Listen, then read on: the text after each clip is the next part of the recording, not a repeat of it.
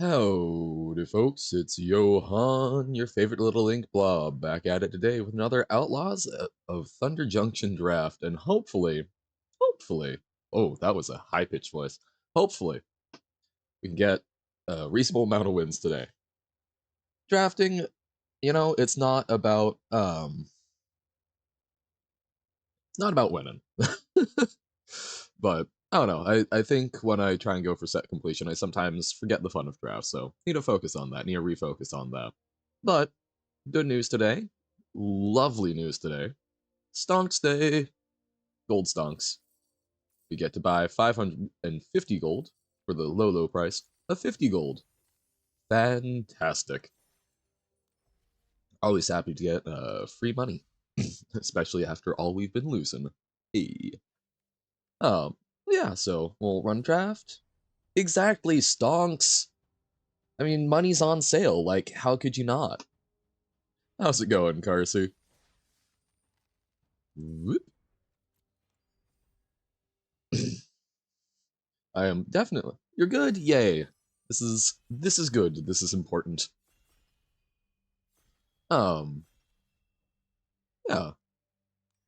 My brain is still coming online. I may or may not have gotten very much sleep last night because I got into a 4-hour discussion with one of my friends trying to explain the concept of rational versus irrational numbers to them after trying to look into the whole equivalency of sets and whatnot. Caustic Bronco, 2/2 Snake Horse mount, uncomfortable thought. Whenever it attacks, reveal the top card of your library and put it into your hand. You lose life equal to that card's mana value if Caustic Bronco isn't settled. Otherwise, each opponent loses that much life. Oh, so this is an attack bob that can make your opponent lose that much life. That's kind of cool. Even if it ends up just being a 2/2 for 2, I think that's a reasonable pickup. So happily we'll take it. Neat. Visage Bandit or Blood Hustler. Blood Hustler, I think, is quite good. Being able to grow and trigger crimes on its own, I think, is a fantastic card, and it pairs well with our original black one. Visage Bandit, I think, is ridiculous. That's an uncommon. Intrepid Stable Master, I also think, is quite strong. But I think we'll go with Blood Hustler. Key to the Vault. People do not seem hot on that card. It is a lot to equip, but I don't know. Um, So I think that is an option for us. Rooftop Assassin. Still haven't gotten a chance to actually try it, but I think it looks pretty good. Um, it's doing a lot of things for what it costs, which is generally what you want to see in a card. So I think we'll give it a shot. Hassle Dazzler, I think, might also be good, but so might Wingmate Griffin.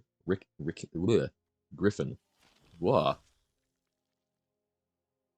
Yeah, Johann Brain is not function today. The Baba rules are not in our favor. Essence Capture, pretty good, since Limited is all about creatures. Corrupted Conviction, sacrifice some stuff. Howdy, Robert. I almost said Uno. How's it going today?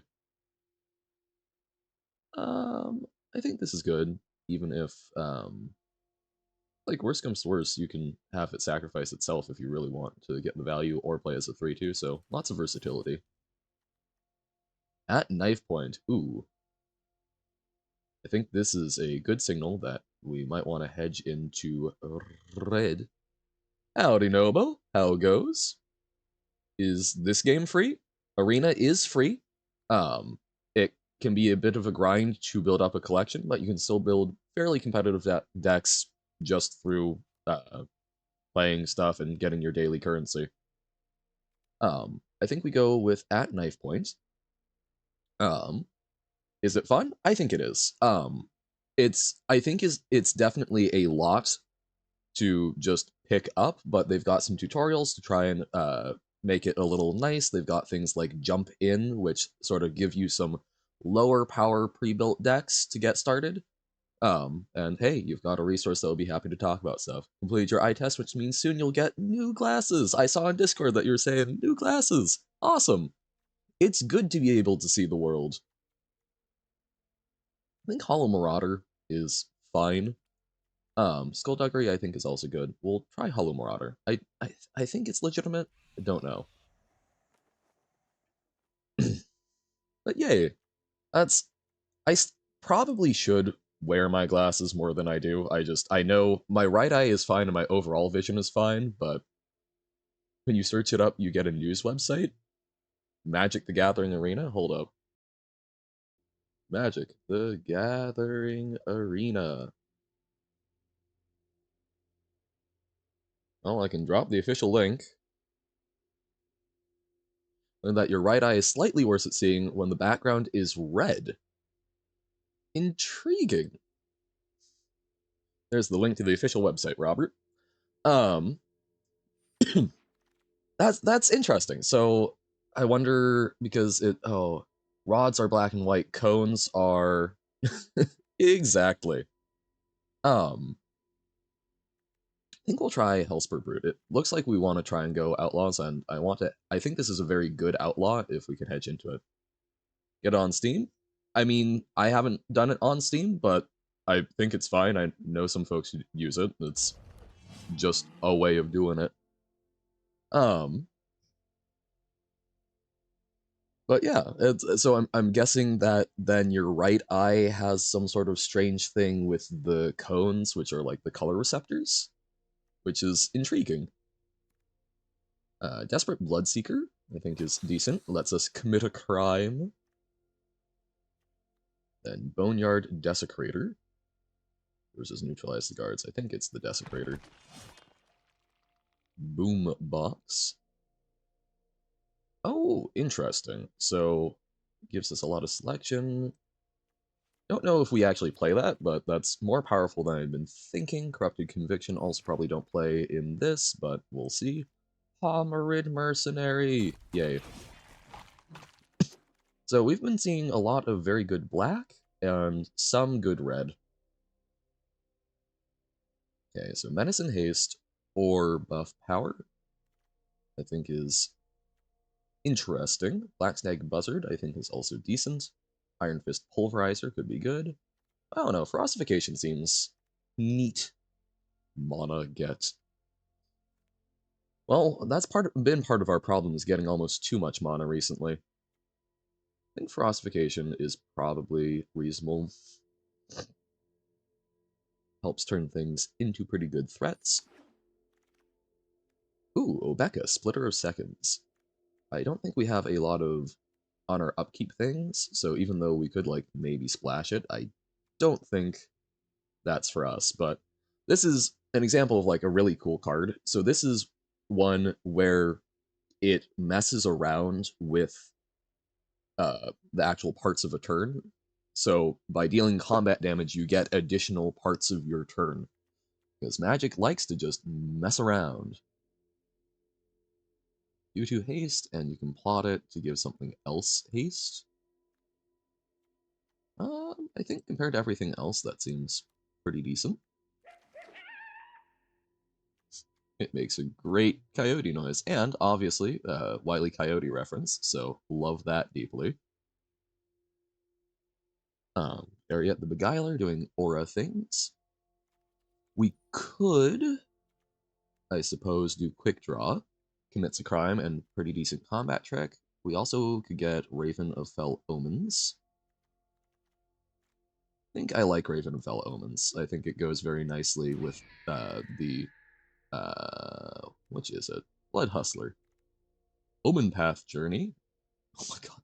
So this set, so everyone's come to a plane that was previously uninhabited. I think we'll go with the Mine Raider. Previously uninhabited, except for this giant, this giant vault, and at the center they found what's basically like a little anime mascot. Have to accept a license agreement, a EULA and user license agreement. Yes, as with most online games, because it's basically, hey, if you do certain things, we reserve the right to terminate your account. um, because companies that are running online things need to maintain some control over it. If you do things to cheat or hack or whatever, yep, it's basically hey. Or if there's chat, Geometry Dash add that in 2.2. I'm assuming that they added some online capabilities then. But even then, it doesn't have to be online stuff. There are some. It's not very common with single player things. No, interesting. It's not as common with that. I think Quick Draw is better than Skullduggery. It's not as common when it's single player because um, there's not as they're not having to worry about, oh, now we're running afoul of some like regulations, but it does happen. Consuming Ashes, very good removal spell, so happy to see more of it. Overzealous Muscle will also happily pick up. There are always levels from other people and uploading levels. Okay.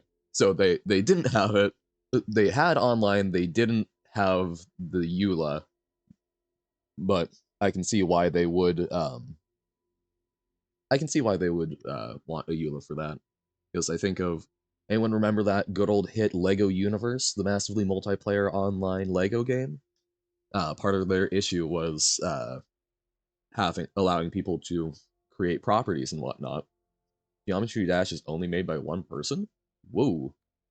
That's a lot of work for a single developer, but good for them. We'll go with Ambush Gigapede.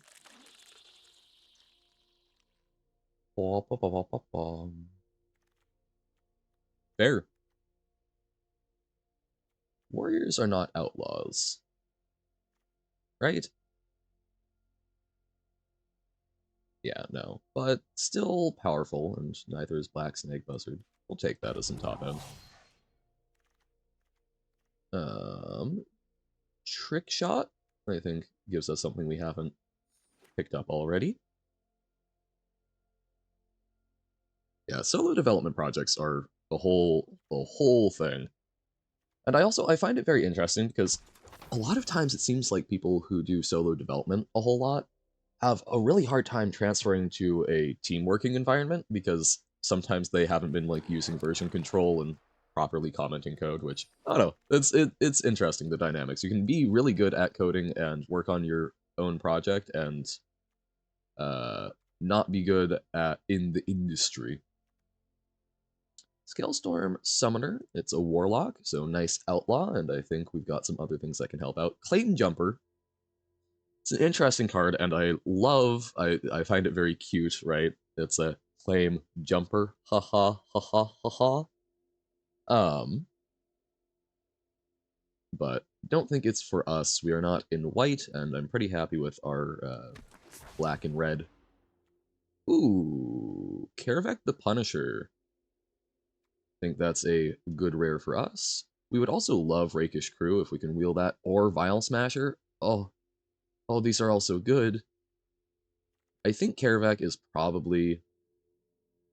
Oh wow, this is. Oh, we want so many cards from this pack. I think we really hope for Rakish Crew or Vile Smasher back, but Karavek is a rare that allows us to recur some of our cards at the measly cost of 2 life. So we will happily take that. World Waker Helm. Interesting, okay. So token doubling up. Pitiless Carnage. Sacrifice any number of permanents you control, then draw that many cards. We don't really have a big sacrifice thing going on, but I don't think any of these significantly add to our plan, so I will take it. We might run it if we find that we really need some card draw. And that's fantastic for us. We get a Vile Smasher in a different pack, so very happy with this. Vile Smasher makes it so all of our little outlaws, and we can make outlaw tokens hit the opponent for one, which is a crime. Rob Top also uses a really old modified version of Cost 2D. I have no clue what those mean, but I'm assuming that's like a particular game engine. Battleback Apothecary, I think, is quite good. It's a game engine, okay. So we're working on old machinery. Warner's Surprise probably don't run, but I think it's better than a second Boneyard Desecrator. Vault Plunderer, we would be happy to grab. Boom, boom, boom. Key to the vault wheeling around. Well, don't mind if I do.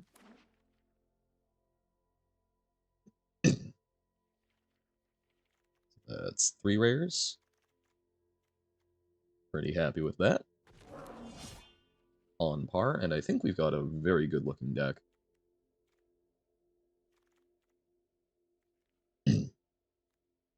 Oh my god, Rakish Crew came back around. Okay, so we have a fairly synergistic deck. I think also just has good card quality. Alrighty. Actually, I guess that's 4 rares. Outlaw's Fury, or I think Black Snag Buzzard were more likely to play. Ambush Gigapede, I don't think we want 2 of. Actually, we might want a second one over Hollow Marauder. Although flying is kind of important for us. Oh, and a Desperate Bloodseeker. Probably won't, but actually, well, okay, we can put it in there and we'll see. So I think these are all cards that we're happy to play. But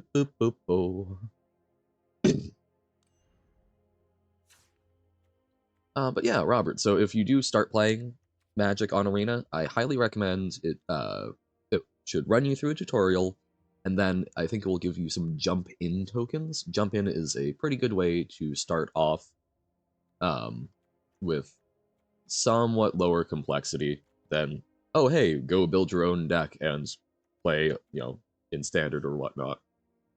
Um, but it is a game that has a lot of moving parts, so don't if you get frustrated, don't push yourself too hard. Let us break this up by creature versus non. It's kind of what I suspected. I think Frostification can get out. And then probably either, I think we cut Skullduggery in favor of Quick Draw. So now we have 3 good pieces: removal, good combat trick, and 2 very good enchantments for this kind of deck. So love that a lot. I think we can now trim some of our creatures. I think Hollow Marauder probably gets out. I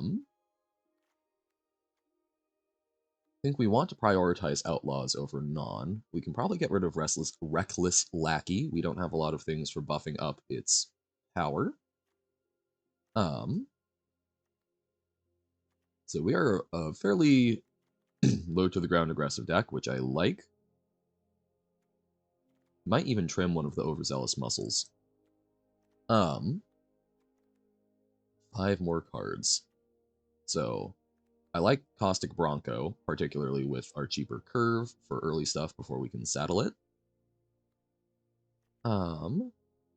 Maybe one of our Desperate Bloodseekers. We like the lifelink and we like the crime committing, but I think we've got other things that are maybe a little better. Unscrupulous Contractor, we hopefully get to generate a bunch of mercenaries, but we don't always.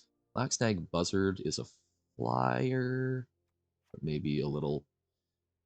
I think we can cut it. But then we get into this, like, this is always my trouble, is when you actually get a very good card pool and you don't know what to get rid of. Because, like, Boneyard Desecrator, I don't think is huge for us, but it's a 4-drop, which I think we need for our curve. It can do some stuff. It's an outlaw. So I don't think we cut it. I think it mostly needs to be from the 2 and 3 slot. But I like these cards. Raven, we do have a lot of crimes we're able to commit. Might be the Coyote. We don't have a lot of things that we're trying to, like, give haste. I like the early damage it can get, though, but we'll try that. I think Unscrupulous Contractor is good. Mine Raider is good. Scalestorm Summoner. We have 1, 2, 3, 4, 5. You know, I guess we don't have a whole lot of creatures power 4 or greater, but even if it's only sometimes, it's a Centaur Courser that can make a 3/1 sometimes. You can give it, but don't plan purely on the synergies. Uh, so okay, outlaws are assassins, mercenaries, pirates, rogues, and warlocks. So so let's just look at those. So outlaw, not outlaw, not outlaw, not outlaw, outlaw, outlaw. So 3 outlaws on our 2 slot. Outlaw, outlaw, outlaw, outlaw, outlaw, outlaw. So we're up to 9 outlaws. Outlaw, outlaw, 11, 12, 13. So 13 outlaws. I think that's pretty darn good. And we can make more with at knife point through committing crimes. Blood Hustler is a great repeatable way, so is Vile Smasher, because that's target opponent. Servant with the Stinger, I like. It's an outlaw, and yo, that can give First Strike and Death Touch? That's messed up. God, like, Vault Plunder is just good. Draws us a card, and could commit a crime if needs be, like, can be a bit of a burn spell. So maybe it's Unscrupulous Contractor? Because then we don't have to... Okay, so this requires us to sacrifice something, and on curve, we're probably not doing it. What my evil twin is doing right now? Well, whatever the opposite of magic is. So on the one hand, you might argue Yu-Gi-Oh! On the other hand, going outside for a wonderful, lovely hike. That's... Realistically, I would figure my evil twin would probably, while I'm streaming, be going out and doing a lot of things to be bettering and improving themselves in the world around them.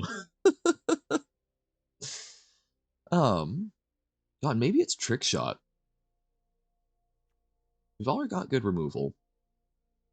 This doesn't hit everything. I'm gonna try cutting Trick Shot. I don't know if that's right. I don't like cutting removal, but we've got some pretty powerful stuff. And we've got so much synergy. So let's see how this works. I am not confident. Why does it take that so long to download Arena? I mean, it's got a whole lot. I will say it is not the most efficiently made game from what I can tell. I believe there are probably some things that could be done to optimize it, but basically all of the cards have art assets. So this is, I forget how many cards are on Arena, but there's a couple thousand that all have art that needs to be associated with them to make it work. So there's a lot of, I believe the art gets hosted locally. So images are always one of the most network expensive things to transmit. And since there are a lot of images, I believe that would be if I had to hazard a guess why it takes so long to download. That's what it would be. B. Morrissey. Alrighty. Well, this is not an auspicious beginning, drawing only black sources when we've got some red stuff, so I think I will mulligan. This I like significantly better as a curve.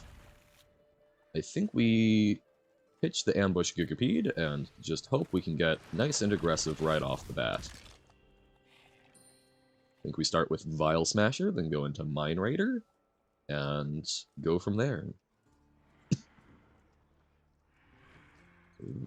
So, Vile Smasher is this lovely little goblin from a plane full of dragons and like cons. Oh, yikes. Well, we play Mine Raider. I saw a dragon in the desert fighting a dead human with green soup inside it. um, Dragon in the desert. Ah, man. There's a lot of value in this, but Death Touch is going to slow us down, and we just need to get aggressive, I think. So, we'll go for that. The dragon in the desert, I believe, is going to be a cool. Oh, or... Oh, on screen, I was like, oh, the art, the scorpion dragon. No, because we get to have pets. So, I've got Tiny Bones, who's a tiny little skeleton man with some sort of spirit animus. And they've got a cute little green dragon. And we're duking it out. See who's best. So I think we do Raven of Fell Omens. And we attack, and if they block, we quick draw, we get to commit a crime, and we've fairly neatly answered their stuff. Alright. Now we have a flyer to chip in. The Twitch cards thing? Okay, what about it?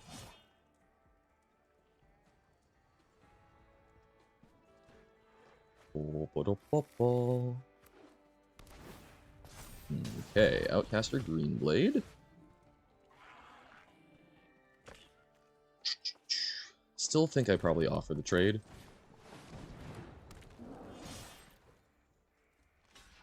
Yep.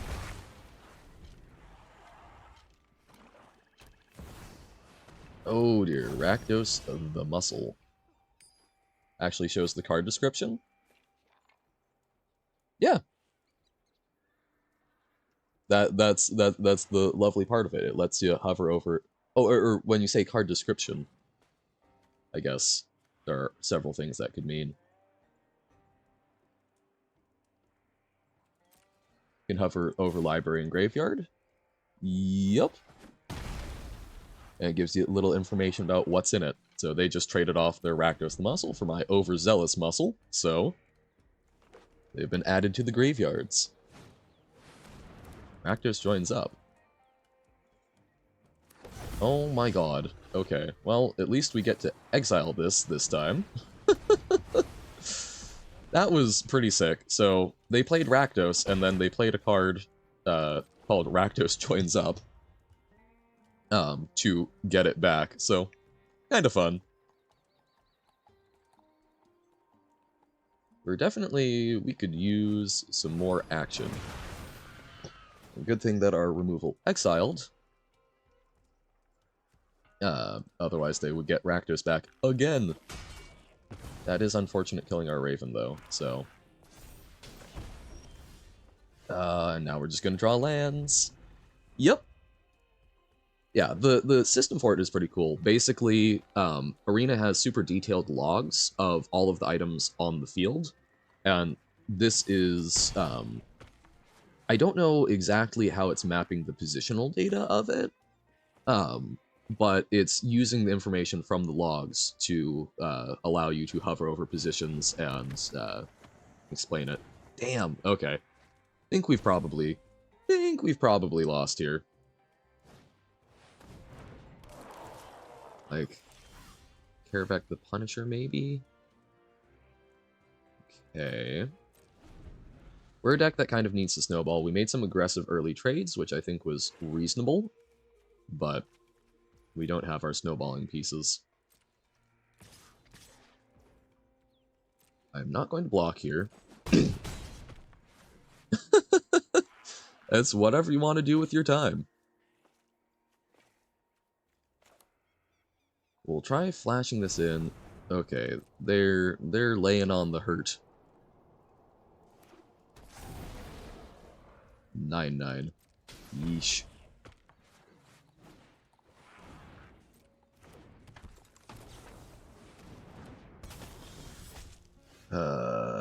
Yep, we can. I don't think we've got anything that will save us from this position. We have flooded so badly. So many games.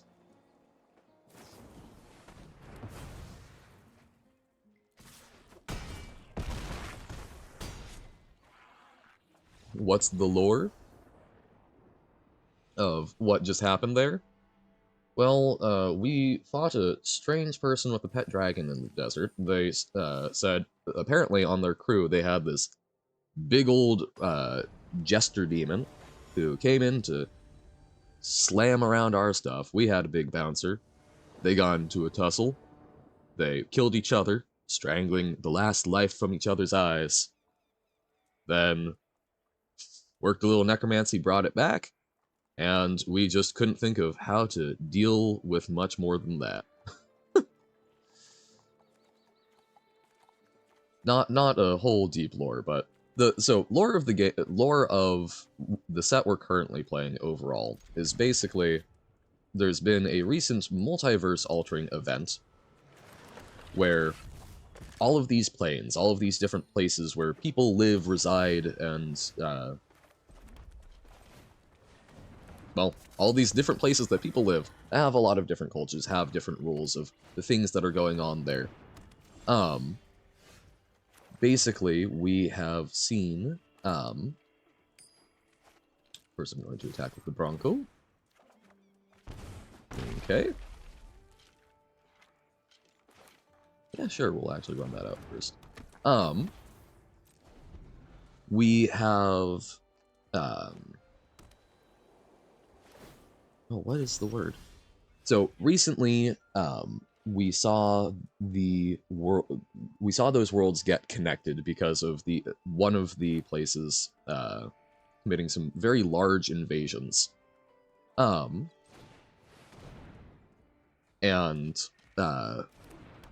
part of that, it connected to this new plane called Thunder Junction, which was previously uninhabited.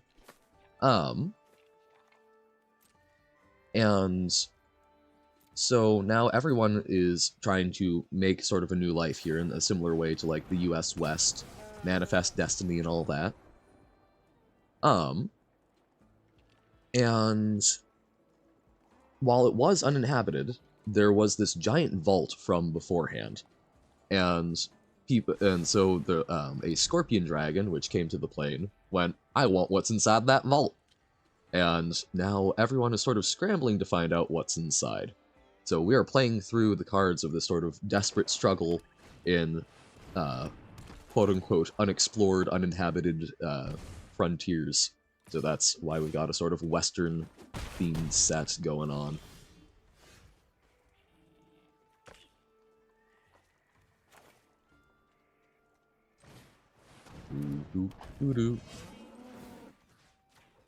So opponent is flying over us, which is quite annoying.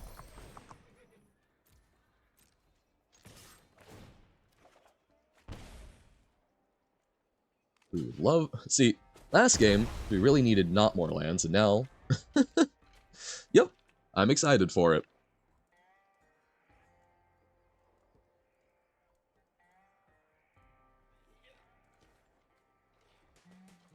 Do do do do. Do do do do do. Yep, they are correctly identifying if they can kill us in the air before we kill them on the ground.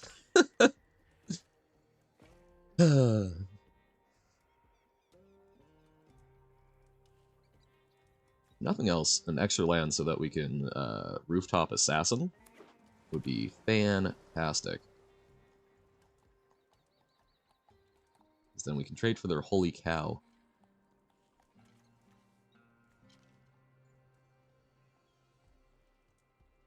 What's the opponent gonna do?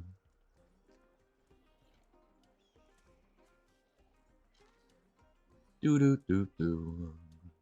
Do do do do.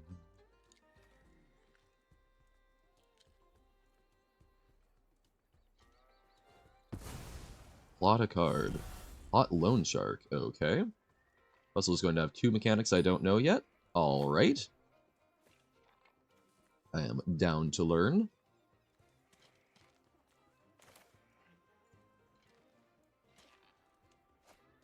Okay. So we can take them down to 9. My issue here is... I'm worried that they'll have a combat trick to kill us if all we do is play out something that will, like, gain us some lifelink. So I think we need to run out Raven of Fell Omens just to hopefully be able to block, or make them take a little longer to kill us. Because buying that turn, I think we can probably kill them on the ground. We really, really need a land.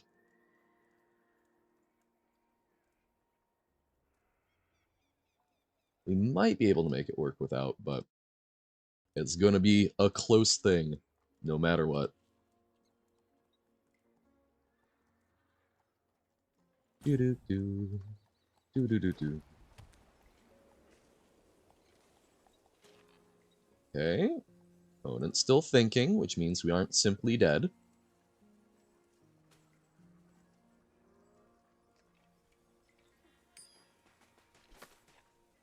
Little Scorpion. Another Emergent Haunting. Okay.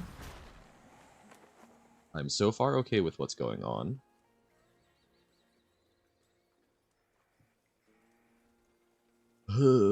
They still have 4 mana to do something.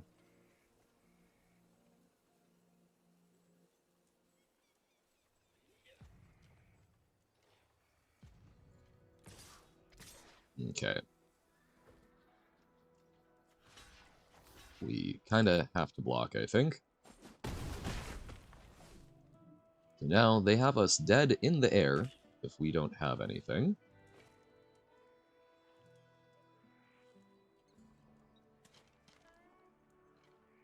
Do-do-do-do. Very spooky. So assuming they don't have anything else, we mercenary our Kervek and attack with both, and they probably block oh dear. So they're going to destroy probably our 5/4. Okay. We do at least gain a life. That actually kind of helped us a little bit.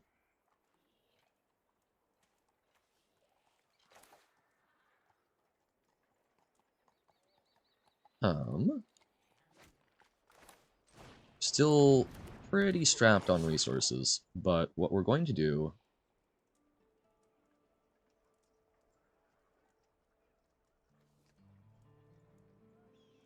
I think we attack with just Kervek. If they trade, we're happy with that because we actually gain another life. And if they don't, we've got them 1 lower, and we've still got 2 blockers, which should hopefully be hard to remove.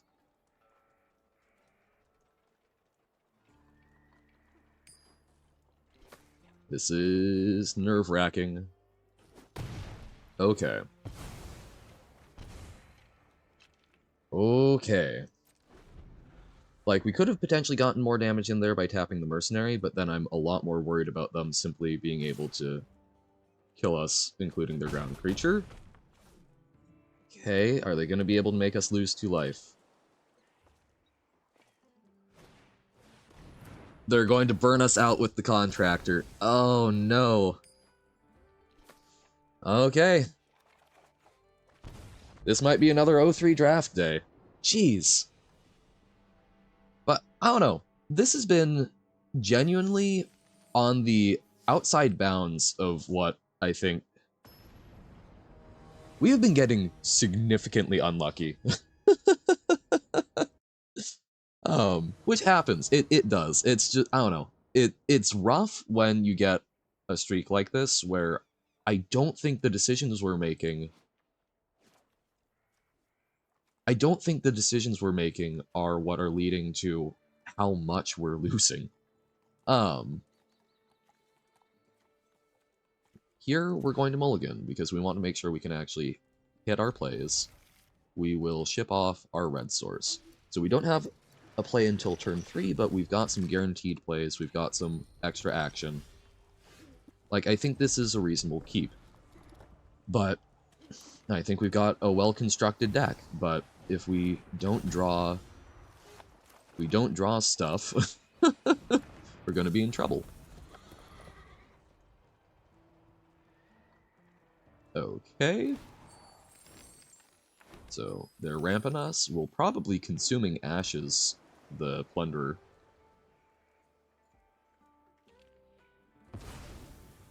Plotting. A loan shark. Okay. So we could... Okay, so we could Mine Raider and Ramp. Make them... Okay, so... Yeah. We're going to take a little extra damage here. But we're going to draw an extra card and make them lose the life.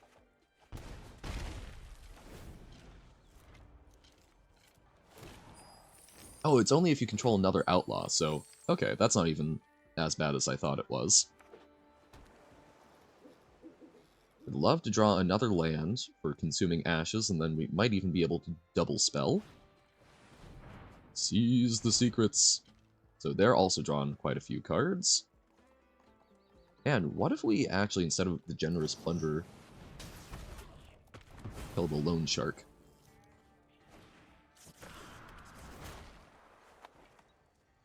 Just try and erase him.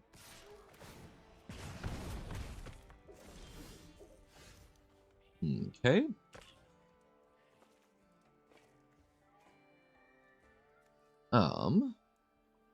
That knife point is nice.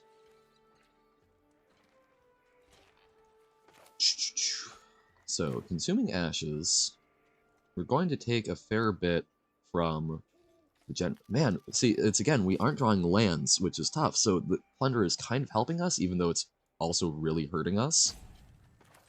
I'm going to run out at knife point, and I'm going to run out Blood Hustler. Paying with the treasure, so we're not... the damage isn't snowballing. And we'll see. We will see how this goes. I think we need to use our remove... Okay, we are absolutely killing the Terror of the Peaks rather than anything else. Jeebus, okay. That kills our 1/1. That sucks.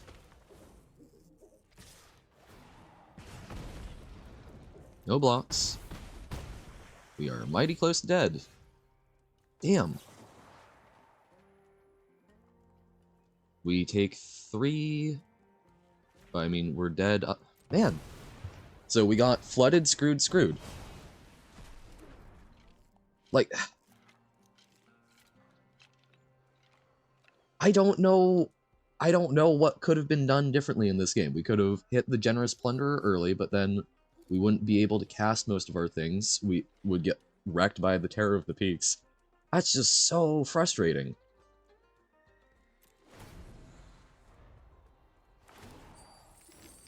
That's so frustrating. Man.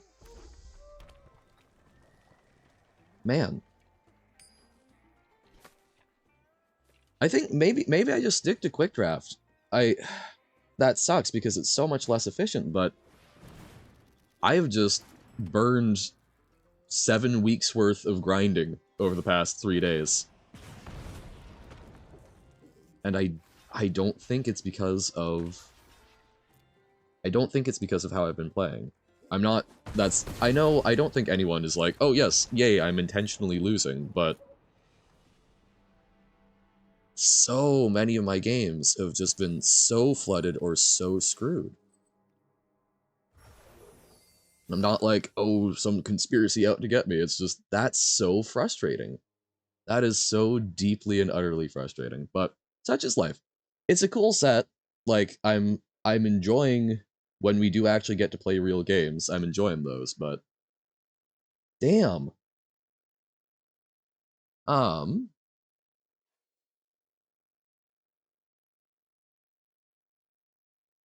There's part of me that wants to just play one more game, play one more draft because I enjoy the concept, but I don't know.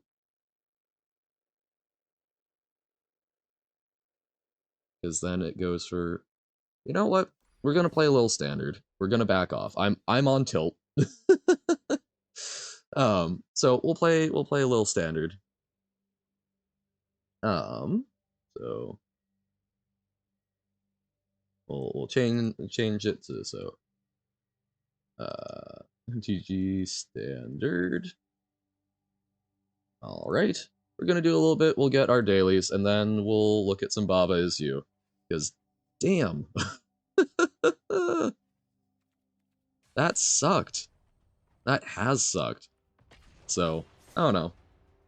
Definitely frustrated. It's a lot of resources for... Like, I don't know. It's not just about winning the drafts, but it's frustrating because we're not even getting to play a whole lot with that because we're just losing so consistently so early. And it's not even like they're games where we've, it's not really games where we've gotten to do our thing. It feels like we're not playing Magic. So, I don't know. Not the best experience. Don't think it's the set's fault. Don't think it's anything's fault, really, other than just variance happens, but...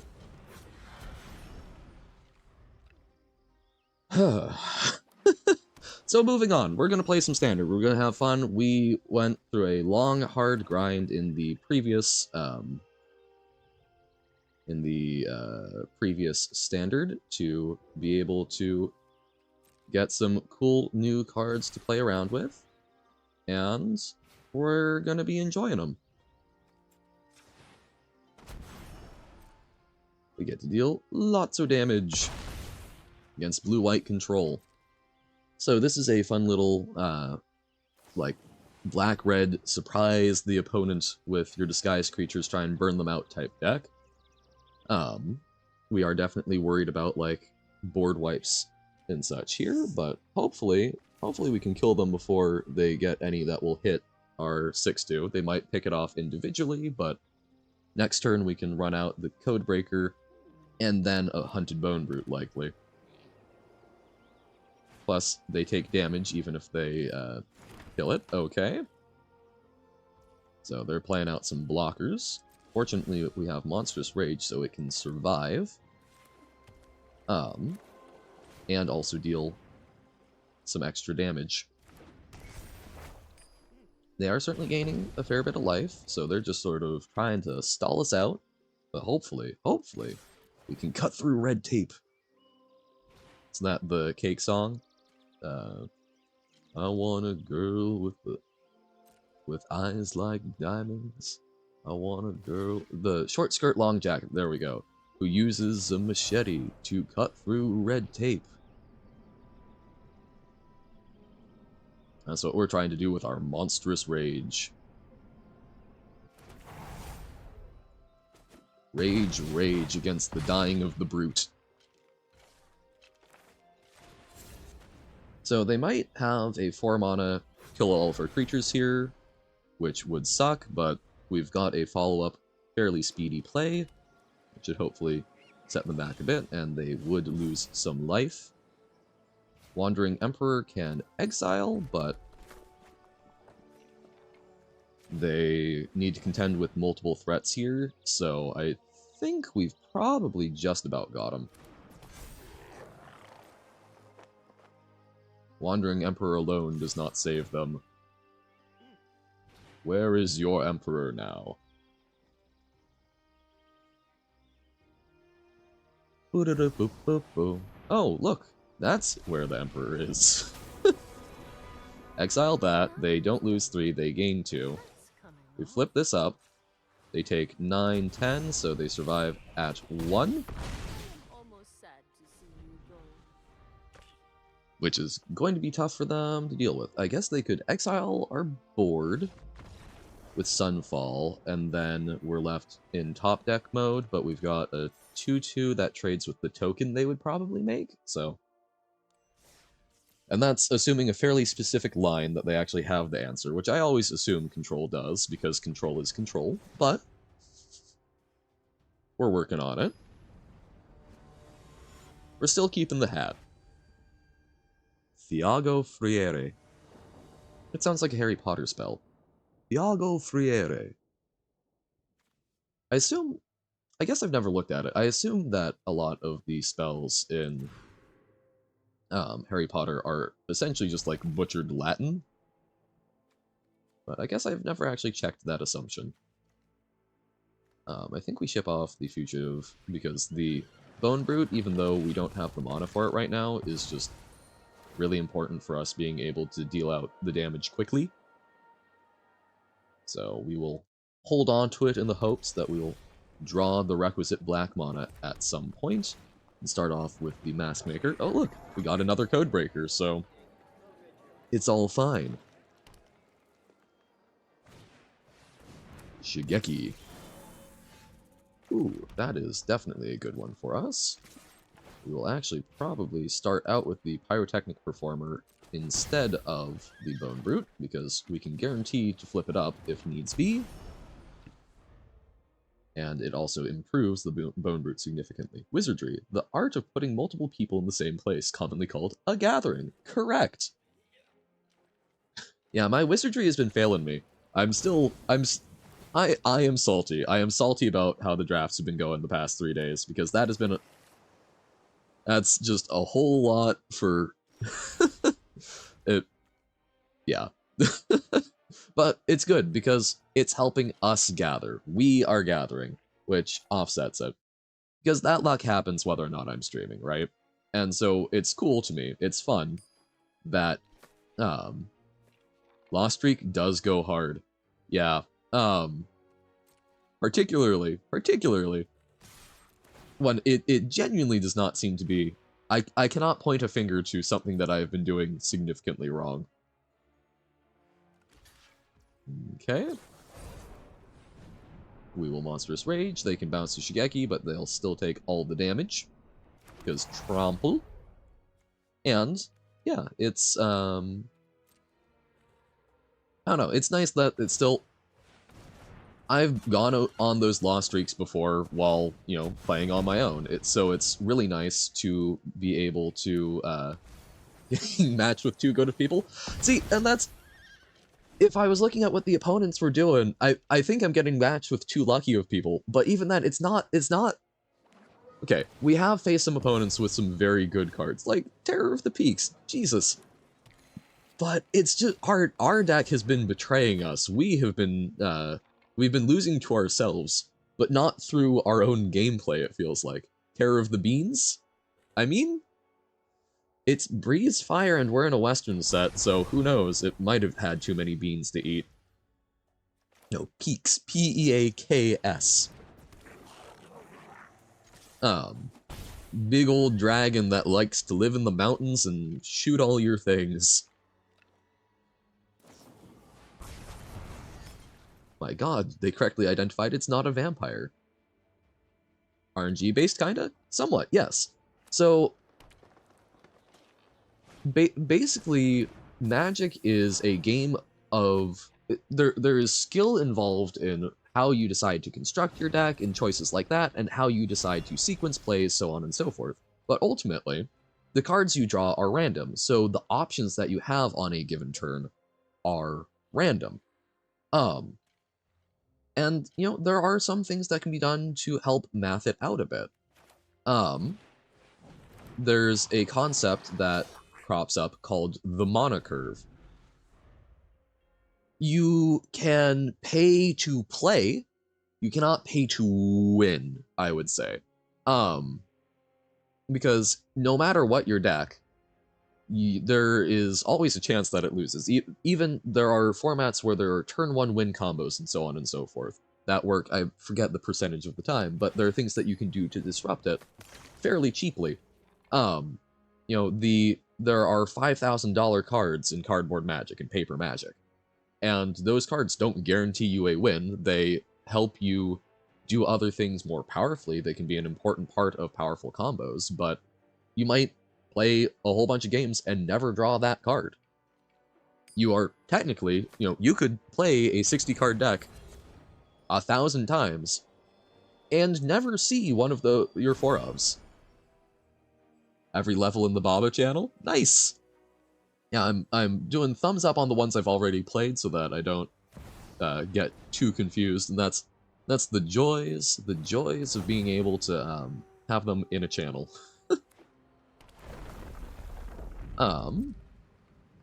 If we draw a Monstrous Rage here, I think we win. Because we pump up the Cacophony Scamp, and then we Callous Sellsword Fling, and that deals a total of 8 damage. But yeah, so Magic is a game of skill, but it is also one that has a lot of random chance involved. I have heard somewhere, don't know how accurate it is, but that even some of the best players, I believe the like highest win percentage that's been achieved over a career is something like 70%, because stuff happens. You are not guaranteed to get the pieces you need. You can have the perfect deck. It's got every answer. It's so well positioned in the format. And sometimes you don't draw it. um, but no, I mean, people have done math trying to help smooth things out. There's the concept of the mana curve, where basically someone went, well, hey, you have to include lands and spells have a cost. And you could figure out, you could calculate statistically, based on how many lands you have in a deck, what the likelihood on any given turn of the game having a certain amount of lands is, and then, basically based on the statistical likelihood of that, build a curve of spells such that, statistically, you should have a efficient play at every point of the game. And that was really effective, adding math to Magic. Um, I believe, oh, was that Boss Sly, was that the player, or was that someone who built on it? But basically, that was one of the first mono-red, dead guy red decks, and it did fantastically, because it was playing to the board, it was playing spells, it was playing efficient interaction that could do something every turn of the game.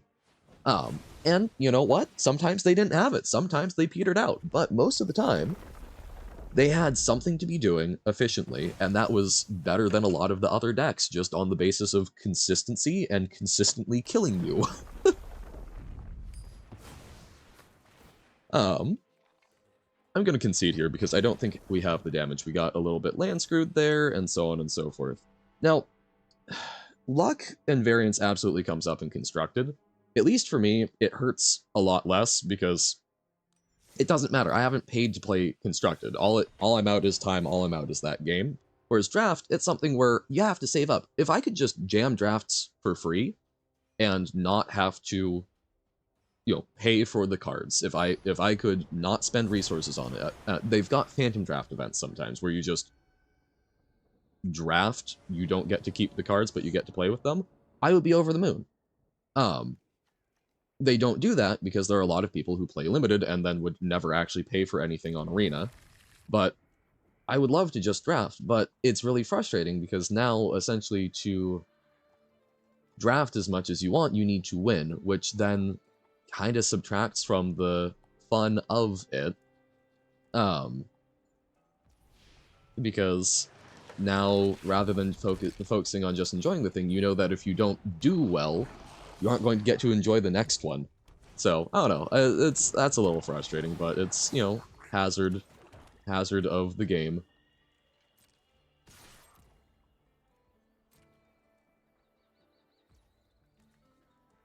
So, like, here, we don't actually have anything we're doing right now. We could Monstrous Rage, but I don't think that's a very effective use of things.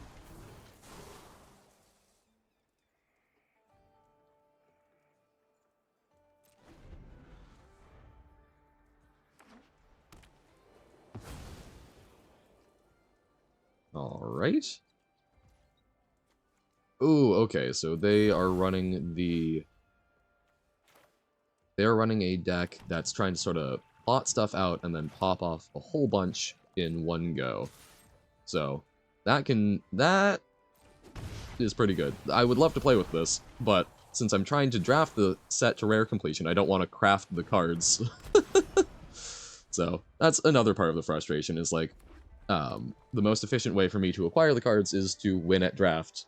So we burned through a lot of resources the past few days, which is frustrating.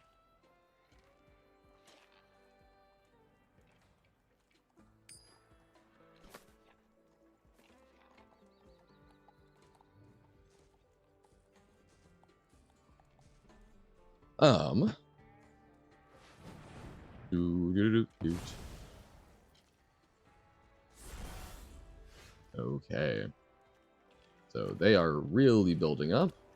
Fortunately, these don't buff each other, but it is doubling up the effectiveness of the other things that they do play.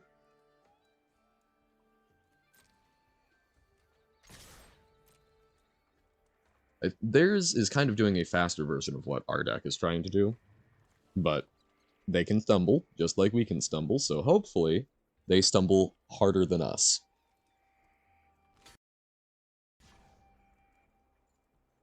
Alright.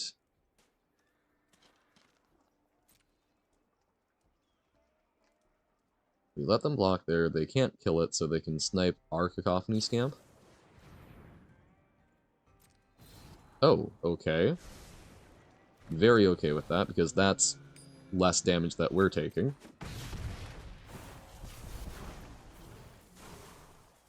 Fantastic. Okay. So, they are at a low enough card count in hand that I think we will likely survive this next turn. Although they are playing their stuff, so it might be significant. We will see.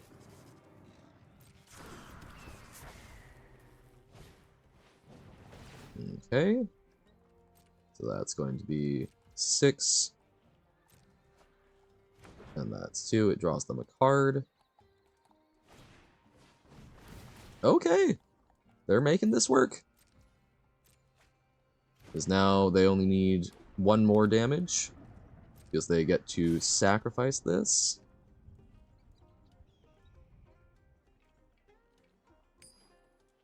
We could block.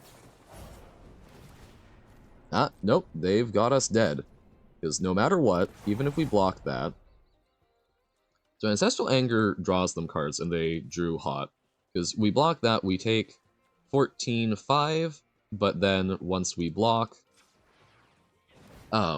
this connects, and then they can sacrifice it, and it deals extra damage to us, so good for them. Yeah, this deck looks really fun. Sort of a combat trick-oriented Boros that's a lot less fragile than other iterations of it that have been around with, like Illuminator Virtuoso. But alas and alack, we have not the rares.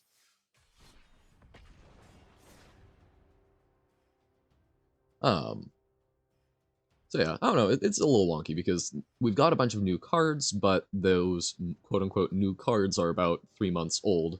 So now everybody is playing with some new decks that we don't have access to the full nature of because we don't have the cards from the newest set. And I don't want to have access to them until I can guarantee access to all of them, basically, because that's the most efficient way to do it, but if our drafting luck keeps up like this, we might not get there.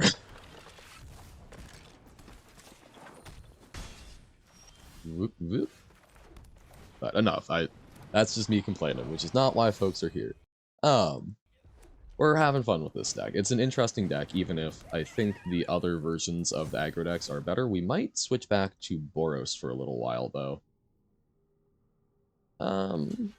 Here... Yeah, we will try and trade that. Because I don't think we want to just run this out on 2, so I think what we do is we play with Fire the Swift Spear, clear up their early aggression a little bit.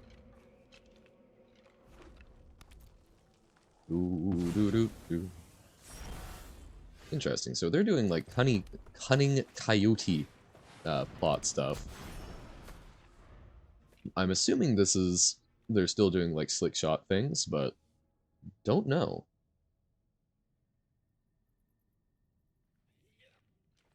Bruzikov.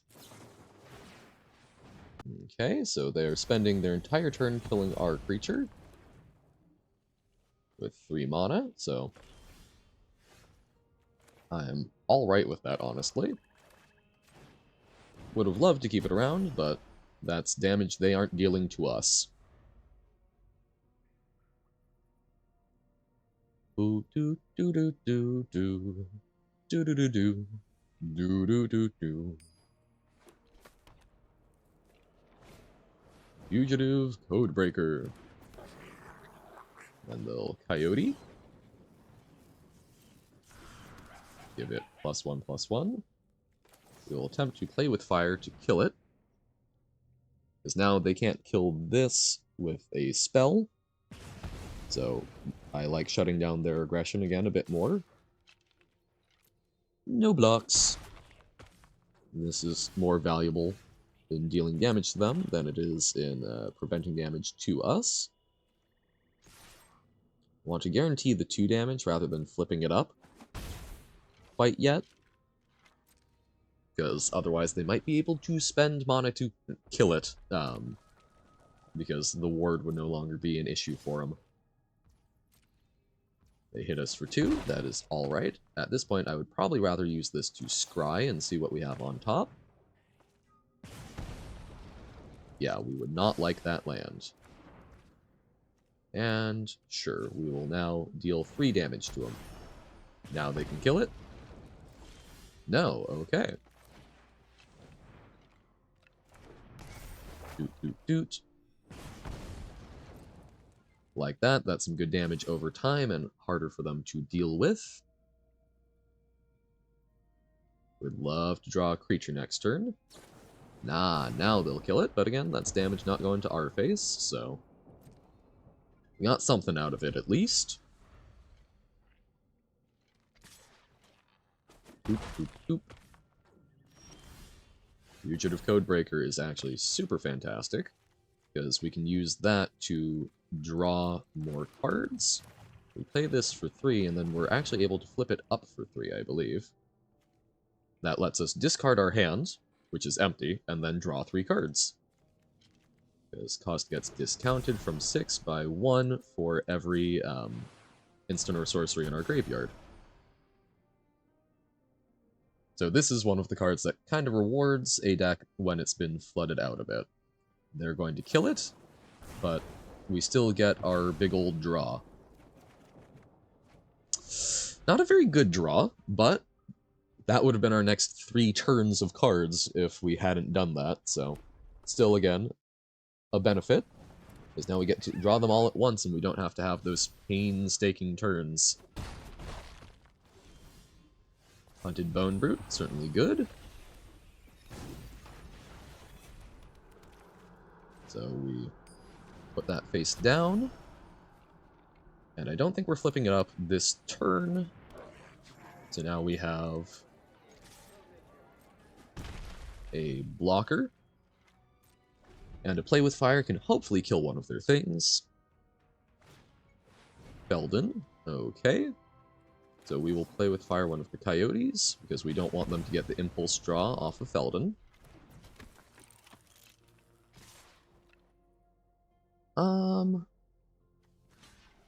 Does this actually change our clock? Yes, it does. So we will chump. And I believe we have them dead. Is now Monstrous Rage on there, and that should successfully count to 11, which is more than 10. So they're trying to play like a fairly traditional mono red, just trying out the Coyote, looks like. Intriguing.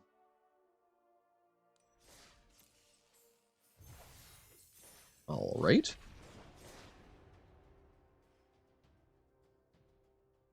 Play like one more game with this deck, and then we'll mess around with the little modified deck in the play queue. So we're currently playing in the ranked queue, which tends to be a little more competitive, because it's people trying to climb the ranks. And then you also have a play queue, which is for more casual decks that aren't necessarily like meta ones, where it's people just trying to play the game for the day. Typically like the ranked queue because, like, you know, it's, even if it's more competitive, you are getting to, there's technically a benefit to the reward, there's technically a benefit to the play, even if it's very slight, as opposed to literally just playing. So I can, you know, divorce myself a little bit from, oh no, I'm not winning in the ranked ladder, oh no! And still have fun with it, and get some benefit. But in the play queue, you can try out some slightly goofier things, like I was doing my Doppelgang deck, which was very fun for causing a lot of issues for the game engine itself. Or not the game engine, but the Arena was having issues trying to handle the amount of doppelganging I was doing. Okay, here we will attack with both things, because we can play with fire to kill their 4/4.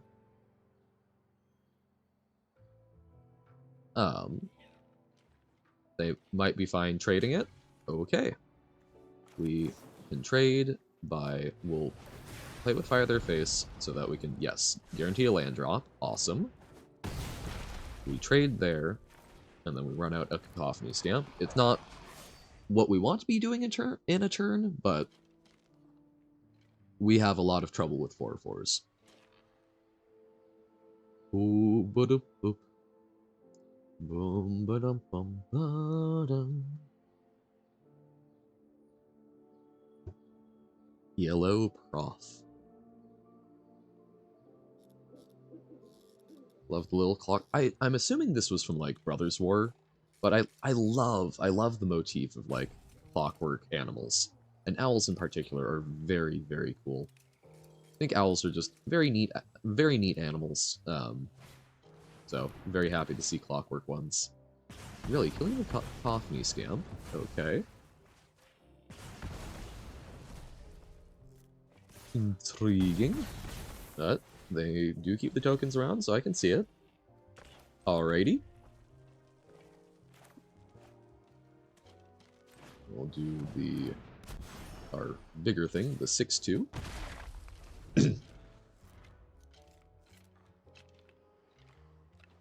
If we can survive 2 more turns, we can do some goofy stuff with Pyrotechnic Performer and it, but there's also a chance that they tap out of being able to block with 2 creatures so that our 6/2 can just crack their face. Yes. So they do have us surprisingly close to dead. But we can hit them for 6. Ooh, never mind, we kill them.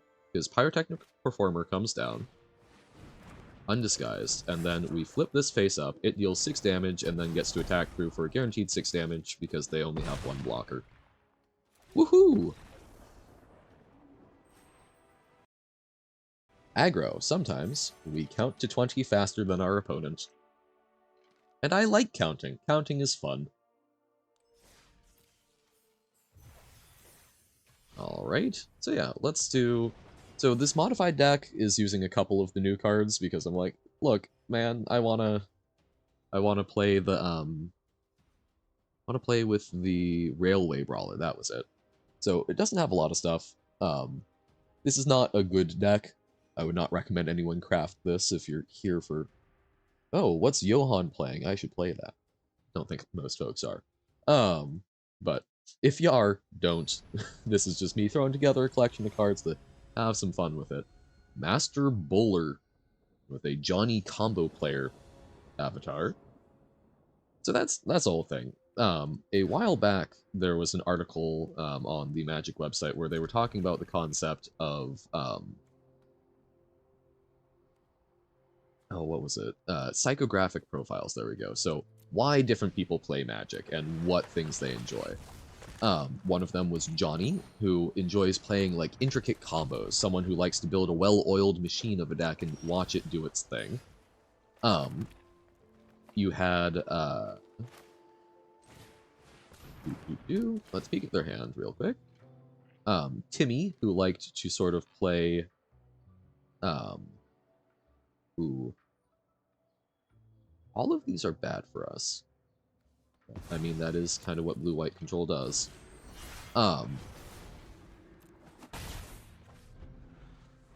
So Timmy was like, oh, big stompy decks was what Timmy enjoyed playing, and then you had Spike, who was very competitive. They play to win. They're all about the the pro circuit and things like that. And then you had Vorthos was one that was conceived of, I suppose, later. And so we know they'll be able to play the Sunfall, so we don't want to play out to the board too much. Vorthos is really interested in the story, so Vorthos is, reading all of the story, learning the lore of the cards, and is excited because, oh, Hopeful Initiate, that's so cool. We're getting to see an example of, one of the, not Avacyn's faithful, but one of the other, like, cult religions on the plane. Neat! Which, I don't know, it's certainly, it's an interesting way of trying to understand their player base and build different things that appeal to different people. So Wandering Emperor can exile one of our things, but we will still guaranteed be able to flip the invasion. And then next turn they get to Sunfall, so I think we probably just... we might play out a creature. We might play the Sharp-Eyed Rookie. Yep, they exile that. That's alright. We knew it was going to happen. These will grow, and we'll run out the Sharp-Eyed Rookie. They will probably Sunfall. Or they might even wait one more turn. Nope, they do indeed pop it off to help protect the Wandering Emperor. See, this is, I will say, this is the type of deck that I would not want to see in the play queue. This is a competitive blue-white deck. I get that that's how some people enjoy playing, but like, I don't know. Don't bring your meta decks. Don't bring the things that you got online to the play queue. That's my humble opinion.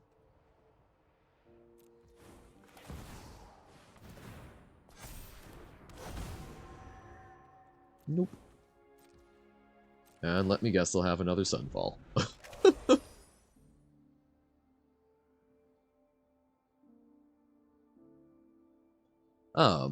But yeah, I don't know. I think this is a fun area for... Okay, so Temporary Lockdown hits everything but Kodama. There's no benefit to sacrificing it, so... Alright. Oh, okay, so Jugen maintains the mana value of its front side. Intriguing. Keep watch for intruders.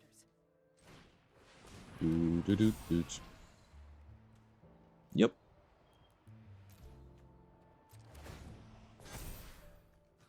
So we attack there, and we attack them directly, just like Yu-Gi-Oh! Their life points. Still have much to learn. Because, like, okay, I don't know. Even if the deck you build is very powerful, so for me, my philosophy is I will not play a deck that I have pulled from online in the play queue, because I find that for people who are just trying to play a game of Magic, I find that kind of rude to do. But I'm totally willing to build a deck that is powerful and test it out in the play queue. I don't want to force people to engage with basically decks you would see on the ladder in the play queue. To me, that's crossing a line. But again, different ways to play Magic. People have different there are different opinions on what is and is not okay, what is good etiquette. Don't think we want the Lion Sash.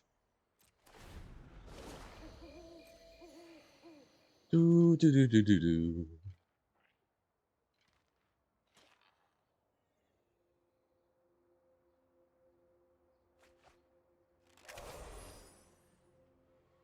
Play queue is for cool, big things.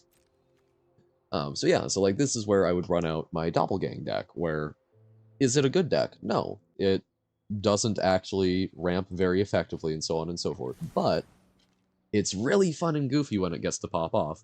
So, like, I'm fine there. It's powerful. It might be soul-crushing to people playing in this if they play against it, but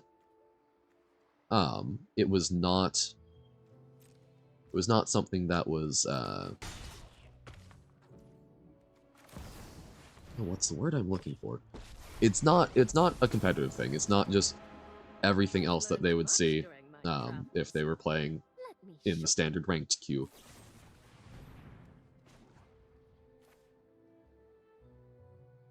Okay, so they're get losting it. I think we actually put a counter on Kodama Us so that it stands has to a trust chance me. to so it gets trampled, and we'll hopefully be able to hit them for some lands and thin our deck a bit. All right. Sharp-Eyed Rookie, absolutely keep that on top. Oh wait, but it's going to shuffle anyway. So, doi. That was very silly of me. But we get to fish out 2 more lands. Neat. So, when I use the term deck thinning, what I'm saying is basically I am removing cards from my deck that I am less likely to want to draw, so I'm statistically slightly improving the chances of drawing better cards. I assume a board wipe is incoming. The Botanical Brawler might not be enough to keep on top because it just dies to removal.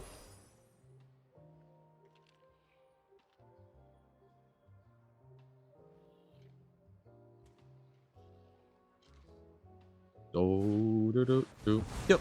Alright. We will concede that game.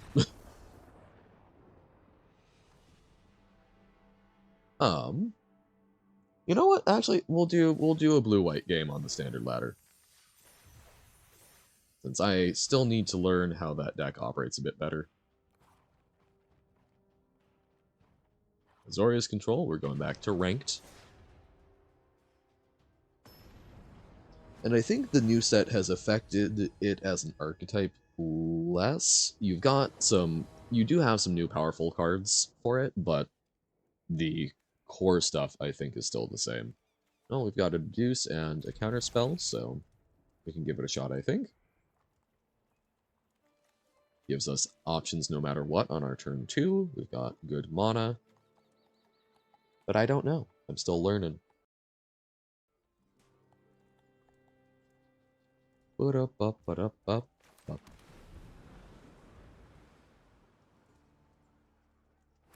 Dwayne, the lovely little rock. Okay, so we are up against the World Souls Rage combo deck.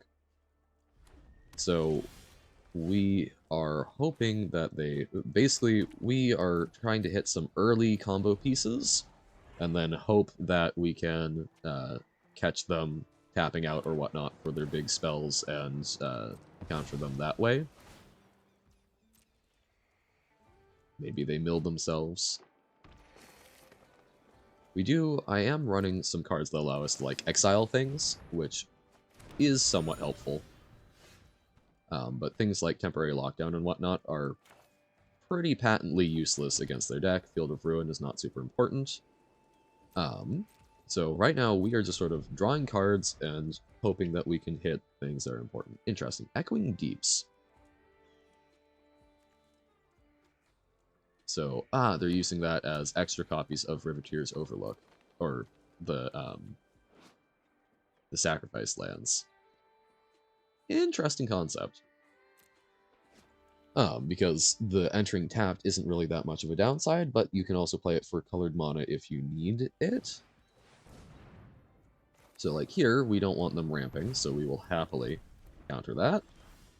And it also exiles that, so that's one fewer of that card that they will be able to use against us. Here, I think we might try to Wandering Emperor and get that value engine truckin'. As we no longer have a lot of disruption. Okay.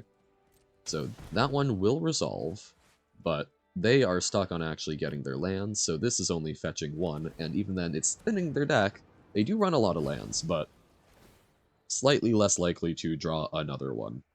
So we're very happy if they're spending those resources early rather than later on. Gives us a chance to try and just We must protect. overwhelm them with little bits of incremental value. Remember your training. Okay.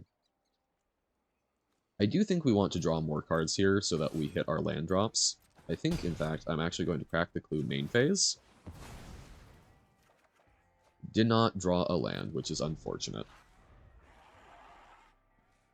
But we still are holding up Get Lost, so we can, like, kill the Nissa.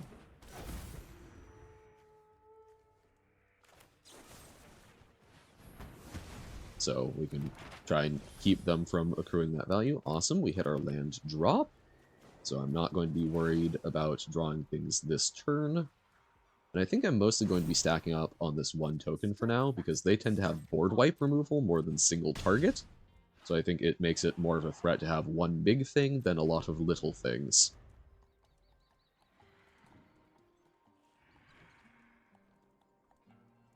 If they don't do anything, if they do something we want to disrupt, we might quick study and see if we can draw into a counterspell. Otherwise, we will probably memory deluge.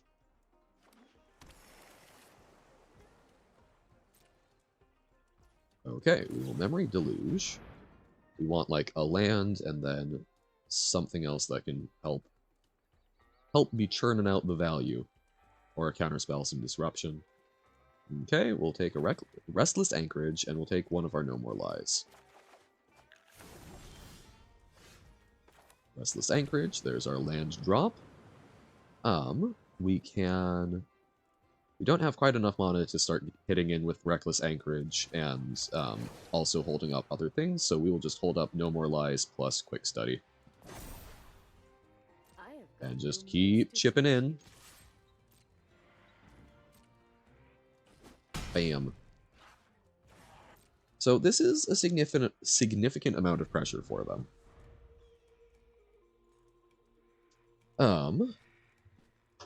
So like, okay.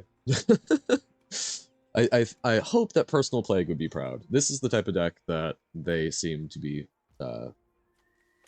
using the most. And this is not a style of deck I'm very used to. Ooh, dude, they have a counterspell. Oh. Equal to the number of cards in your hand. Alright. I have not seen them running this card. But, awesome. So they do actually have some single target removal now. That said, we still have our Wandering Emperor. Ooh, and we will be making all of our land drops for a while. Fantastic. Because this is a deck that likes to have a lot of mana to play around with. And now we just make a new token and start over again. Keep watch for intruders. So we could hold up Memory Deluge, but I think I want to start cooking with one of our Restless Anchorages. Keep up the pressure. I think we are on the beatdowns. We get this, we can map, and then we still have No More Lies held up.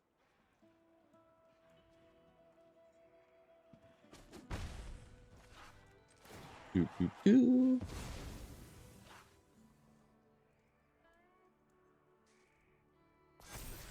Deduce. I think that's good. That helps us draw into some stuff, so we will keep it, especially since we, again, will have a land for next turn as well.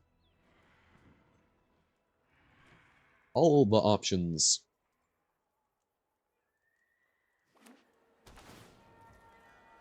Alrighty.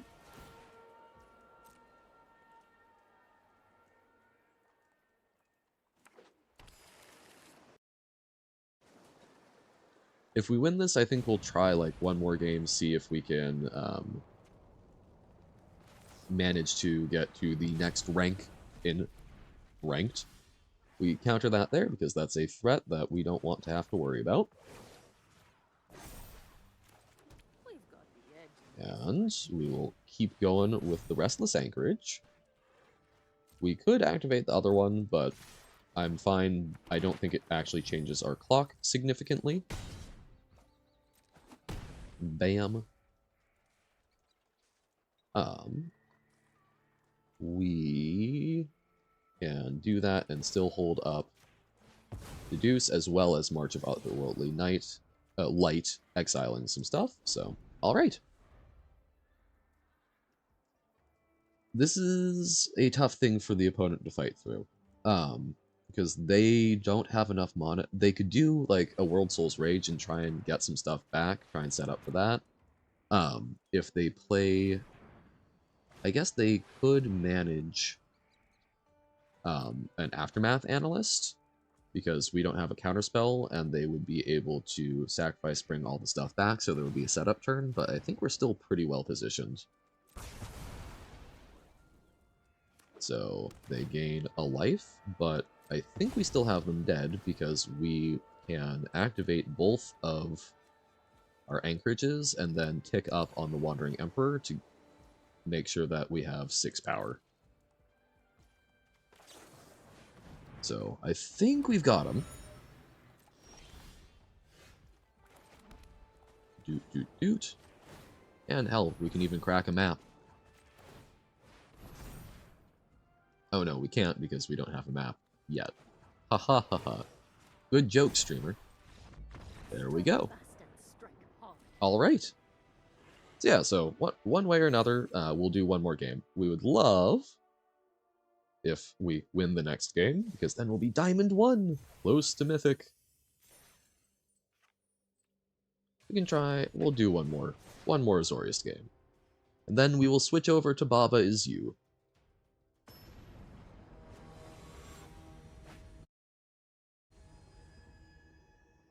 Alex Byrne. So here, this is not a very, we don't actually guarantee access to any of these things really, so I'm going to mulligan, see if we can get some better early stuff. I think we will keep this and chip off the Sunfall, favoring early interaction, although we are against mono red, though I think there's a decent chance that we would have died before getting to the Sunfall in the first place. So what we really want is a temporary lockdown here. Ooh, running out the slick shots show off. Spooky. Well, we either hopefully counter something critical. Why none of the two us's are talking right now? Yeah, I'm sure you're not brewing up some sort of horrifying level for me. Certainly not. That would be ludicrous.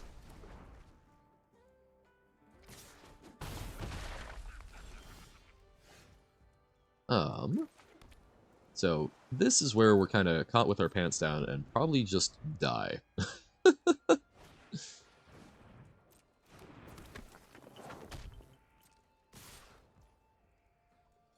Yep. Fire. Lots of things boosting up. We'll try to deduce, see if we can draw. That's not what we needed.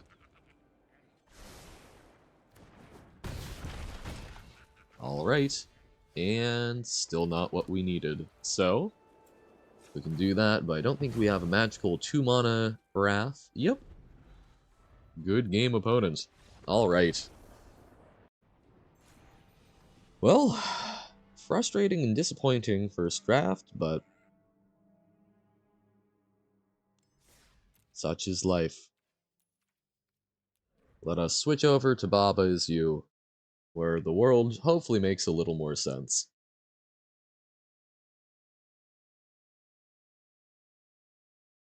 And do not forget to update the stream title.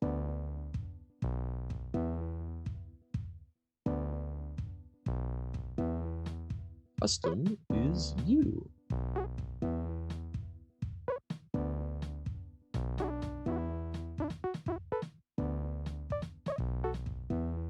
Alright.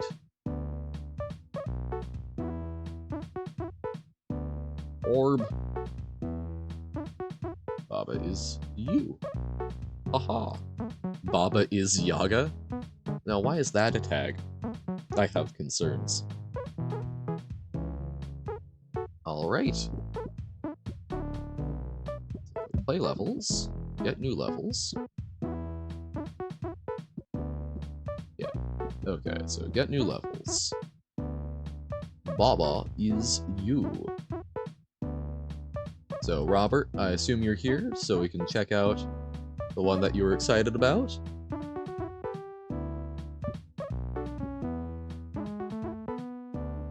Grab all of these, though. Mispronunciation. Intriguing. So, save the level. Use level code. Haha.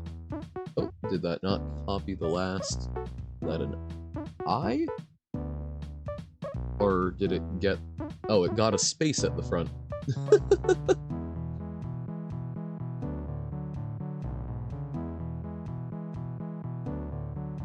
What in the world? It's gonna say not found, right? Yeah, okay. Use level code. There we go. Saved. And use level code.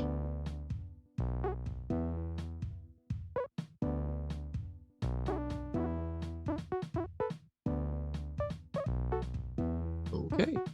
Haha!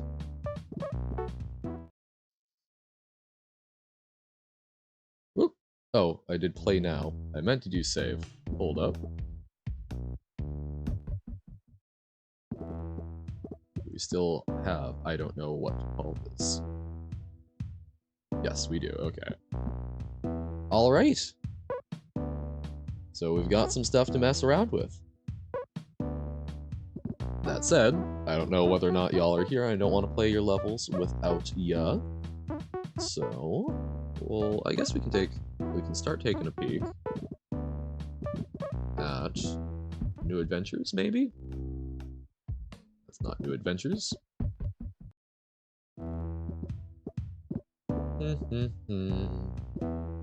Start the game, there we go. New adventures, sure. We'll start taking a look. Baba's home. He is moved, Baba is asleep. Okay, so now Baba is awake. Oh, welcome. These adventures showcase entirely new words and surprises. Have fun. Like signs? Yo. Wall is stop, door is push. Flag is win. Oh wait, there's another sign. What was this sign? How to delete a level and upload it again? That's why I'm waiting. Though that these levels may assume that you know how the game works, so be warned. Okay. Alrighty. So we will hold off, we can do new adventures for a little bit. Who is it? Whoa. Water is stop. Eye facing it is move. Ah, we have it. It is you. Ah, adorable. Eye facing arrow is move. Okay. Flag is win. Eye is defeat. Arrow follow it. Ah. Okay.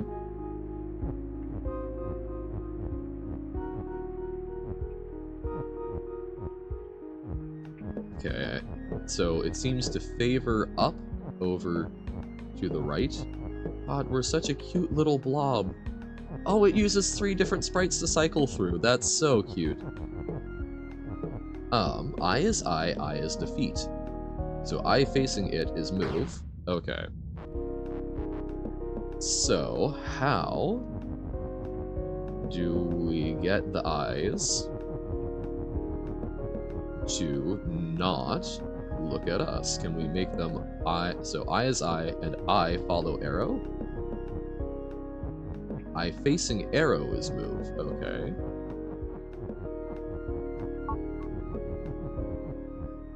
So the eyes are intrigued by the arrows. We don't get to move the arrows. But, so these ones won't look at us. But because that one is facing an arrow... Oh no, because facing it, it will move. So we've got them... We're able to move further in. But... that's not quite enough.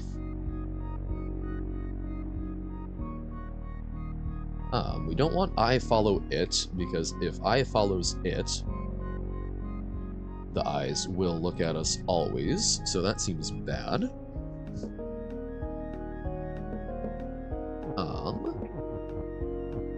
So we got everything except for this one figured out. But that doesn't necessarily mean this is a solution. We can... So the eyes are now already looking over there, so we don't need to maintain that. Interesting. And then we could do... we can't do I follow it. If we did, we have to do it down here so they would start looking down again. So that seems bad. We could do arrow is you, maybe. And then... Oh, so we can do arrow is you and maybe we can get things looking up better. So now it is you. So that was something I was like, if we can move around the arrows to a good spot for it. But is there a way to position the arrows such that this eye will look to the right, but this eye will look up? I suspect the answer is no. Oh, it follow? No, I follow it. There we go. Oh wait, no, we need I follow arrow. Whoop. Ha ha ha ha ha ha. Do you like the rain? Very peaceful.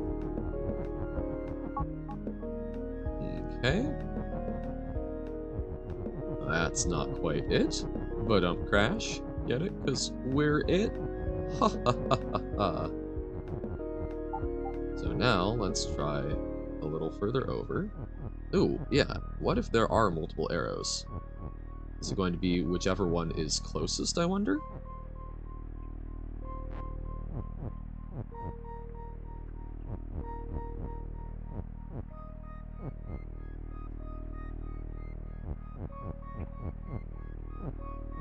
Okay.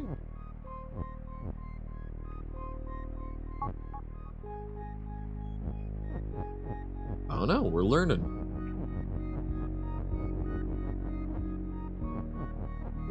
So now I follow arrow. Yes, it appears that it goes to whichever one is closest. Intriguing. But that is how we do it. So that's why we had multiple. Coolio. Number 2. Musical interlude. Bob is you, belt is shift, flag is win. Fence and hedges stop. Oh. Instruments. So drum, play A.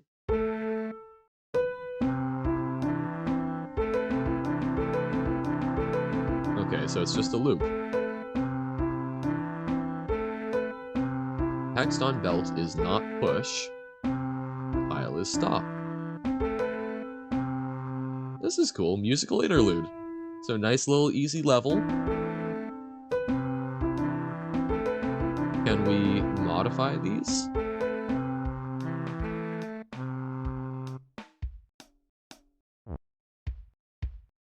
Okay.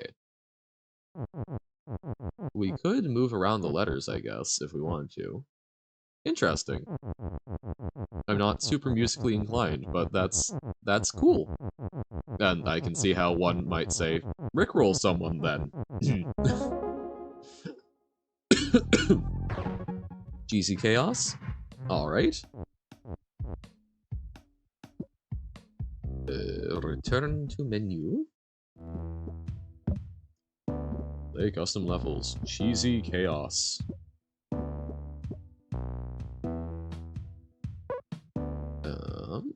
Where is it? Oh, right. Cheesy Chaos was the one way earlier in Discord, right under the link. Yes. Womp. Return, get new levels, use level code. Okay.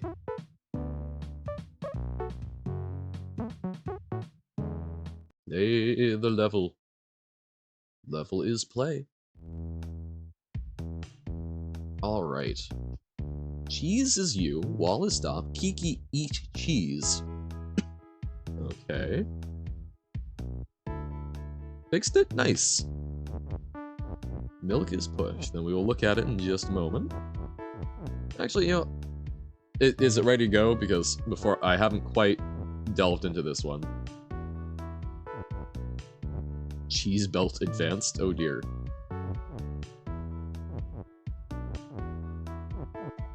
Cheese is not flag. Milk is push. Kiki on flag is shift. Okay, now I'm in. So milk on bucket and near fire is hot. Milk feeling hot is cheese. Belt on cheese is shift. Okay. So we can push. But then...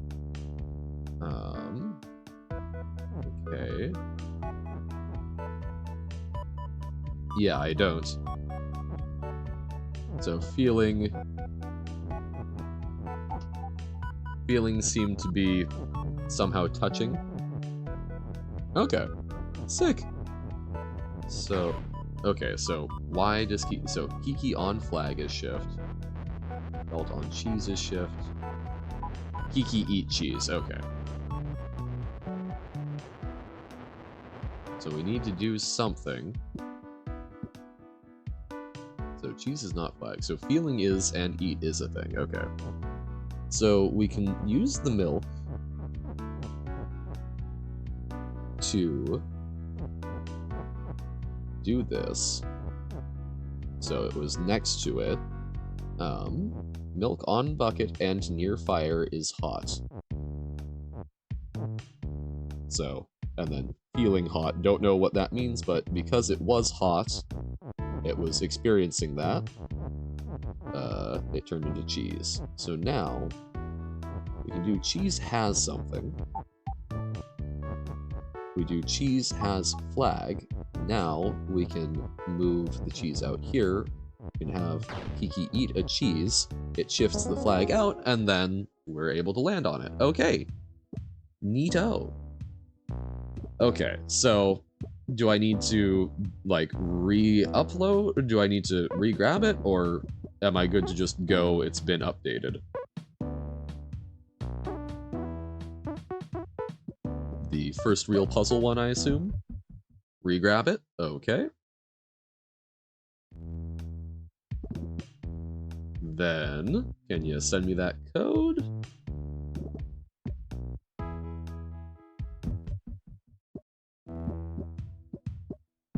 Ah, nope, not what I was trying to do.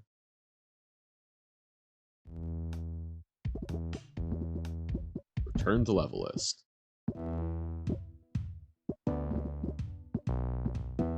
Okay. Give me a code.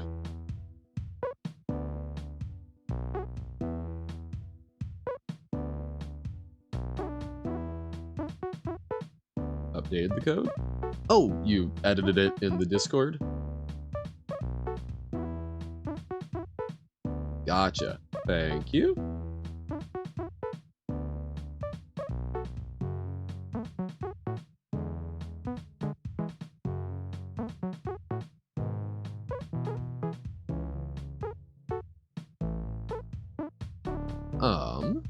Alright. Save. And play.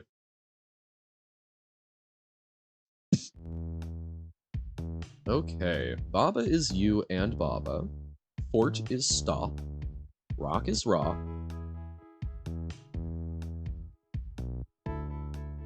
Actually, hang on one moment. I need to... I'm being pleaded with by one of my IRL, real-life humans for a tier list idea. So, I don't know. I don't have... I need to come up with, like, a list of them, so, sorry. Brief tangent. So this is someone... They have a lot of characters they like. We're trying to think of something that will make them... give them a lot of things to think about. Who's a real-life friend human? I know. They're very strange. Honestly, their name doesn't even sound real.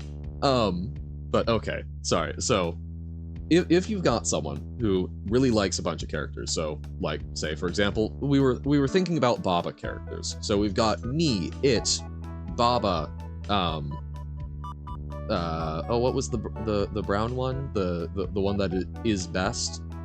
Annie, is best. If we were trying to come up with so apparently there's a greater lore of them, you said. So what can we do? What would be an interesting thing to consider about Baba characters? To like rank them, put them into categories. With your help, this level became uncheesable. Nice. So we got all of the cheese out in the previous level. I would be interested to know with Baba characters who, ooh, parties. Who's going to be the biggest life of a party?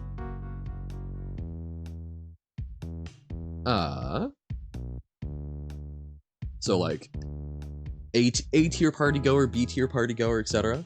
Baba also has an evil twin. Oh yes, we've talked about what is it? Ab or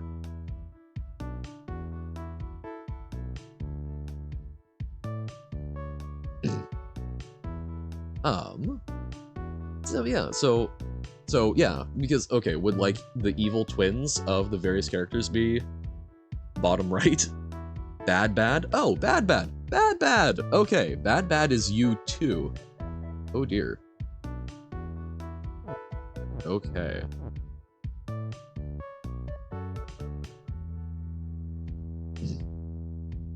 Yes, you too, which is very interesting. And nothing to do with Bono, I assume?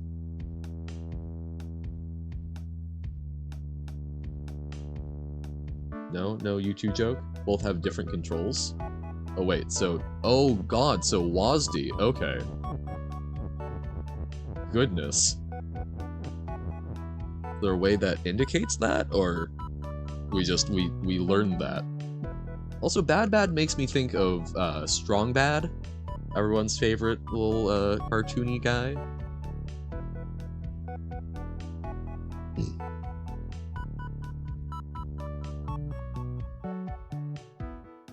But they're not official? Okay. Okay. Baba is you and Baba. Fort is stop. Rock is rock. Okay. Skull is skull and defeat. Skull is shut. Wall is shut. I mean, this is very impressive, Robert. This is a higher degree of complexity than I could probably come up with. Let alone, Baba is you too? Huh? No, Baba is you, and then Bad is you too, right? So, box is bonus and has key. Box is box. Rock is stop, wall is stop, and not open. Key is push, not flag is not win. Okay. Complexity. This is, designing this, I would not probably be able to do, so I am impressed. So flag is in the upper right-hand corner. Skull is shut. Okay. What? Question mark. Wonky. So wall is shut, so we can do that. Rock is stop. Check the menu. Oh, did it say that? No. Yeah. Should I compare this and before the... There's cheese? Gotcha. Oh, we do have the other level as well. Right, I still tend to read them on the screen. So... Oh, you're saying the what question mark? Fort is stop?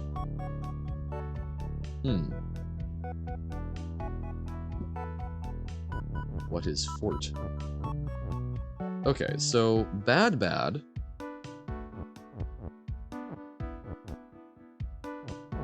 Bad can use the keys to open some walls. Oh, is this fort? So this is different than wall?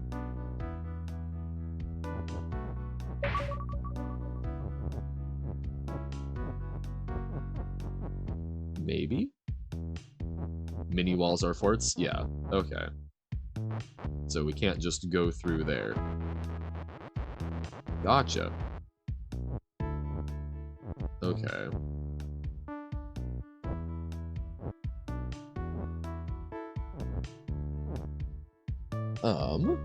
Okay. Okay. So, can we... Okay. There's something we can do to the rock. So rock is simply stop. If Baba can get through this wall, we can get to these boxes and get some more keys. Had no decoration? Ah! Made it more lovely then. Thank you kindly. Gives me something more pleasant to look at. Okay, flag is when key is open. So we need to get enough keys. Skull is also shut. Okay. So basically what we're doing here is we've got two separate things that need to interact with each other. So bomb is you. Oh, for to stop is in the upper left-hand corner. So the what question mark we still don't know.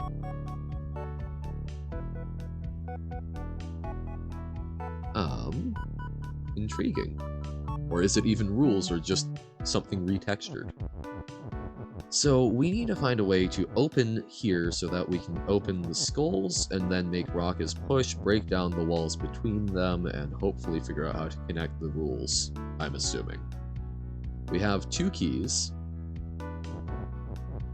Yep. The fort. Oh, yes, no, I'm not saying that those are a custom thing. I'm saying the what question mark, since I'm not seeing a rule associated with it, or maybe I'm simply missing it. Okay, so key is open. Does this look like an official level? I don't know. I think it... I don't know. Because I suspect new adventures will recontextualize what that would be. Okay. So we've got key, flag, win, and open, and not flag is not win. So we can't just make key win. Okay. We've got the ability to do, yeah, except that for the mini walls and what in the middle, but those are just flare and you can keep them. Okay.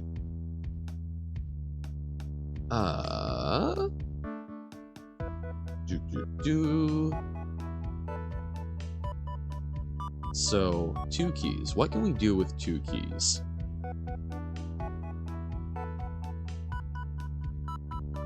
With two keys, we can gain access to this area. So then we can do skull... Oh, we could do skull is open. Skull is open and skull is shut. That'd do something, would it not? What is what? Mighty fine question. I do not know. Okay, so that can be done.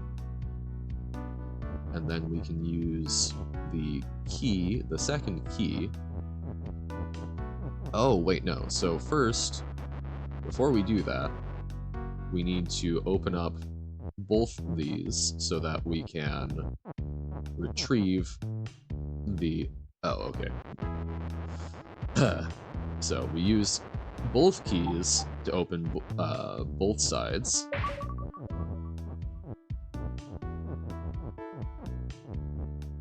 Dun dun dun.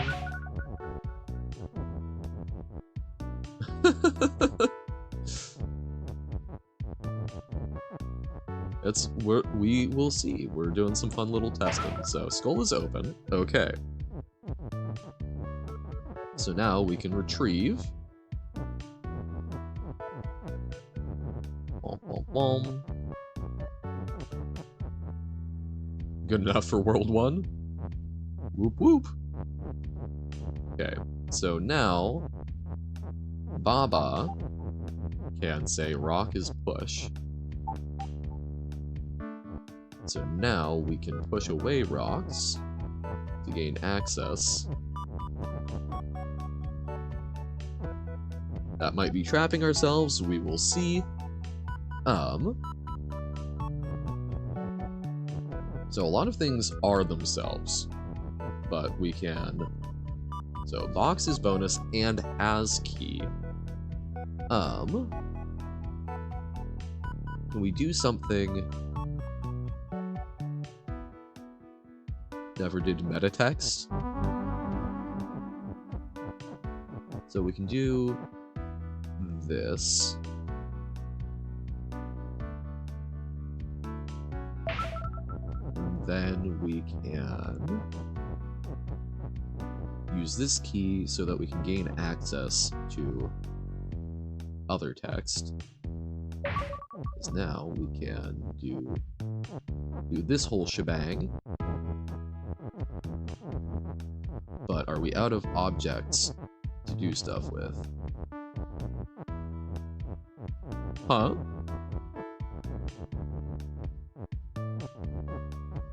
So now, can we do something to make wall have things? Huh? Oh. So this is not the intended solution. Have I been on the right track up until this point? Because like my thought here would be trying to, so we can't do rock is rock.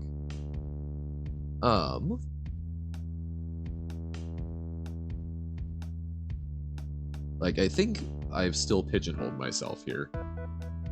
Because we don't have a new way to open the wall.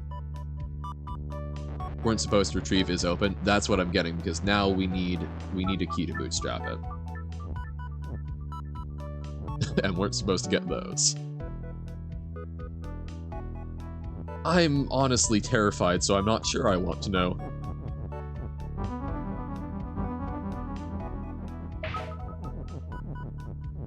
Okay. Well, I can try doing it without that. Ooh, why did my arrow key stick there? So, skull is open. Neat. So now, rock is push.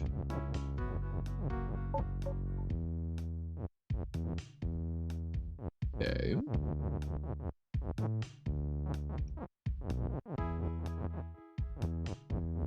Because we don't have and to build on it. Okay.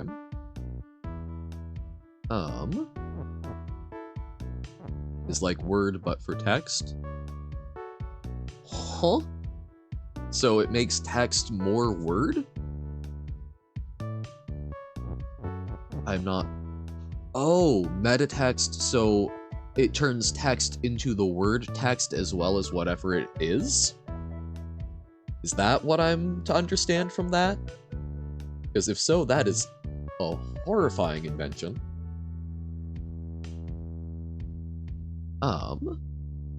So we can push rock. Now Bad can use one of the keys.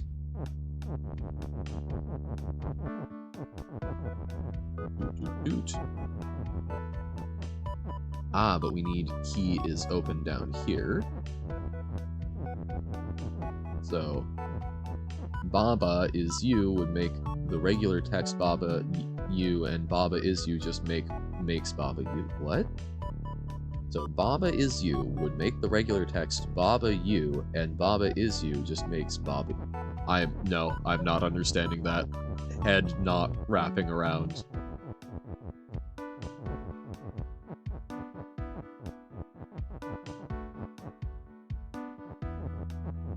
Doot. Baba equals metatext.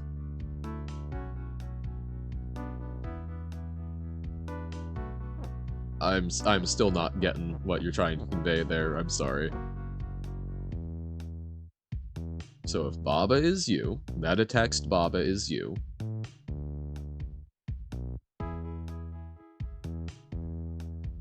It would make the regular text Baba you, and Baba is you just makes Baba you. Yeah, okay. I will wait for the further. That makes non-metatext text. That's Baba, you. Gotcha. So if you have metatext Baba is you, it makes both the object Baba is you, and it makes all text you. Oh, it makes only that specific piece of text? What?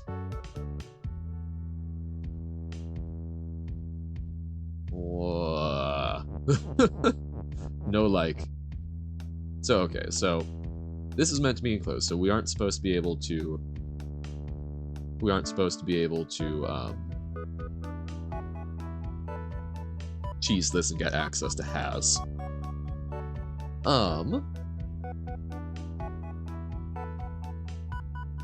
Yes, it can be. I think with a worked example I would be able to understand, but just trying to describe it through the medium of chat is not doing it.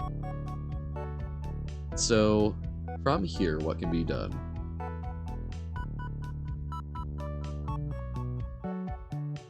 We could gain access to... Okay, so rock is rock, but we could... We don't have... Oh, could we find a way... So we could retrieve is open, and then we make rock is open, and then rock... rock is open, rock is push. And then we can carve our path through. Is that the intended solution, or is that more cheese, Robert?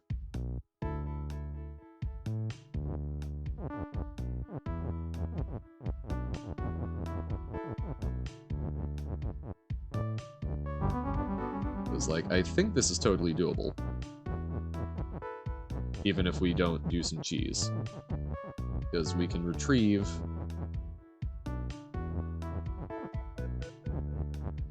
No, we need to do that. Well, if this is not the intended solution,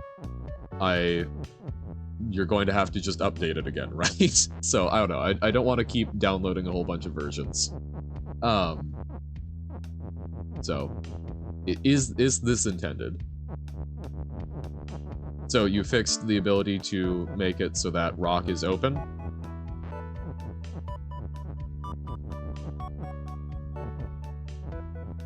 Because this is not the cheese I was describing earlier.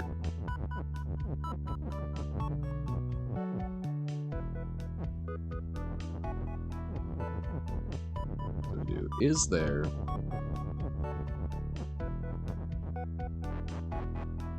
So we just move these over.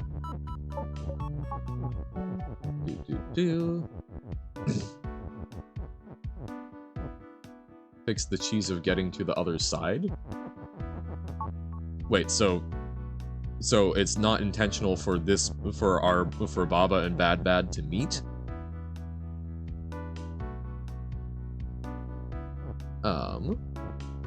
It's like what I see doing here is just we start moving these rocks up.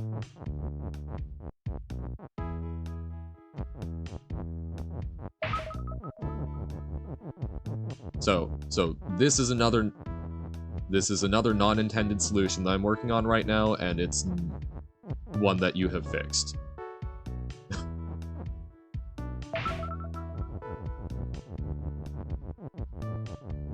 Is that what I'm to understand? So if I get the updated level, this will not be possible, and that is by design.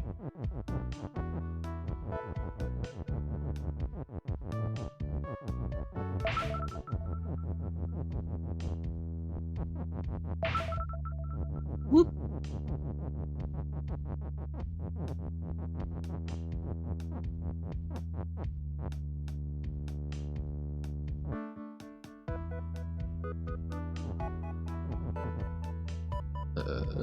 Okay. Oh wait, I can just do Bad up here. Dun, dun, dun.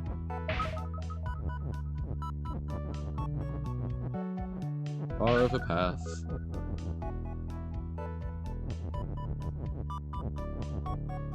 Oh, maybe we run out of rocks.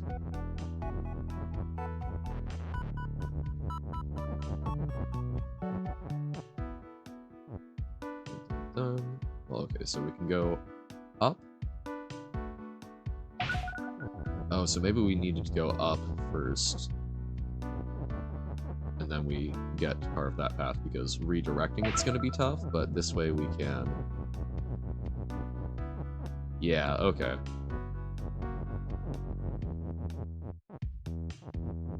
So, again, so this is an unintended solution, but it is one that you have fixed, so I'm not going to download this new version of the level and then need to download another new one.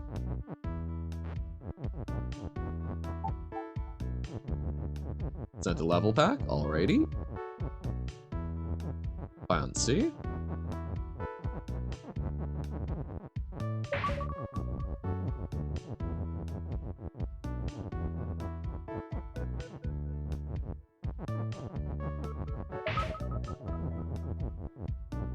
And we have one key left.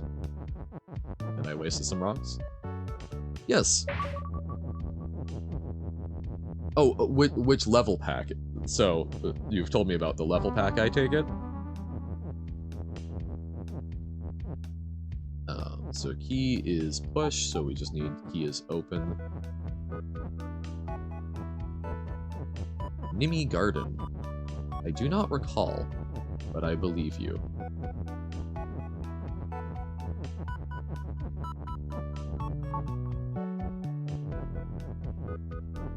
Doot.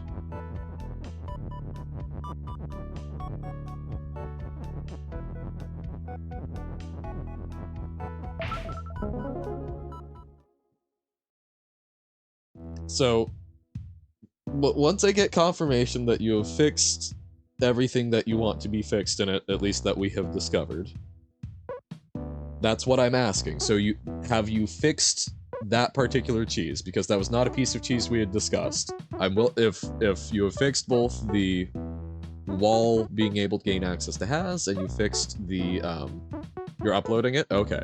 Because yeah, I'm like, I don't want to just keep downloading a whole bunch.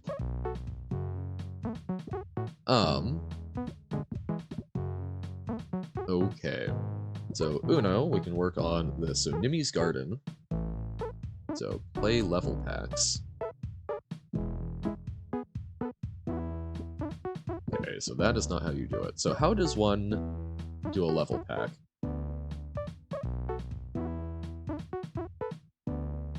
$200 levels? Dear lord.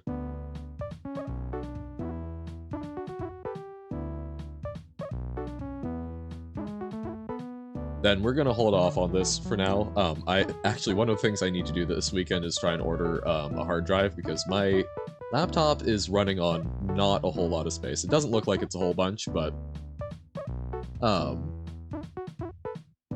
I think I will probably tackle new adventures before I would take on that much of a level pack. If there's like a couple select levels from it, maybe, but yeah, the memory is, but that's a lot of levels. Alright, so we've got the fixed version of Robert's level.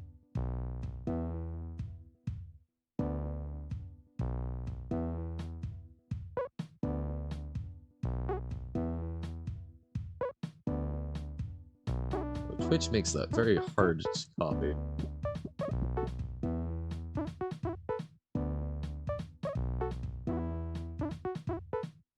Side. Okay. LVU 8-RRB or 8E. Changed wall to a fort. Okay.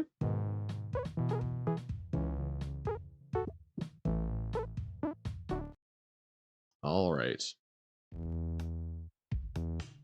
So it's not intended to be able to cross over.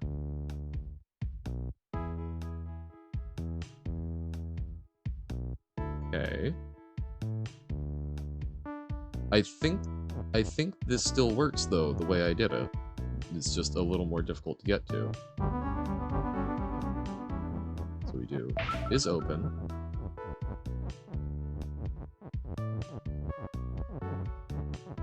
Bam. So now Baba port is not push. Okay. So now rock is push. Ah, okay, but not rock is open.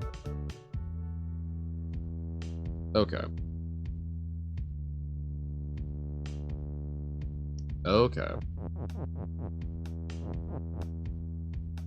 So, now we can gain access to the side, but Baba is still over here.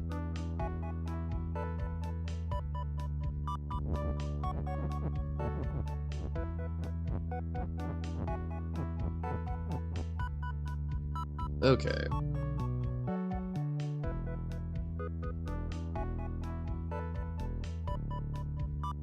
So, how do we get infinite keys?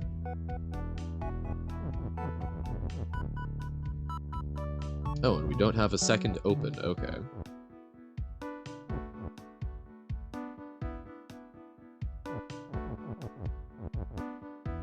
So, box is bonus and has key.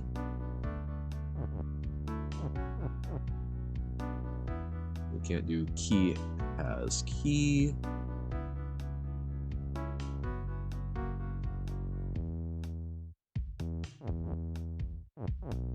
Yes, oh, you sent it as the... Okay, gotcha. Yeah, so... Okay, so I have made it impossible at this point. Okay.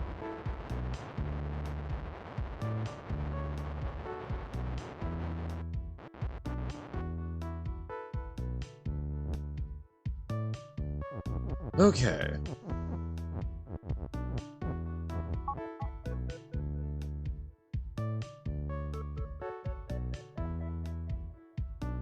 Okay.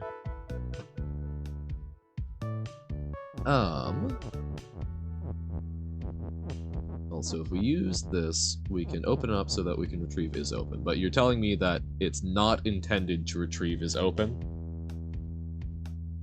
That's not part of your intended solution? So I should not do that. Does the intended solution somehow involve the word what?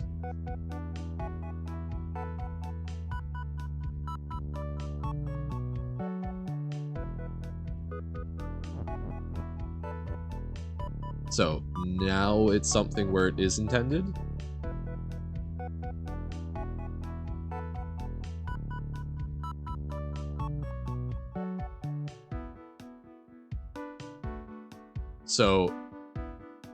So this is an impossible level now.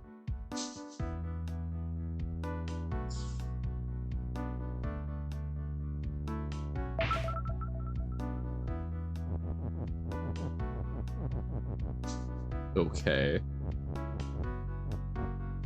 Okay, so I do have to retrieve the open this time. Okay, so that is now part of the intended. Okay. Okay.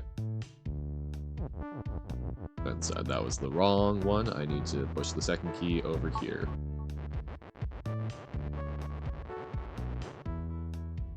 Okay. We do this.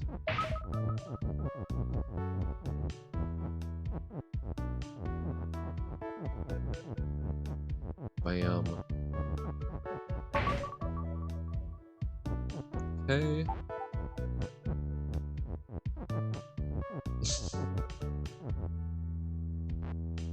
On box's bonus, it's an interesting way of being able to delete it. It makes a loud noise, which is always a favorable thing. Okay, so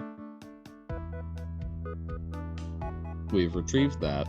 We can go make rock is push.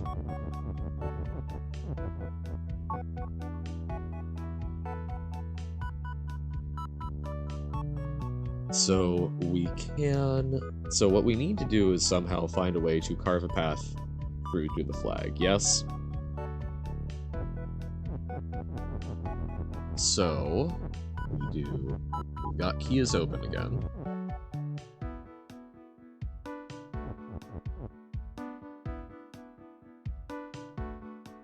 I suspect there's something where you could... Well, actually... Well, okay, so the bad is bad. Pardon. Um, turning other things into bad wouldn't necessarily. Oh, maybe you could do some sort of duplication. Oh, but you could still do that. So maybe if key is key and bad, or key is flag. No. Wait, key is not key, right?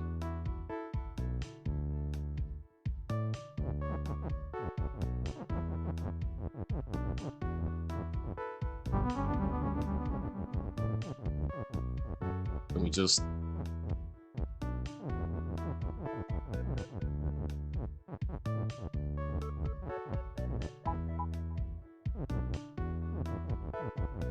So I'm assuming this was also not intended.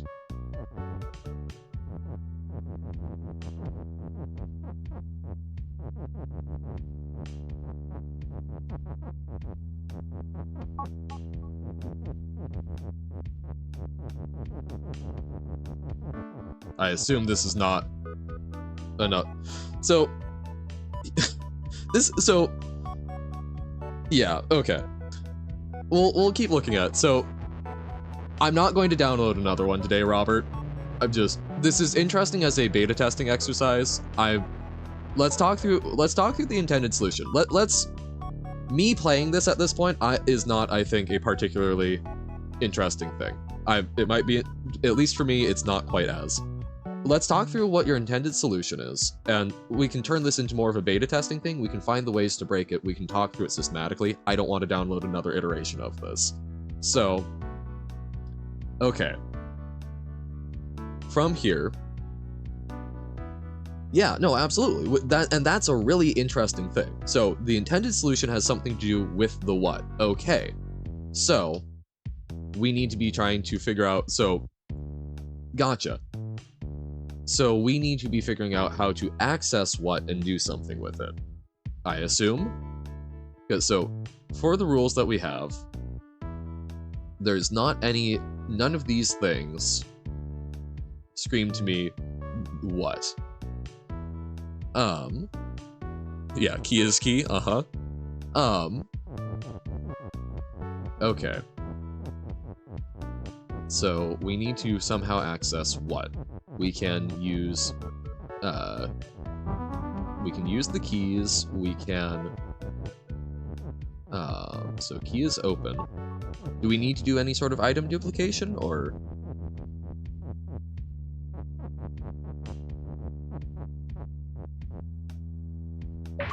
Okay, so we can open that.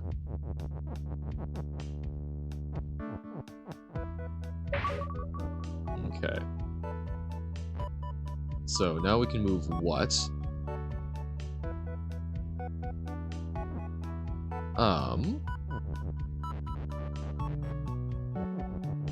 So there is some transmutation involved then. So we have what? So what question mark is not a rule?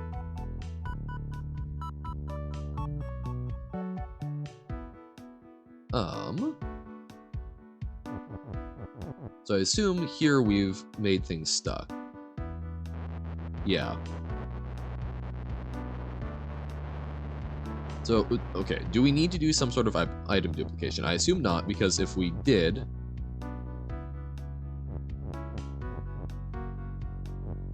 Because if there's item duplication, then we simply we can get through, right? Because we can push 3 keys up here. So that's not. So how do you make a useful hole for interacting with what? What does what do? Is what a noun? What is when? Is that what you're going for?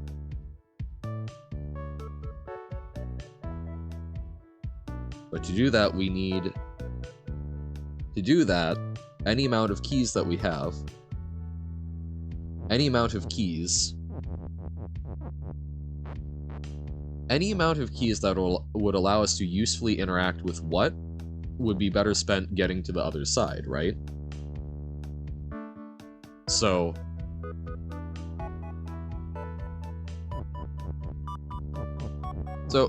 Robert, talk me through a little more. So it involves what?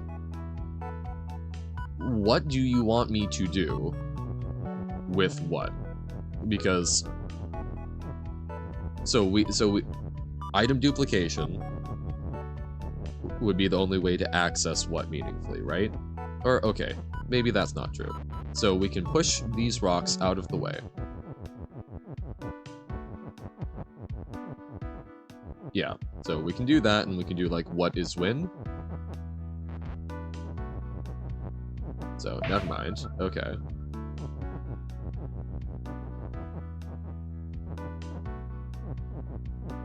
So except right, so we can't do that, but what is flag?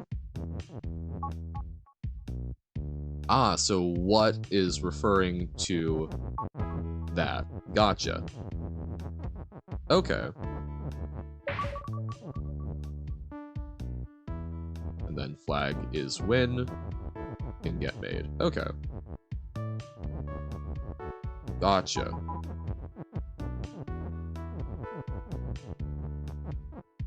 So what you're going for here, what you're trying to do, you're trying to make people think that there's going to be something to do with the upper flag, but then force them to explore what is? Is that the goal?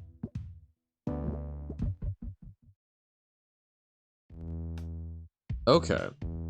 So for doing that, so key is key, so we need to limit that. Yeah. So we need to make sure that key does not become key. Are there other things that can be done here that would make things difficult? Or has this, once you do that... Oh, yes, I did. Whoops. So I'm going to delete this off.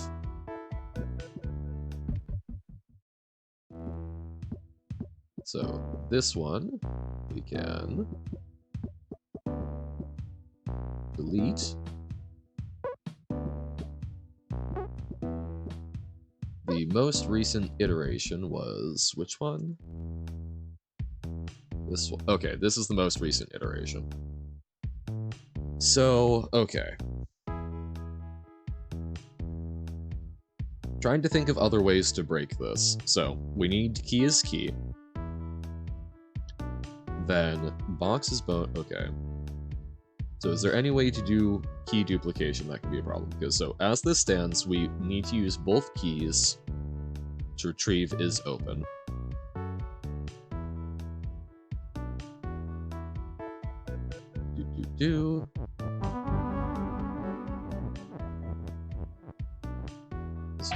As soon as we do one, because as soon as we do is open, we now lose access to the other key being useful.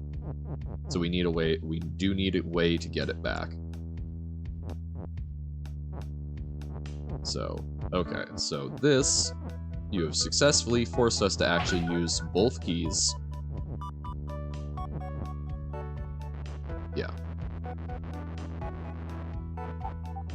Okay. I think. You would need other people who are smarter than I, but we'll see. We'll see what we can do. So skull is open. We can now retrieve. So, is there any way without transmutation to duplicate? Add the fully mixed versions of this level to it? Could be interesting, yeah. So, we got is open. So is there a way for us to duplicate and still break through this? So has key. World themed around you too. So box is bonus and has key.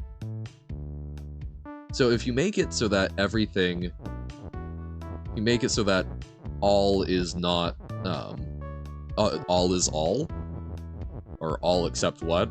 But I can also see why you would have concerns about that, because if you put that in the level, that gets people's attention to go to what, but at the same time that might not be a bad thing for getting people to actually stick it out.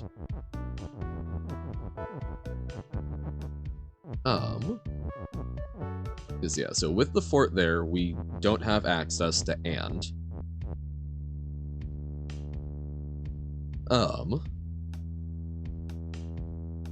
So we can't have two things off of the as.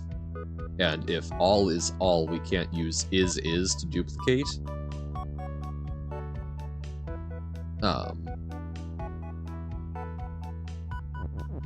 So I think yeah, if you do all is all,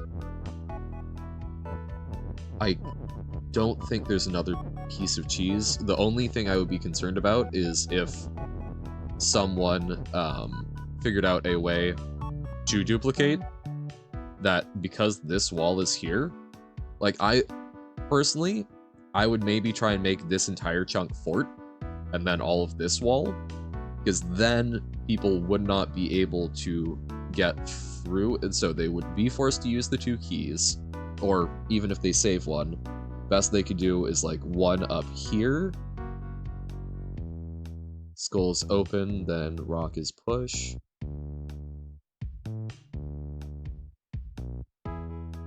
Yeah, I don't know. So like maybe if you made this entire line fort and this fort, I don't know if that's necessary, but that would reduce cheese significantly. It would get people maybe thinking if they could do some sort of duplication up there, but no, you might need this still to make sure that people feel like there's a possibility. So, I don't know. It's interesting.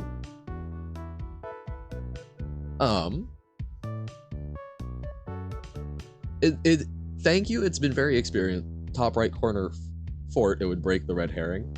Yeah, so maybe... Yeah. I think if you make this fort, I don't think that would necessarily be a bad thing. Up here, yeah. Dunno.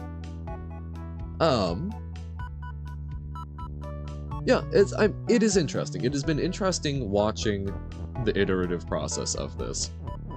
I suspect that there is probably more cheese that I'm just not seeing. My biggest concern is basically getting through here or getting through this corner. You're back, Nobo? Huzzah!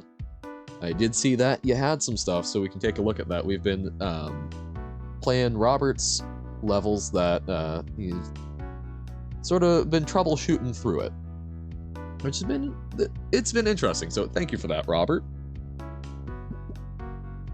I look forward to further things you make.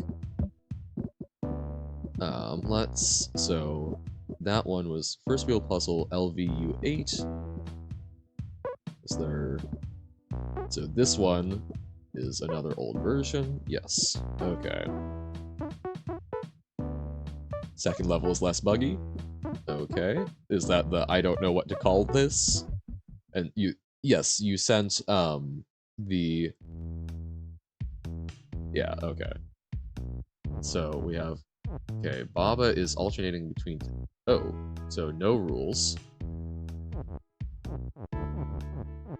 Okay. But, so no visible rules, but Baba's win. Okay. Alright. Toggling secret rules. Yee. So mispronunciation is the one that you sent? Used all my brain power on it. So Bob is you, Box is hot. I do want to say, that really, I was getting a little, like, on it, Robert. I want to say, thank you. I really appreciate putting effort into making levels is a really cool thing. By the way, right turn stuff into the text you want.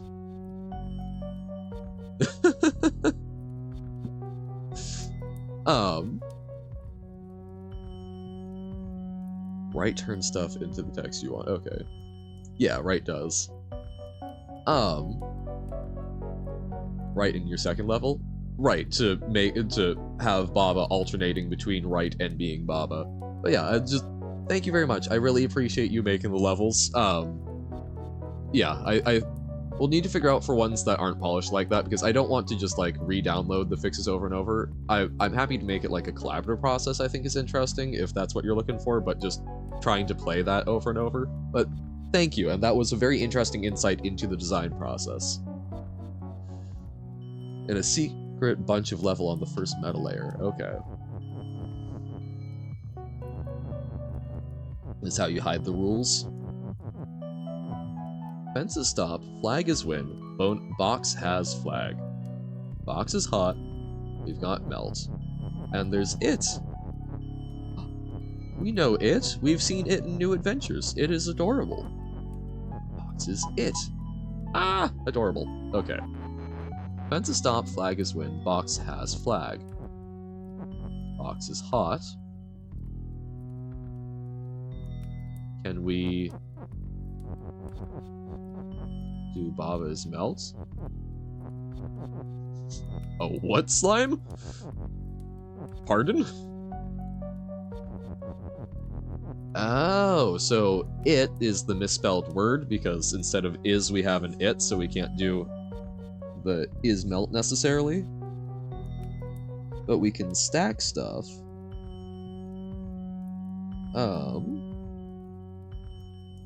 Actually, yeah, can we just stack the is? It is usually blue, but made it golden because funny. Oh, I understand. It says mispronunciation.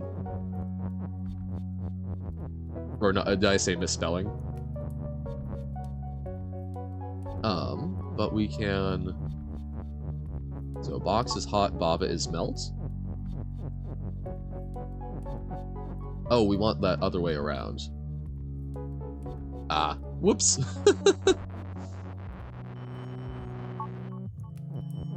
So then, no. So we want Baba is hot, box is melt.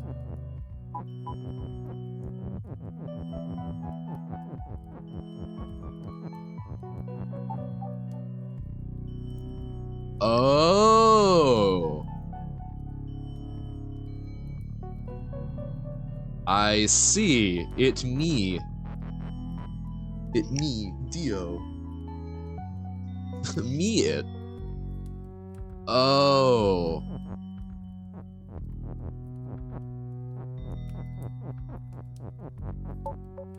No, okay.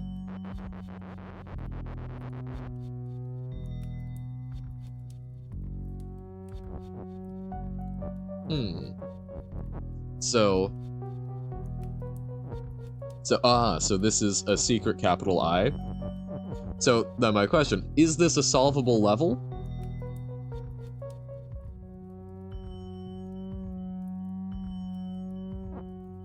Wait, that is capital I, L. I mean lowercase l. There's nothing hidden? Okay.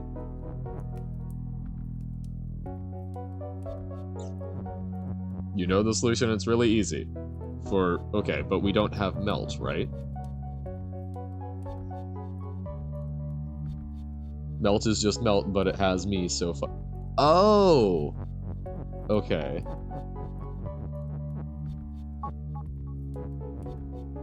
Wait, what?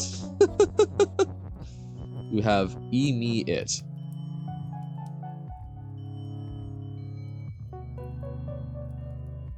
I'm so not understanding. I'm sorry.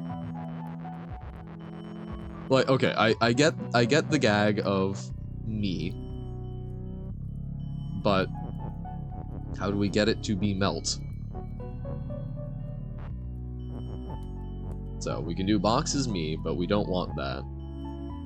Box is melt. The game reads box is me and box is melt at the same time. Oh. Oh, so it's like overlapped text. Oh, okay. I understand now. Interesting. Not yet. I am curious what you think it is, but I will try it a bit more. So fundamentally, we can't just use melt, so we would need something else. The mispronunciation is that you say me-ult instead of melt. Gotcha. That is very lovely and clever. So we have another box.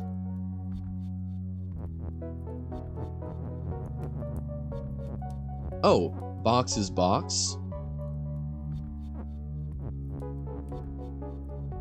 So if we can do box is box and make it melt. So box is melt, maybe?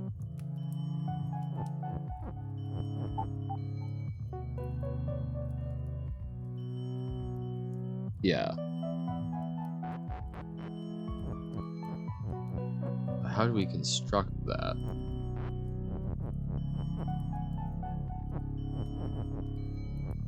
Because we can't do melt as box. So we can do box is box is melt.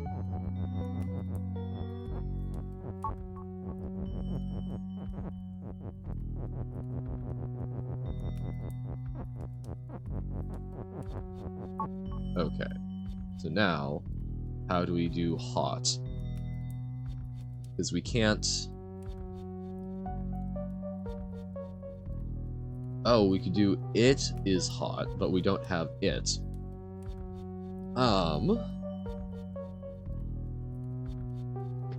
Okay.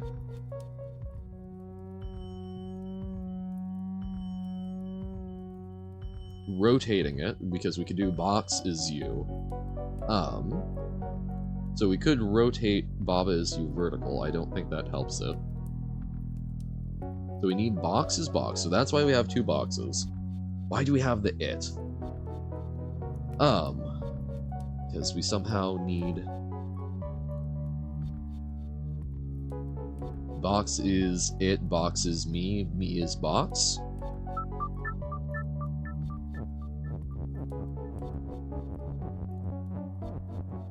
Maybe. So, if we do is, okay. That you consider valid? Okay. So, I'm gonna try this one. So, we do... So, is me, is it. Whoop!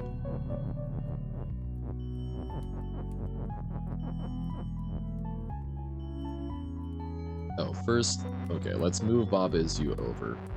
Make a little more room. One involves box is box, and the other has to do with order of operations. Oh, yeah, order of operations will murder me.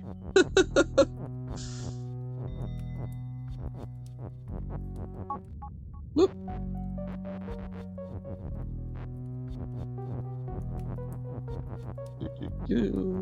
So, is me. And then... is it.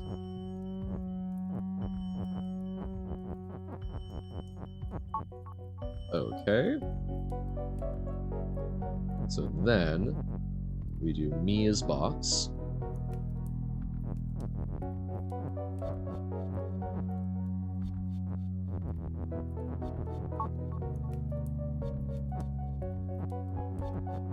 Doot. So me is box. And then we do box is box and box is melt. So box. Boop. Nope.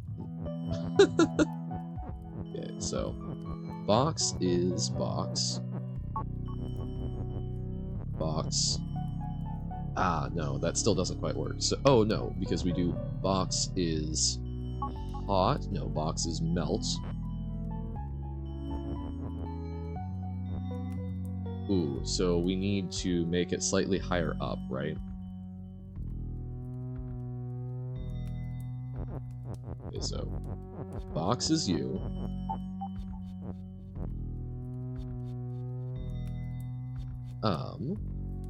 Oh no, we can't rotate it, but okay, we could push it up.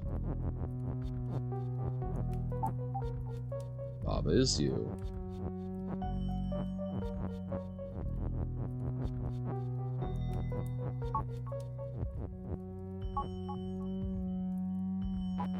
No, that's not going to work because then we end up as the box. Oh dear. Oh dear. Okay. I feel like I've overcomplicated it. It's somewhere, we're somewhere in the ballpark. We just need a bit more room for box is box and box is melt, so that we can still construct. We need boxes melt in a straight line to be able to build off of it. It needs to be in a straight, so box is melt needs to be a straight line to expose the is, so that we can do hot. Try that and so see if it fails before going back. Well, it's okay. So try the box. The box is you.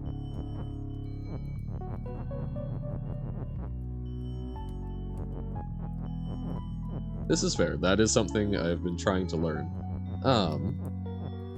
Just is there...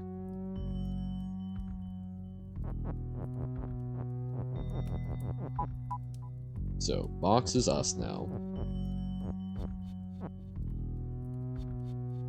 So then, box is melt.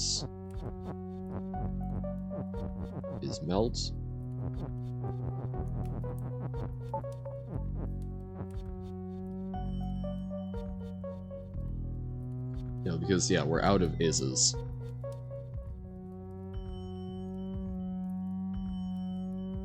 Or so, Baba is hot. No, because we can't do boxes melt. Yeah.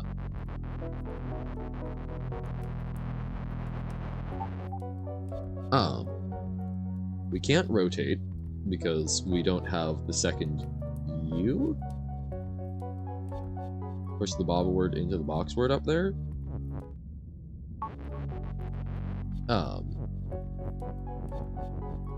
So we do that. We do this. But... Oh, okay. It's like, gotcha. My brain was rejecting that because it was... I didn't even see it as an option because I went, oh, then box is stuck. Yes, thank you, okay. Jeez. Wow. Oh, and of course it would have to be. Wait, has to be because counting, because that's the only way to fit 4 underneath it. Wonky. But now we need to find a way to get it to overlap.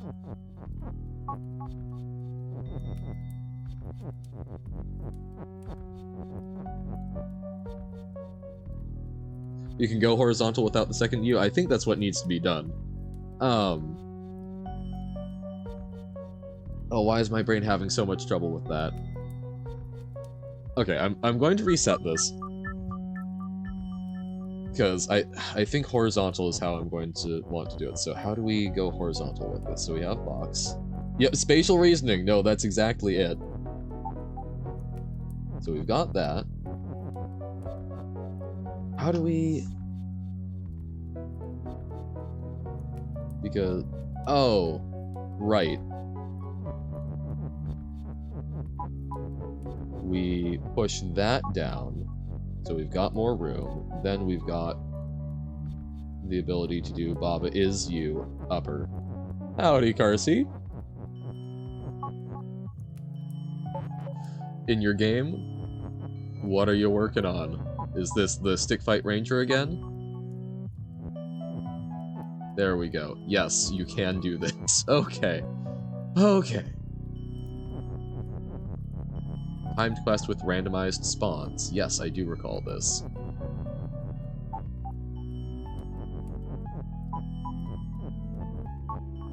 Oh, and it's doing that awful thing that's making you wait. So now we can do with more enemies in a row. Oh no! So now that we've done that, the box spawning will work the way we want it to. So box is, and then box is. Had 3 of your guys camp that spawn area while you micro 1 to kill all other things and still didn't make it. No! That's frustrating.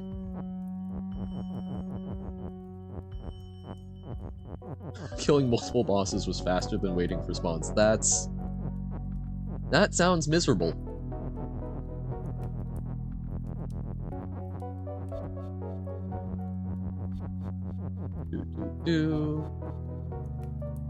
And then box is it as well. Haha. Yeah, because you know it is very frustrating when games have things that are truly outside of your control. So whatever you do, even if it's something where it's just like random chance and you just have to do it X number of times, so you know that you have no control over it, that's still, yeah. Issues, you can't increase movement speed or projectile speed if you use range, so you can't perfectly spawn camp. Ah.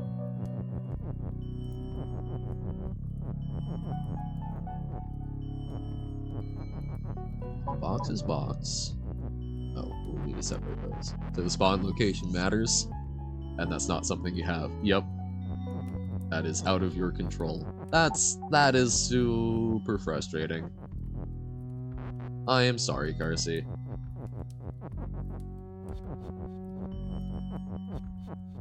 Ooh, a thought? A thought of how you can reimpose control? So, oh right, we need to... Box is box, because the spawn mechanics are a percentage per frame. If you up your frame rate? Maybe. Although I would suspect that if that's how the spawn rate is being done, they probably also limit they're probably also doing the ticks of how everything else functions, so like measuring time in frame rate. But don't know how to up frame rate. Fair. Okay, so box is melt. Well, I'm figuring if the spawn rate is, you know, games don't typically measure things in, you know, it's not strictly speaking in seconds. Games measure it in ticks, right? So if the spawn rate is linked to frames,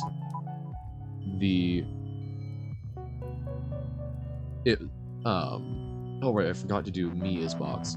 So if the spawn rate is linked to actual frames, I suspect that timers would be. But because the game doesn't use ticks, you think it should work? Yeah, nice box I have there, exactly.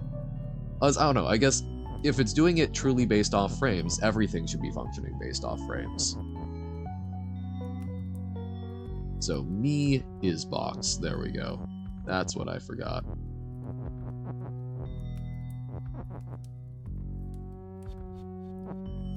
Right. Now I don't know. If it's a web game, I think there's probably some stuff in advanced settings for Chrome or whatnot, but...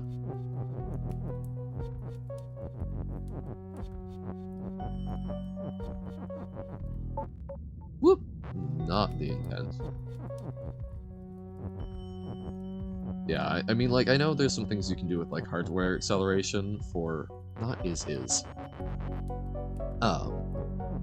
I know that there are things that exist that can affect how frame rate is being done. I don't know if there's a way to manually set the frame rate for Chrome, though.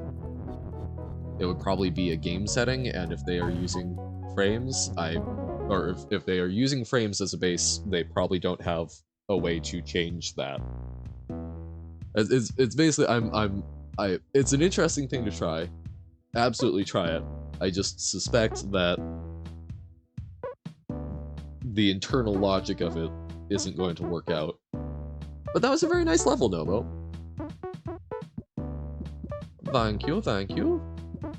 Was fun. Okay. I think that's covered the levels. So there's the level pack. I will look at level packs. I'm not gonna download that on stream. I may take a crack. I'm not gonna like chunk through one. I think I'm willing to do. We'll do like one or two more of the new adventures, and then I think I'll probably. Oh no, I don't know. Not feeling too much more Bava today, but we'll try doing a little something else and then Jump King, I think. Real boss fight with hit points. Nice. Ah, and here in New Adventures, we're finally being introduced to you too. So we have Fofo and Gigi. That would be sick. Yeah. Was there a way you did this, or did you just get lucky? So, water is sink, wall and ice is stop, lava is defeat. Oh, I thought Gigi was a carrot, to be perfectly honest, not a cat-like creature. Oh, the little butt sprite. Okay. Lava is defeat. So we can use G. Wait, what? Oh, so rock is not push yet. Ah. Say with 97%, he'll just shrug. GG is a llama. Okay. This is acceptable. I can see how GG would be a llama. For gore. We do love our for gore. So we can do rock is push. Off Fofo is you. Fofo is a fart, really?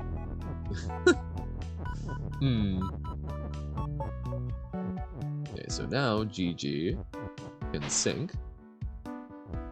Lava is defeat. Ah, but we can push these through. Alright, thank you for popping in, Nova, I appreciate it. See ya. Got particles of stinking.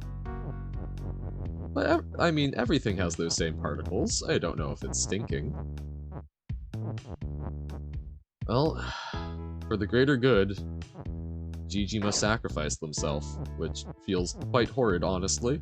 But, you know, in Baba Is You, it's a character eat character world.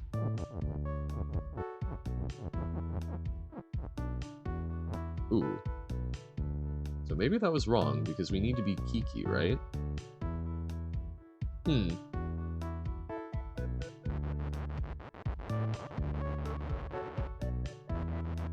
So, we need to not sacrifice GG. GG will use... We can push GG as you, too. No, we can't. So we do need to sacrifice GG, but we can use this. So we push this up. We do this whole shebang. Bam. Okay. And then no, but we can't move Kiki. We can slide Kiki over, but ice is stop. Oh, but if we can sacrifice Fofo, that sounds, again, horrific. Oh, right, because no, we can't move that is over. So how do we get the is?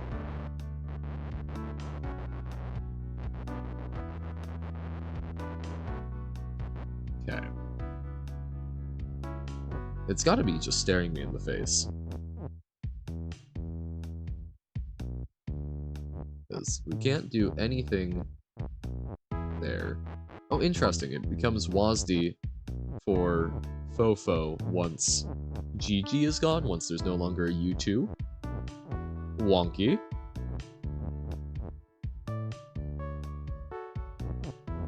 So, okay.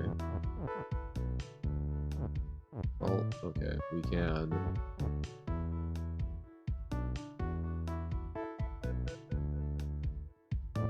Huh. So we can do this, we can sync two things. Can we sync word?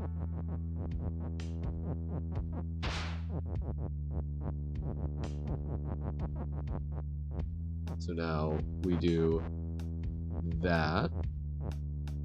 No, but the is still going to be a problem. What am I missing here?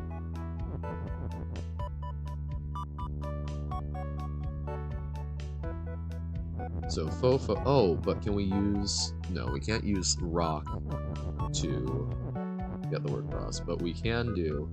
Ah, there we go. So now we just replace. There we go. So we do use the word. Now Kiki is you too. Bam. Okay. My brain.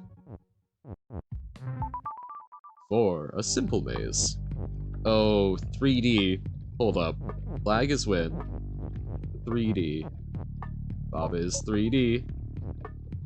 Oh, goodness. Okay. So, we can memorize the maze. So, and that's why 3D is you intrinsically. So, flag is stop. So, we need to go left, left, left, left, left, right, right, right, right, right, right, go around the fire, okay. We get down here, we want to go, so, go to our left, to our left, to our right, around, to our right, then we take the left, go right, go left, and then, oh, this is going to be a time. Okay, so we, whoop. Wow, my depth perception is not great in the 3D land. Oh no, I've gotten turned around. Okay. So, we go up. Nope, still turned around. Okay. Bob is 3D. That's so weird changing between them. So now we're going up. Okay. This fire is the upper bit. We go, okay, around. This is down. Jeez, okay. So now we want to go, we're now going further down so that we can find flag is stop. We've undone that. Now we can go back up. And now we're going over, up, right. There's the flag. So we're like looking at one space behind Baba, I think. Another simple maze. Oh dear. Tile and foot is stop. What? So we've got an is. Yup, that's a lot of feet. If we win, it will be an amazing feat. Ha ha ha ha. Okay. So, tile and foot is stop.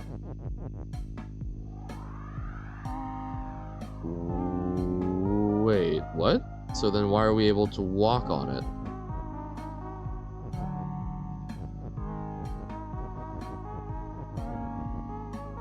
Oh.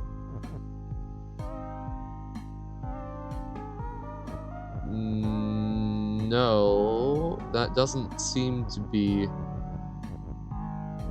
It seems that some of these are not actually...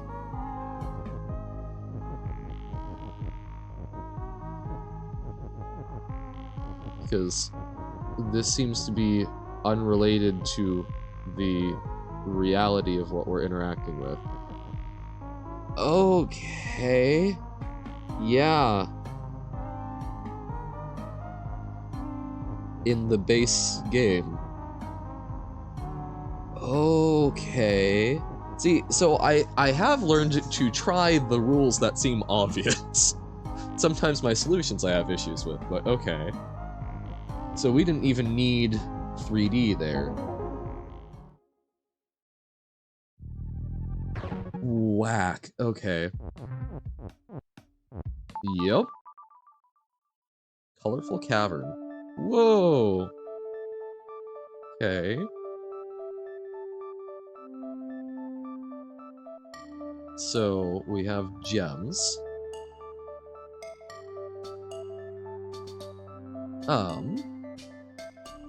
The map got wise. Wait, am I missing that? Oh, on the map, yeah. Okay. So gem is red and orange and yellow and lime and cyan and pink. I love that it's not green, it's lime. Baba is you. Fungi is defeat. So those are fungi. And I'm assuming that's different than fungus. Yes, so fungi is plural specifically. So now we have, so we've got win. Fungi is defeat. Cliff is cliff, cliff is stop. So we've got gems. So gem is, we could do gem is you. I do love the colors, but so gem is you, and does that actually help us whatsoever? Oh, okay. Could do gem is Baba. No, but gem is you.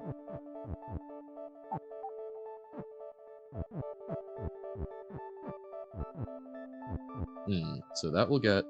Ah, but then we can do... So if we do that, that destroys it. But we can push win here. Break up gem is you.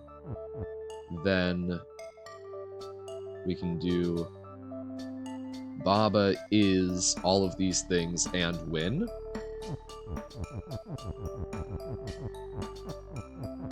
So we want an and as the base layer. And then we can just start pushing colors. I think. Bam. So lime and okay. Whoop. Would like to be pink, but that was just not how I was thinking of it. So Baba is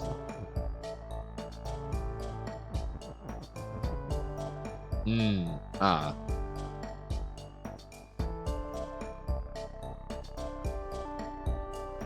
So no, that doesn't quite work. But there's got... I think there's something to this, right? So they've pushed it so we can't just be that. But maybe we can do gem. So gem is yellow and all of these things and win.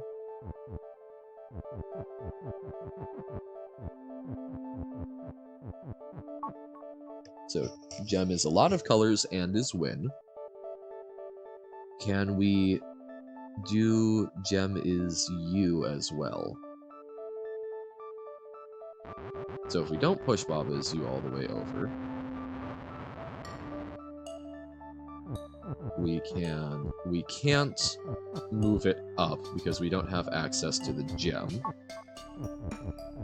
So that gets us stuck. So we can't make it taller.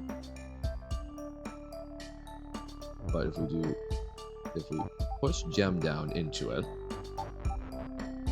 No, so we can't have the is you be horizontal. Oh, or could we if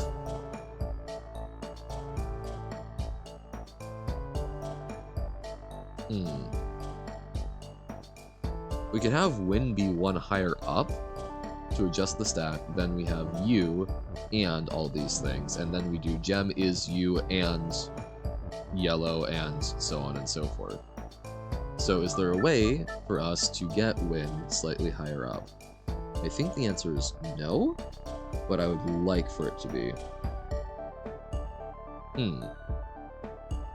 So we want gem is you, I assume.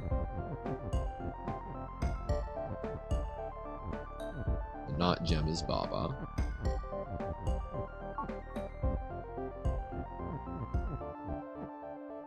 Whoop. Did that last time too, didn't I? Whoop. Now only Gem is me. That's bad. So we break that up. Bam.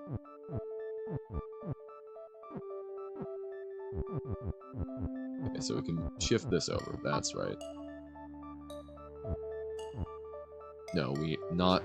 Oh, God. Brain. We can shift it over a little, but we need to finish it coming from the left. Okay.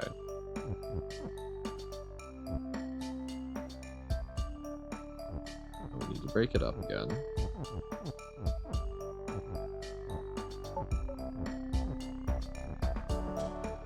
Okay, so we can move it up one, but then it's trapped, or we can move it over, but then it's trapped there, which is not what we want, because we can only get it so high. We can only make it, because we can't get Baba's U onto a lower level and still have it work. So that's not. This is just called Colorful Cavern. So yeah, I think we're given all of those colors because we're doing a long chain and it shows off, ooh look, we've got colors now.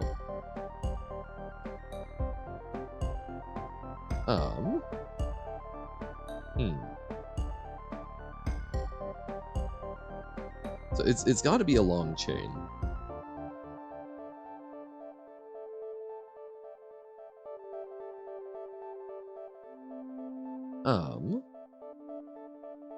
Or can... Oh, wait. Oh! Spatial reasoning. We can still do that.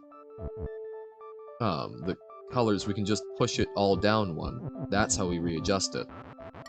So we don't push it all the way to the bottom first. So we've got... We don't want... Okay, I do like pink. So, sure, we can do that. So, pink and... Cyan and... Okay, so... We then, if we do... Is U, and then Gem is U, right? So now we can push it down. Oh, we can't push it down quite enough. So we get to push it down one. So we just need one more thing in the stack. Is... Oh, and also... Oh, we need the... So we push down an and. So, and U. So now that actually links up. Then is Gem. So Gem is U and all these things. Whoop. We need to get these back out of phase. There we go. It's like, it's gotta be... It's something with that, but... So you said map has Y, Robert? Or am I... You mean the foot and the rock, or... The question marks. Oh! Yeah. Dunno. Baba Twins. I think we'll do this one and try out either foot or rock, and then we'll probably do something like Slay the Spire. Maybe a Hades run. And then some Jump King. Baba is you. Thought this would have bad? Nope. It's just the Baba Twins. It wouldn't be Baba Twins if one of them was not Baba, right? So we can do Baba 3D. We can also do Baba is float. Evil Twin, yes. But, I don't know. I think it would not be the Baba Twins if it was, if one of them was bad. Okay, I am curious about the sign. Ooh.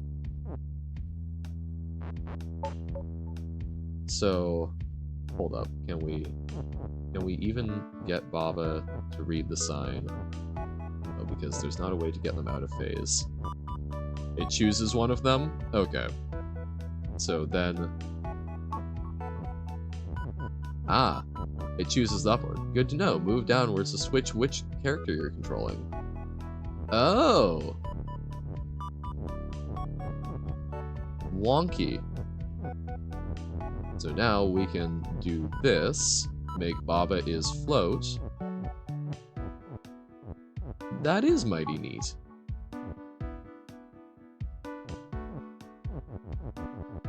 We float over all the skulls. Haha.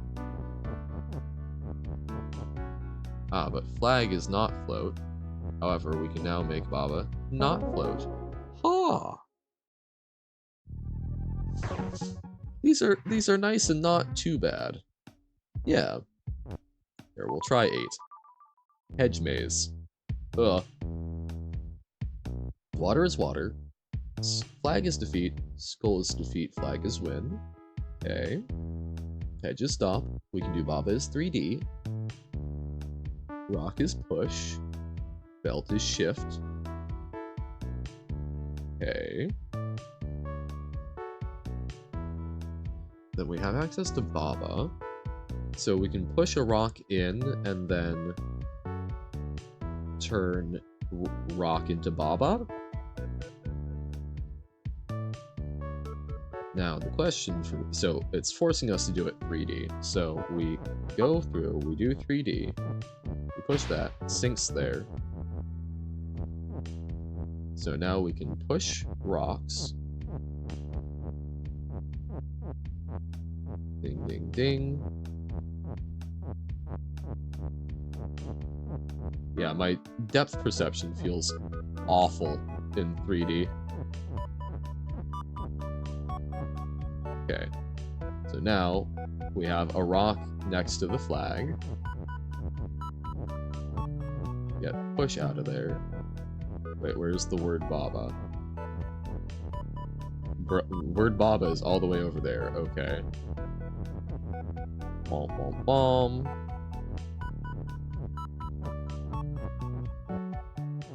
Okay. I think that's in the right spot then. Oh, now I'm turned around. Okay, so get that out of the way. And we look at one tile before it. So, nope.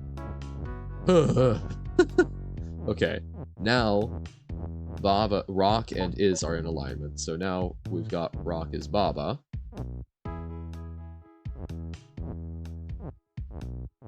We are on a skeleton. Nope. On a skull. Huh? Wait, what? Why does that not work? Okay. What gives? Did I push the rocks too far, maybe? Fine, we'll just reset.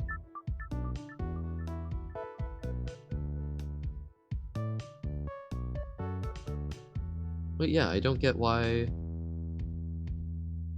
Oh, because flag isn't win yet. Oh. I forgot. So I did everything right, except for flag is win. Sigh. Okay. Bam. Bam.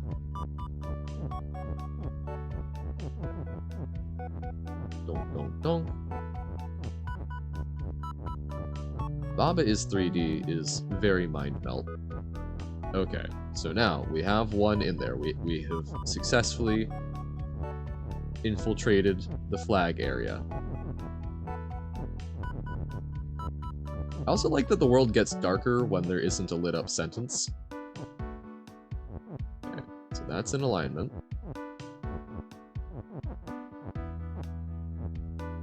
That is also in alignment. Okay. Over-decorated Robert's level. Horrifying. So press down, press down, press down. Oh, right, so we just need to go back. So that's where push is. And that's... Ah, okay, so these are the belts. Howdy, Pitta, how goes it? playing some perfectly normal Baba Is You for a little bit. We're just doing a few more levels, and then we're gonna probably do some sort of roguelike thingamahoosit. Defeat Skull. Wait. There we go. You need to see it. Don't have to solve it, though. The solution is the exact same. Yes, roguelike is a likely thing. Hyper Rogue? Yes, I am aware. Not today. It will be a while before it comes up, but do not worry, it is in the back of my mind. Bob Arcade? Sure. Let's see what these... Oh, okay, so these are subworlds. Okay. We'll do one level of Land of Delicacies. Yep, I will take a look at it. We'll do... What does Baba eat? We'll take a look at that, and then we'll look at something else. Flag is win, fruit is defeat, Baba is you. Okay. Wall and flag. Wall is stop, flag is stop. And wall and flag? Huh. I mean the level code, of course. EL. I have the level code. Womp. Okay, so Baba eat fruit. We have seen fruit is defeat. Baba is you. Oh! Oh no! Baba eat wall. No? Ah. Oh. Baba eat wall and flag. Nom nom nom nom nom. Oh wait. So we can just... We can do highly concerning things, can't we?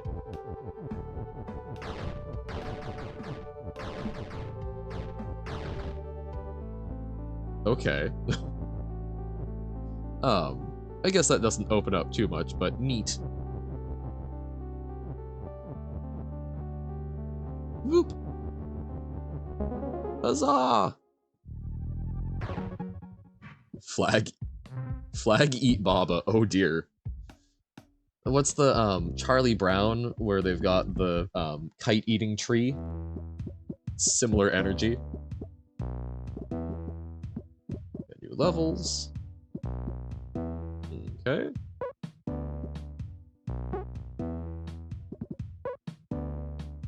Haha. Robert's level over Deco. Oh my god. Oh, okay. Oh dear. Oh, the fort is so hard to see. As the trees. Goodness. So Baba and Bunny is you. Oh my god. This is certainly a lot for the eyes. Yup. It's cohesive and also stabbing my eyes deeply. That's very neat, very neat. Very cool. Uh-huh? Like, okay, legitimately, it is very pretty. It's just, it's a lot for the brain to process looking at it. A little like a bird of paradise, where there's just so much happening. It's like, objectively, you are a very fascinating and, multicolored, very pretty creature, but, dear god.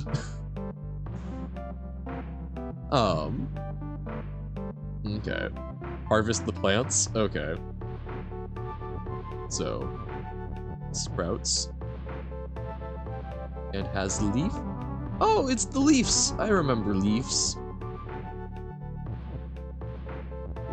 Leaf me be.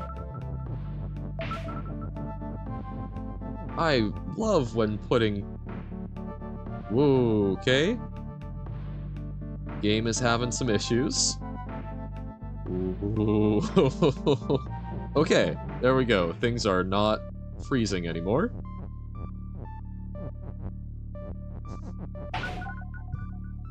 Made the bonus text green? You did. Leave destroys multiple leaves at once? Hmm. Oh, yeah, nice. It's... See, like, this with this decoration, I could see this fitting...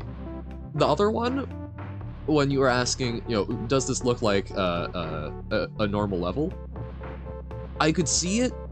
I could see the structure being one, but the aesthetics in this, I could absolutely see being a normal level because there are plenty of normal Baba levels that made me go, ah, my brain, my occipital lobe cannot deal with all of this. But very nice. Very nice. Ah, and you have Leaf is Leaf. So this is the fixed level. Julio. I applaud you both. Thank you for showing me some very interesting things. We got to do, we got to see part of the development process, which is very cool.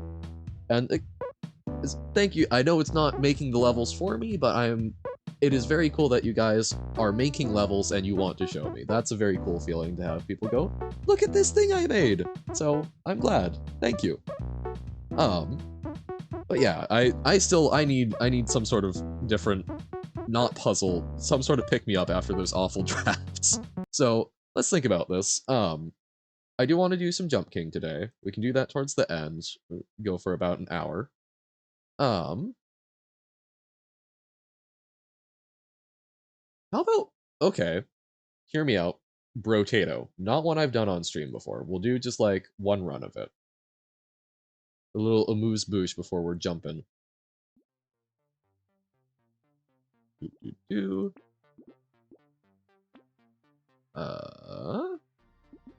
Wait, can we actually make this whole screen? Whole screen? Full screen. Full screen. There we go. Alright. Brotato is a lovely little sort of, think Vampire Survivors like.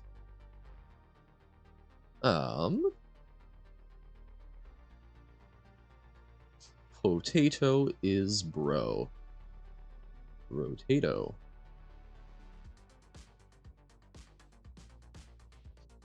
Dun dun dun. So we'll just do like one round of this and then some Jump King. But nice, good things that can be done without having to think too hard, so we can just chat, have some fun, do some vibing.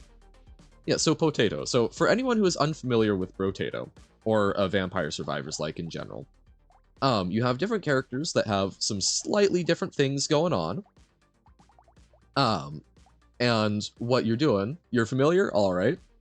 But for those who are not, basically, yeah. You pick a character, you've got stats, and then, yes, eggs. Although I think they're meant to be potatoes, even though they look a bit egg-like. And then you pick a character, they've got some slightly different stats, and then you're fighting through waves where you gain experience and have a shop to try and level up your stats, and you're trying to make it to wave 20.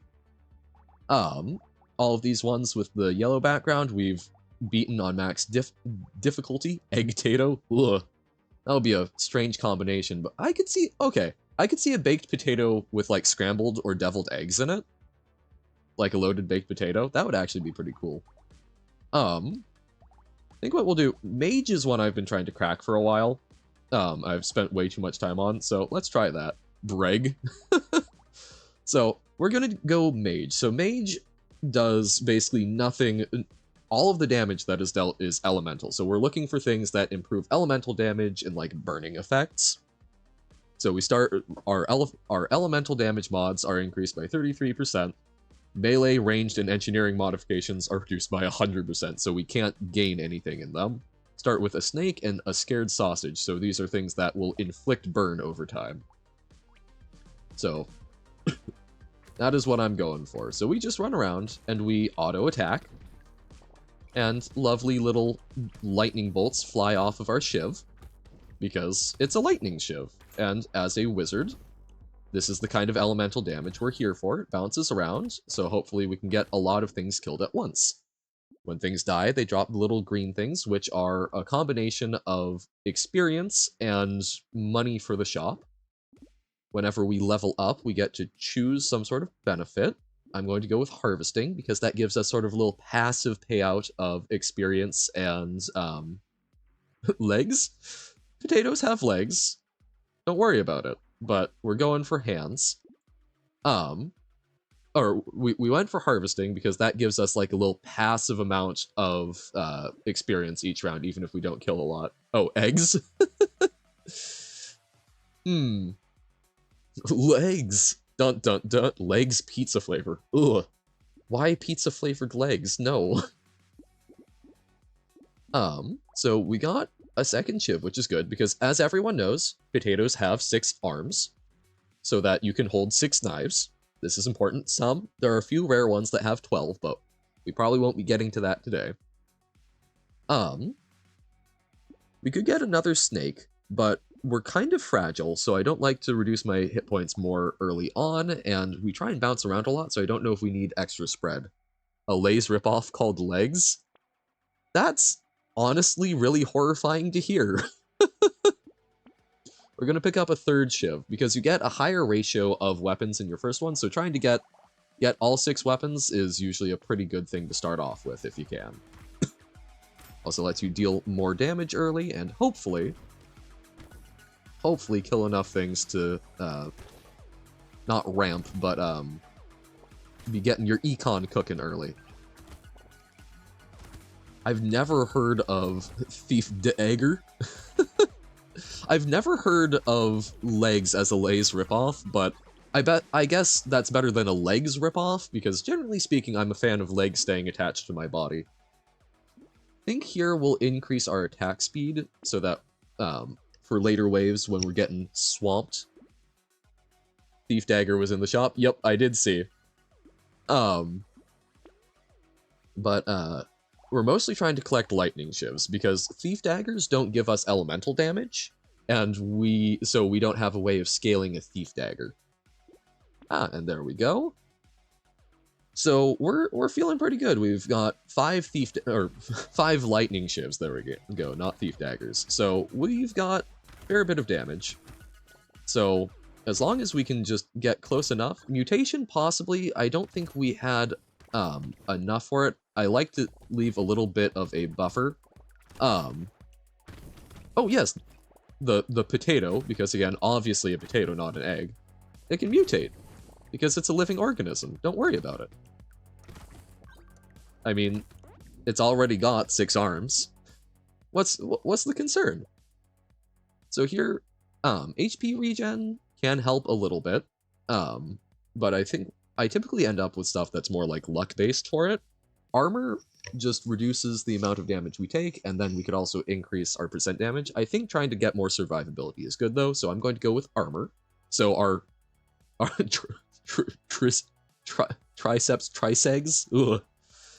Oh, yeah, what if all human muscles were just replaced with egg? Ugh.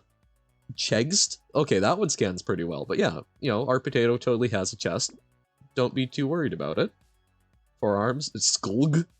Ugh. And here we get to scale our elemental damage, which I think is a bit better than dodge. We want all of the elemental damage scaling we can get. Beg. Back, beg. Or baba. Lunge. Ugh. I don't even know how to approach pronouncing that. Tazegs. Alright, nothing here that's of super interest to us, so we'll reroll, and there's a lightning shiv. Love it. We'll also pick up lumberjack. I like to chop down trees. Glass eggs.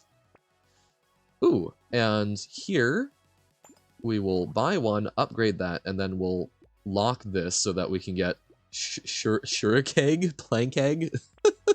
The Legtro? Yes. Maybe we can, maybe that should be my injection. So maybe rather than, like, one of the many game concepts I have on the back burner for things to make, I should make a Brotato ripoff that's just egg. Breg. Don.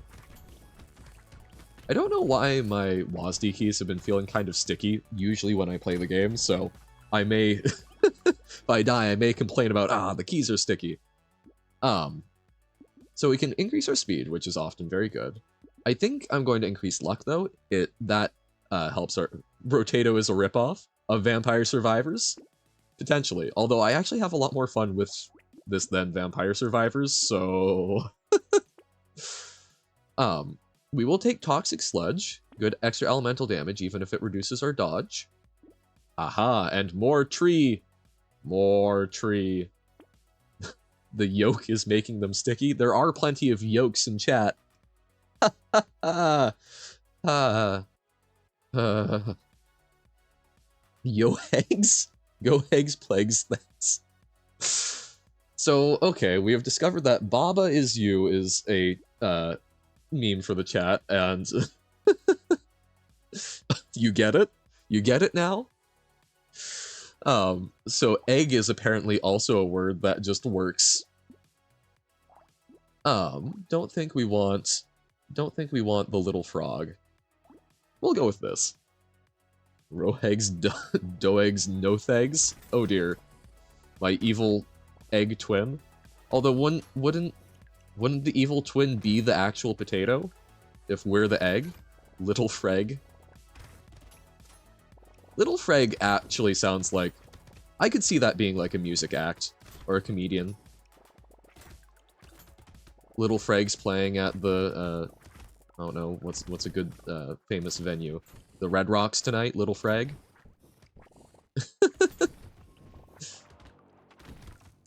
Good. Anything that makes you smile is good. Well, okay, maybe sans murder, but we'll still be happy that you're smiling, right? Okay. Uneg Pokeg Gegmer. Okay, sorry, brief aside, this is reminding me, one of my friends was very tired a few years ago, and wrote a note to himself on his phone. Wrote a note to himself on his phone that was just the names of various people with all of the vowels replaced with oob. So like Johann was you would probably pronounce the J as like a just sound, so Jubhub Jubhuben. There we go. Johann lore so big. Yep, there's so much Jubhub, but Jubhub, right? Because the N is still there. And that honestly provided almost endless entertainment of just taking various names and replacing the vowels with oob. Carcieg 8. So yeah, this is very, so it would be Kuber Sub Oob. Oh wait, no. Hold on. Carci. So Kuber Sub Oob 8. Kuber Sub Oob 8. So yeah. I don't know. Yeah, Jubhuben. Jubhuben. Jubhuben Plubis. But yeah, I don't know. There was endless entertainment to be derived from that, so I'm glad that egg is filling a similar thing. Didn't replace the ooh because Uno Pokemon Game Egg. So I don't know. It's given me similar vibes. And so if you were held at gunpoint and forced to smile, yes, okay, fair enough. Most things, I feel like if I can make someone smile in a day or laugh, I feel good about it. Even if I didn't directly cause it, if I can be around that, I still feel good. I think people's laughter and smiles are important. Fingegs? Nose. No, please, disclaimer, please do not put egg in nose. Fertilize egg? I mean, that could actually work. And I think we actually probably do take it, because we don't care about melee damage, so harvesting, pure econ, Yoheg, Yegheg for the full replacement. Lightning Shiv 2. We'll reroll once. Oh, coffee! Oh, we don't have enough for both. Do we upgrade our Lightning Shiv, so more bounces, or extra attack speed? I want extra attack speed. Gummy beg zeg keg. Just egg and nose. No. Please, no egg and nose. Okay. Well, okay. you're going to learn something very shameful about me. So one of my favorite snacks are wasabi-coated peas. I love wasabi peas. Those make me very happy. To prove my spice tolerance at one point, very young, stupid me at a YMCA camp went, you know what? I can put a wasabi pea in my nose and not flinch. So I put a wasabi pea in my nostril, and you know what? It hurt like the dickens, but I did not flinch. So perhaps I am not the best person to be doing a PSA of please do not stick an egg up your nose, because I am obviously not responsible surrounding this wasabi egg. Ooh, and extra attack speed? I think we'll take extra attack speed over the extra elemental damage this time, because it's a slightly higher boost. And plus 15 luck! Yes! We're cooking! Luck for the trade of elemental damage? I think not. And our first epic, Shiv. Extra damage against bosses and elites I actually like a lot, so we'll go with that. And we'll call that good. Reflex. Again, I like the ones where it does actually, like, almost scan, flinch egg. But, like, reflexes? It's close. It's close enough. It's a proper pun. Silver bull egg. Dun, dun, dun, dun, dun, dun. Whoop. I would like some speed. I'm feeling a little outpaced by the things around me, and I like to not get hit. Legs. Yes. Legs is perfect.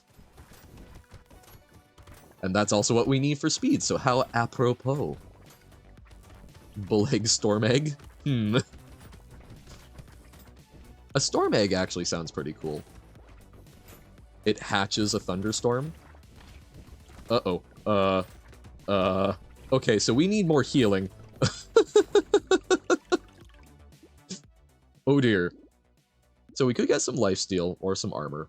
I think we'll do some lifesteal.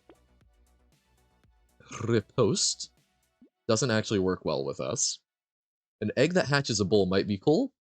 The thing is, that already works, right? Because technically, I mean, it's not like a hard-shelled egg, but bulls are mammals, and so come from an egg. Just an internal one. Yay, toxic sludge. Sludge! Nom all sludge. We will also do lightning shiv, and energy bracelet is all upside for us. But yes, we definitely we need some more things to keep us alive. We only have 18 hit points, but we do have pretty good damage. So we're glass cannoning hard at the moment. Eggergy brace egg. We don't want to get too close to these things because they will kill us very badly, and we're just kind of trying to pick off the small things and then bounce shots at the things that we're worried about. Oh god. This is just me making panic noises like Hades all over again. Don't get trapped, yo hag. You know, I thought potatoes in and of themselves were already mimetic enough. I find it fascinating that, I do find it fascinating that, egg has supplanted potato. Okay, I don't want to do anything to subtract from my elemental damage, but we really need this speed, so we're gonna take it. Attack speed, I think, is still quite useful. We could take luck, or no, lifesteal we go for. And dodge. Yes! Beg. Beg. Awesome. Reroll. Tooth. So we can slow things down. Reflexes.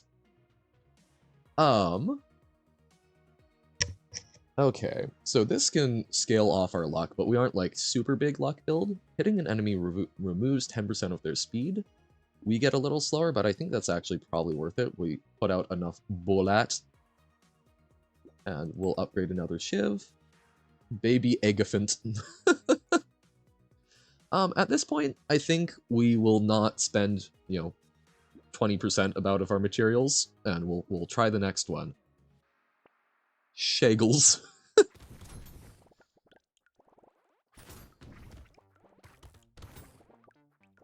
See, Shaggles also sounds like I'm thinking like the Wiggles, the like kids musical group. I can totally see the Shaggles also being one.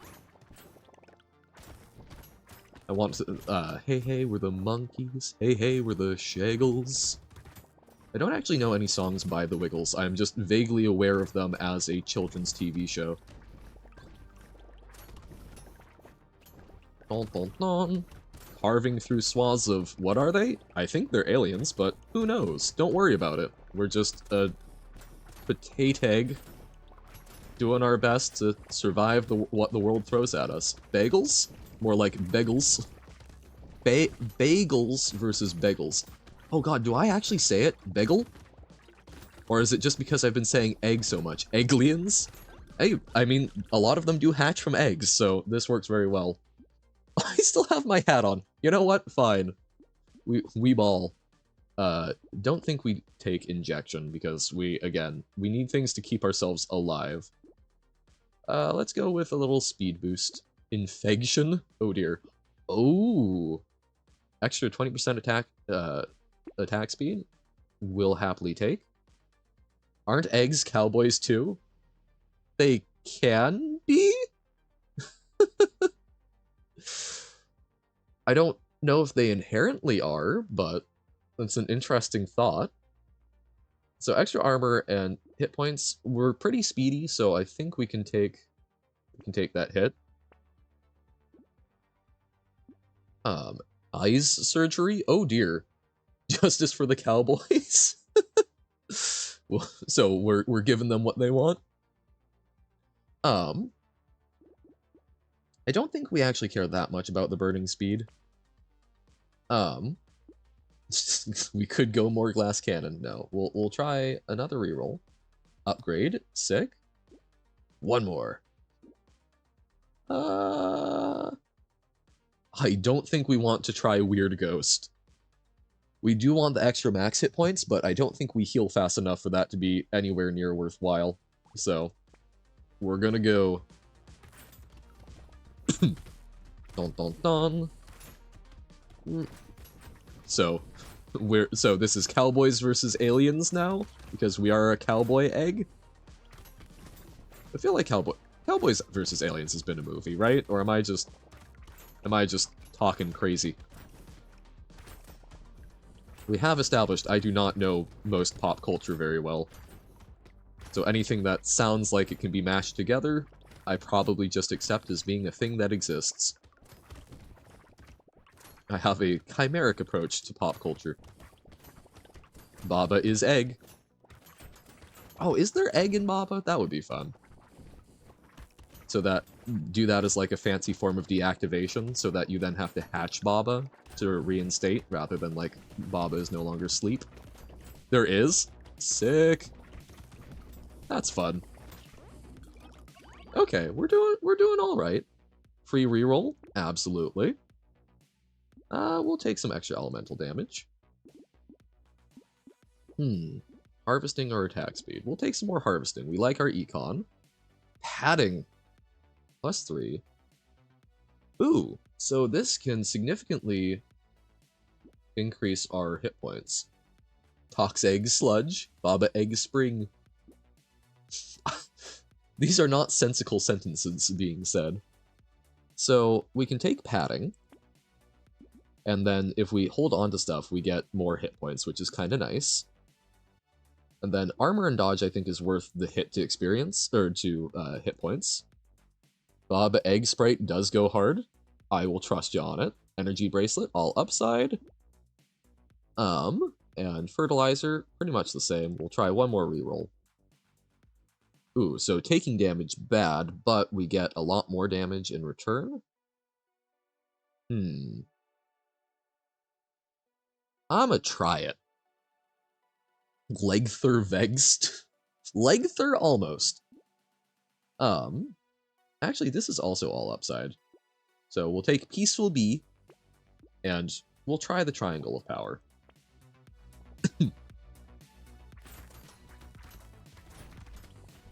We like when we can get ricochets going, because we have so much bounce on our shiv.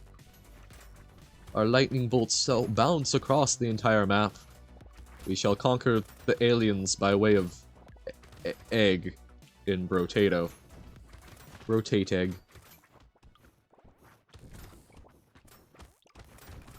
Bum ba-dum bum ba-dum bum. Does the game have checkpoints? I think you know very well with that Kappa face that it does not. The checkpoint is the character selection screen. Rotato?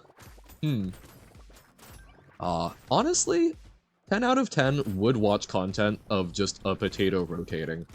Like, put a potato in a microwave and stream that for several hours. Occasionally, maybe switch it out once it, like, fully explodes. So, plus 1% damage for every permanent 1% speed you have. We'll take that. So, we'll try and get more speed. Big. I think...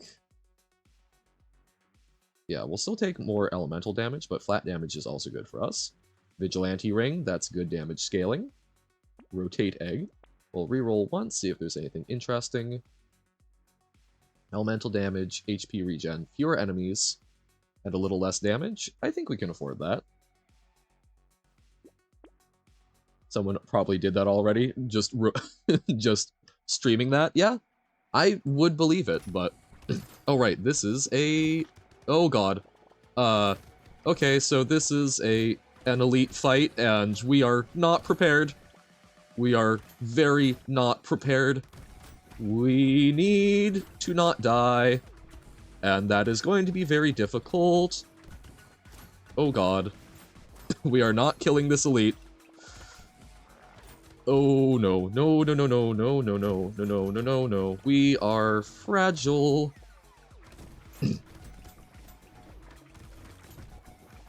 Okay. We thought we were dealing enough damage.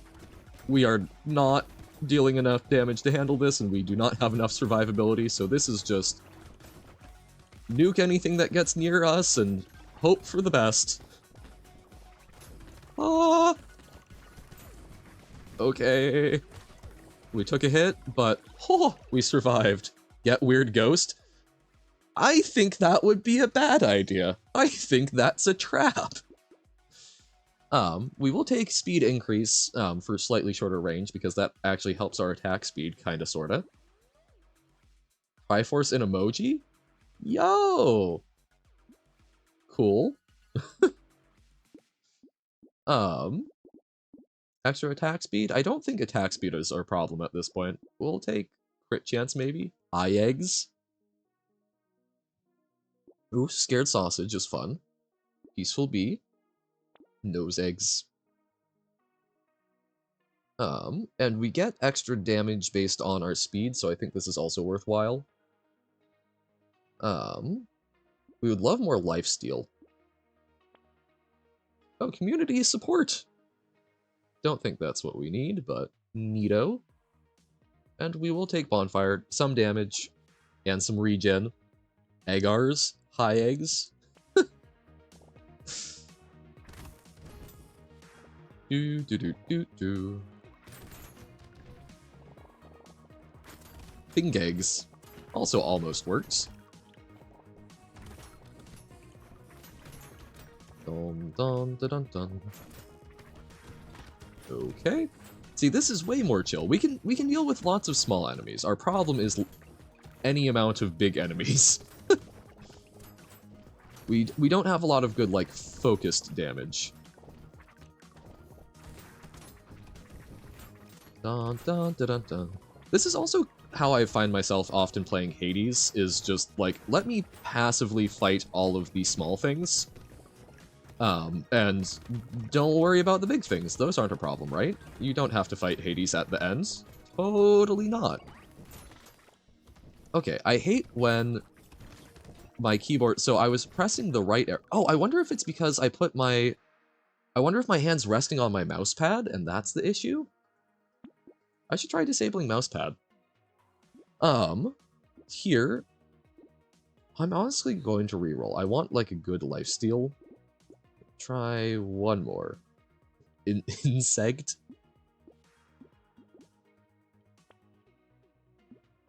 Okay, well, oh, okay, we'll take dodge. Dodge is also good damage mitigation. Bowler hat. Harvesting and luck. Don't think we need those much at this point. Reroll. Alien magic. HP and HP regen at the cost of luck? We've got decent luck. Sure. We'll take it. Ooh, we could take another padding. Extra hit points. Alien magic. Do we actually want the other padding?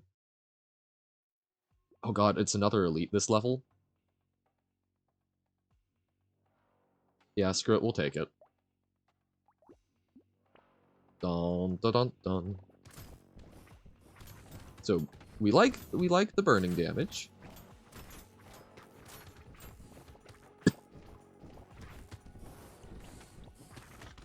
Oh dear. Okay, nope, it's not just the mousepad. My hand is nowhere near it, and still having issues. So I don't know why my computer likes to do that, but it is very, very frightening when you cannot move the direction you need to move to avoid getting murdered. Oh god, we need to find one of those. We need to pick up health. I cannot look at chat, I'm sorry. Just doing some trolling. Oh yeah, just making it nice and annoyingly difficult at the worst possible times. Duck and weave, serpentine, serpentine. It's pretty much always going to the right. Well, now I can. Don't think laser turret actually helps us, so we'll take the money. Go on, take the money and run. Dodge, okay. Reroll, scared sausage, sure. More burnin'. Burninating the countryside. We're Trogdor. Trogdor. Ooh, and we can get another high-level weapon. And I don't think we actually need the elemental damage. However, Garden could actually be quite good. Sauce egg. No, I like Garden because that seems to be a lot of our healing right now, so we will absolutely consider that a healing item. So now we know that if things are going bad, go to the Garden. Do do do do do. Yeah, I hate it. It like jitters. It's not that it's even like not responding. It just decides to sometimes not respond well. And it's only in Brotato that I've noticed this. So what is up with the D key?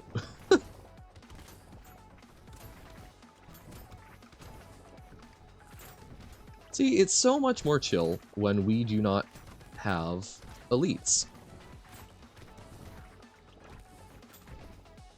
Yeah, okay, I just pressed D, it paused for about half a second. Wonky.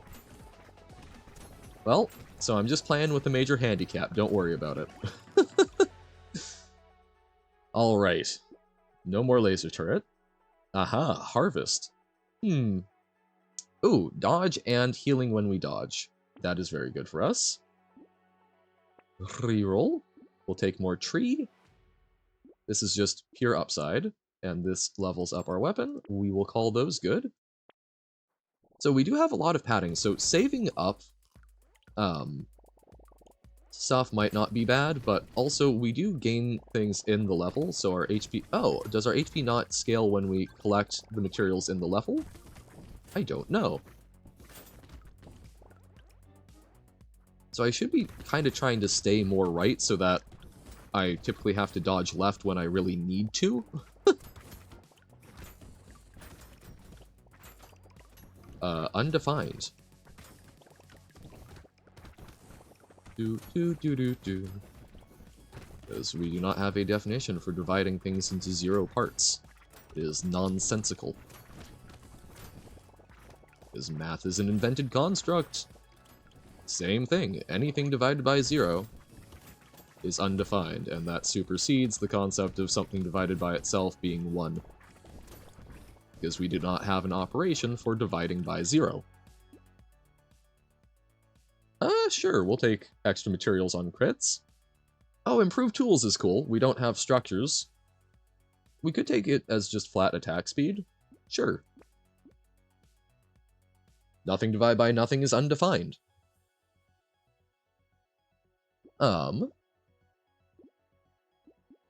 Because we do not have we don't have a concept for dividing by nothing. So we will take a little more armor here. Bait scares me. At some point I'll learn how to do fisherman, but I am very spooked by that. Reroll again.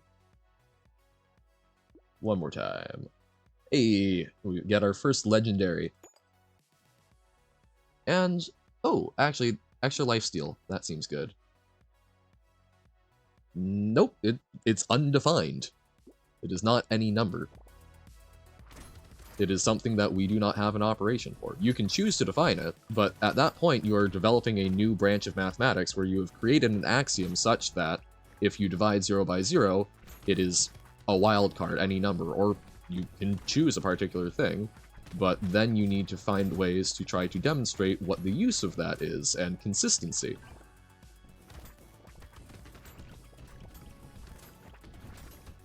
Which I believe, I would be highly surprised if people had not already tried approaching it in that fashion, because there are a number of times where we run into 0, something that gets divided by 0 and it being undefined, which it would be kind of nice to maybe be able to have it be defined, but having it be undefined is usually a more useful concept, and ergo why we stick with it in the field of mathematics. At least that is my layman's understanding of it. Did not beat the elite, but we were doing more damage there, which is cool. We're not going to sacrifice lifesteal with that, so... Extra speed? Nope. Again. So, you can define it that way, but by traditional mathematics, that will be argued with you. Or, people who are making a livelihood out of math will argue that. Because there's not a lot of use to that definition. Wisdom, I think, is good. We can survive the early ones and then hopefully scale later on and hopefully finally kill the thing. One more. Ooh, extra regen? Seems good to me. Wave 18. Infinite isn't a number, it's a concept. Yup. So you could define in some fashion that you would create an infinite set of possible answers, because Robert was talking about the concept of it being any number, so you could perhaps make that argument. No, infinity does have a definition, does it not? Because otherwise, the concept of variable infinity would be essentially worthless, right?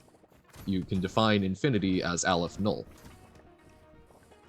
The set of all, the concept of not ending, right.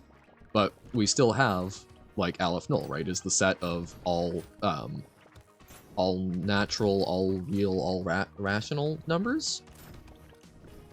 So that is a definition of infinity. So, if you're saying that 1 divided by 0 is infinity, you could define it as specifically as equaling Aleph null as it is any number, yes? We'll take a range reduction for some damage. We'll take a little extra lifesteal. No, Aleph null is not a number, it's a set. I'm being math trolled. We like tardigrade. Also, tardigrades are just a cool animal. Like, there's... extremophiles are neat. Flamingos are also extremophiles, which is super cool. And this is all upside as well. Its number? Ah, I see.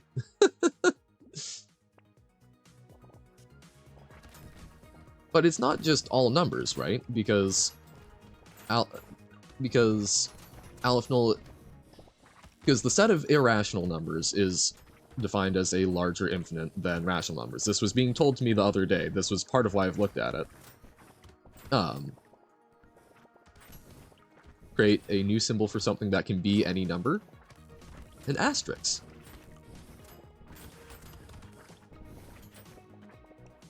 But yeah, I mean, like, the beautiful thing about math is that it's invented and then we mess around with it. Well, again, though, that would be something that you need to do for your new branch of mathematics, because math has already solved that problem by saying it's simply undefined. We do not deal with a division by 0. You would need to create a new axiom in a whole branch of math. Which is fine, go for it. Go get your math major. Recycle. And sure, we'll take 3 damage. Simply undefined. Charcoal.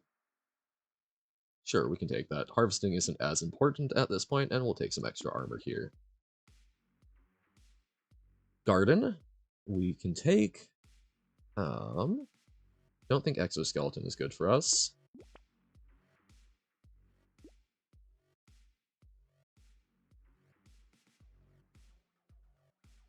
Yes, because you're multiplying by nothing.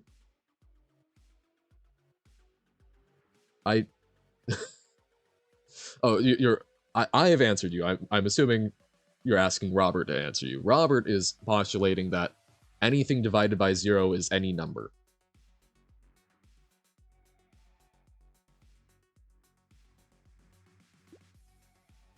I'm talking to Robert. Robert is saying things, I'm assuming, just to try and be funny. I am trying to derive some amusement by treating it in good faith. Yeah, I think we just hold on to our materials here. I think we're set up.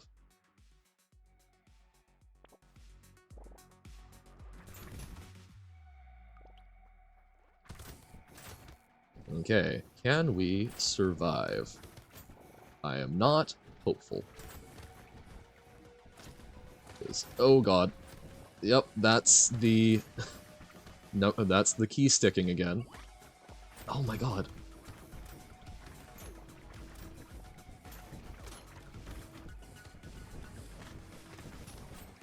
I think... I think we may have reached our end. Oh, I should have gone endless because we need to kill these to win, don't we? Oh no. This run is gonna end with a whimper.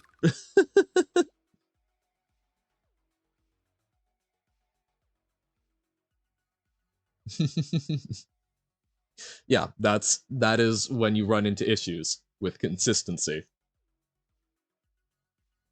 Yep.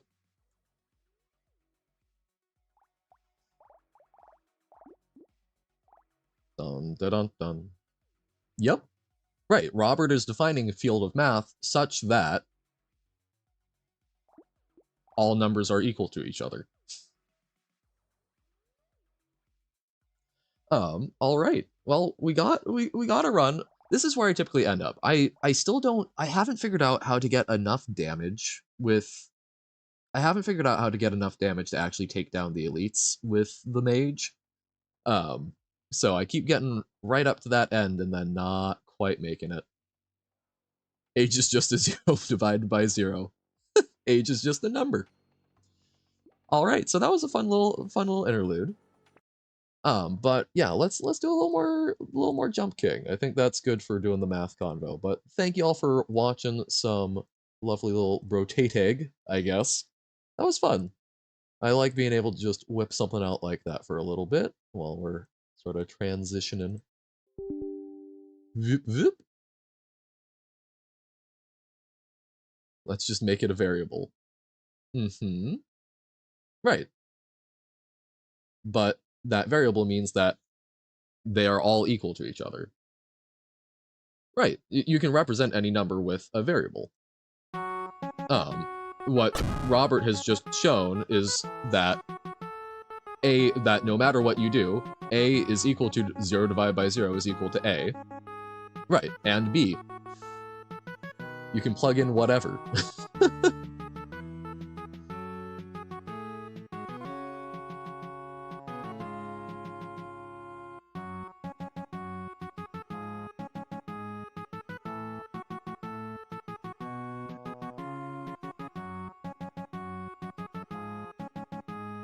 Dun-dun-dun. Jump King. And tag Jump King. Yes, by the math you are trying to develop there, Robert, that is a correct statement. Not widely accepted by mathematicians, but if you want to go out and write some papers, you can do that. Okay, that's right, we were starting off highest we've been. So, this is one, I don't know if we want to, like,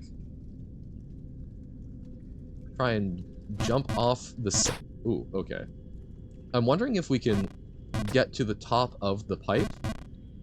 So, we can't do it that way. I don't think we've got the right angle for otherwise. So, do we need to go... We don't need to land on the pipe, we need to go up and over it? No, but then we hit the ceiling. Oh, man. I'm not sure what to do with that jump, so it's going to require experimentation, and experimentation is very painful in this game. Like so.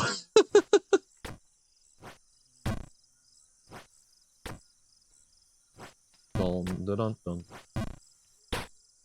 No, math is a very neat thing, especially when it gets into understanding how to gain I like statistics, I think is probably my favorite field of math. Just understanding how...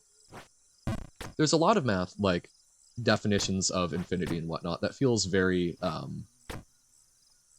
abstract, but statistics, usually fairly well-grounded. Because any number times 0 is equal to 0.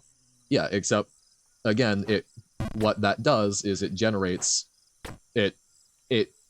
If you accept that, what happens is the entire system of numbers breaks down, so to reconcile it, we simply say dividing by 0 is not a meaningful concept.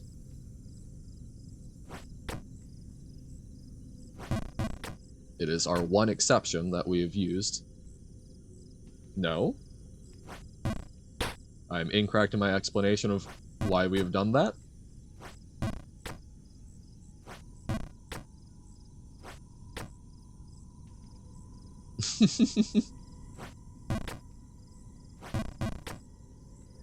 Right. We have defined it such. You can come up with a different definition, but then you have to do a whole bunch of legwork to build on it. You can't... That is not something that goes off of the rest of mathematics. Yep. And you can say that. It's just not practical, not meaningful. The rest of us are going to keep doing math that... The rest of us are going to keep working with the things that we've built on. Doesn't hurt to revisit stuff. I think, genuinely, it's a good thing for ideas that were discarded to be revisited. But,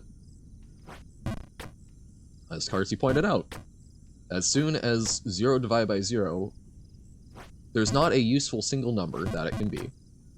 And if you go, has everyone gone through, but why can't you divide by 0 phase? I think everyone who is understanding math when they're dealing with it and not just accepting what the teacher's telling them, I think everyone has, yeah. Because it does feel like, because every other operation...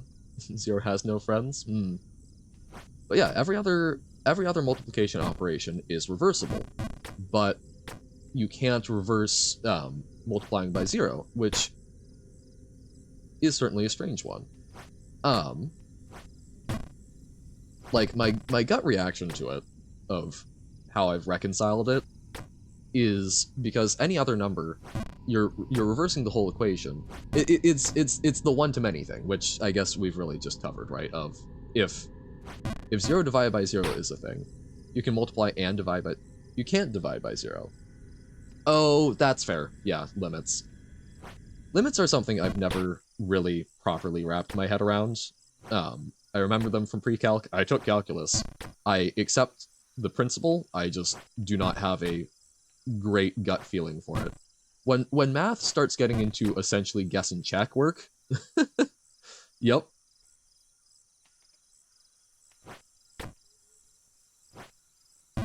As I forgot, because I remember as a limit approaches infinity, I did not recall as something approaches 0, but yeah, for graphing and such. That's again, I'm trying to do a lot of math review. Because math is neat, but it's also something that there's a lot of it that is useful for very specific problems that you don't use in day-to-day life. You've only had limits that go to 0? Ah. That's, yeah, the most recent ones I was working with were limits that basically as you approach infinity. So dealing with basically... I don't remember what they were used for, because again, this was God, how many years has it been? It's been quite a few years since I last had a math class. I mean, like, you know, for an irrational number, right? As the limit approaches infinity, it will approach a particular number because you're increasing your precision. That's typically what I think of limits as being for. Multiplying by infinity, but loophole. Yep. Well, it's not even multiplying, right? It's repeating something ad nauseum. If we were to keep doing this forever, well, okay, I guess that is because multiplication is essentially addition by a particular number of repetitions. So I guess if you add something ad nauseum, that would be multiplication functionally by infinity. So fair enough, fair play. Just waiting for Personal to show up and go, what are you doing to my math? Saying nonsense, but saying, I can do this. What if you multiply infinite squared? I mean, that's, again, I was looking a little bit at the concept of different sizes of infinity yesterday because of stuff that Personal Plague was talking about. And I think you were also talking about, Carsey? I can't remember. I'm real bad at remembering who said what. But talking about the, like, the cardinality of sets of all rational versus irrational numbers. So I'm still not great at the, like, I can wrap my head around Aleph Null, but then, like, dealing with the ordering of things and omega and such, because I remember you can get to, like, omega squared, and it's like, I've lost the thread at this point.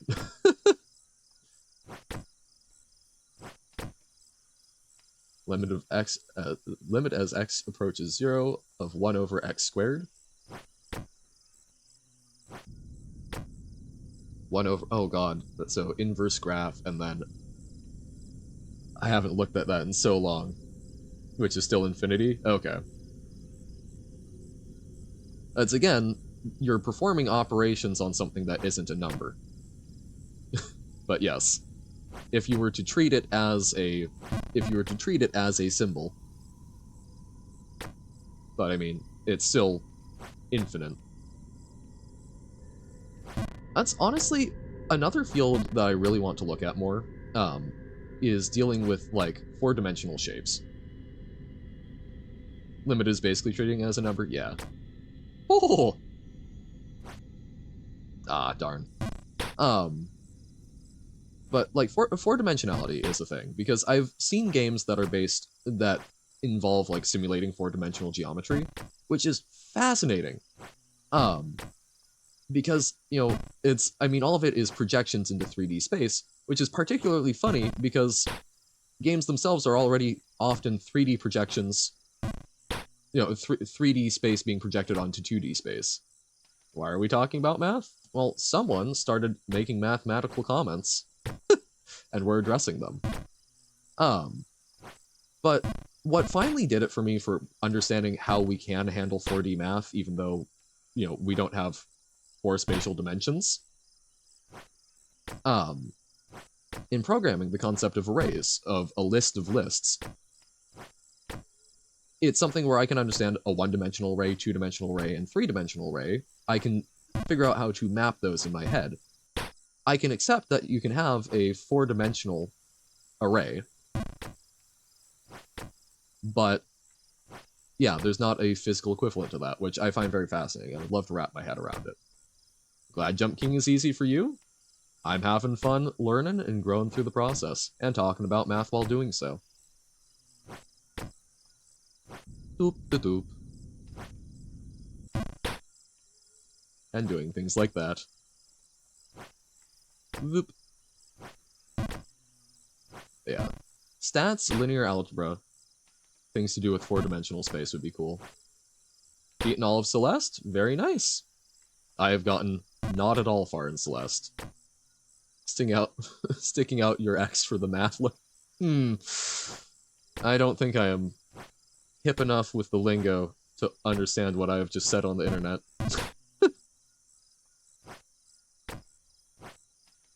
I might at some point. I do not currently want to revisit Celeste, because I got very frustrated with it. And I might revisit it if I get a controller, but that is not going to be happening for a while. We're doing jump kitting for a while, and then we'll go over to Hollow Knight, and we'll see from there. Whoop.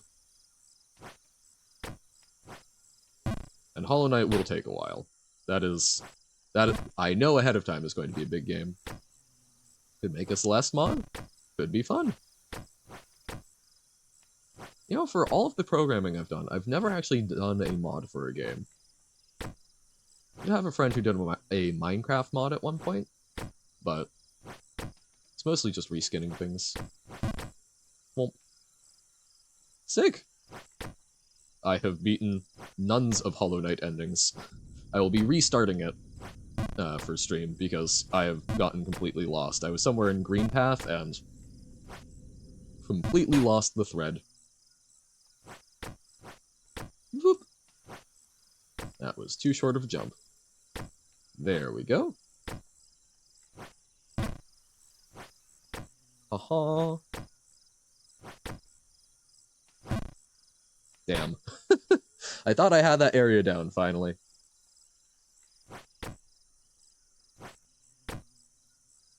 Ah.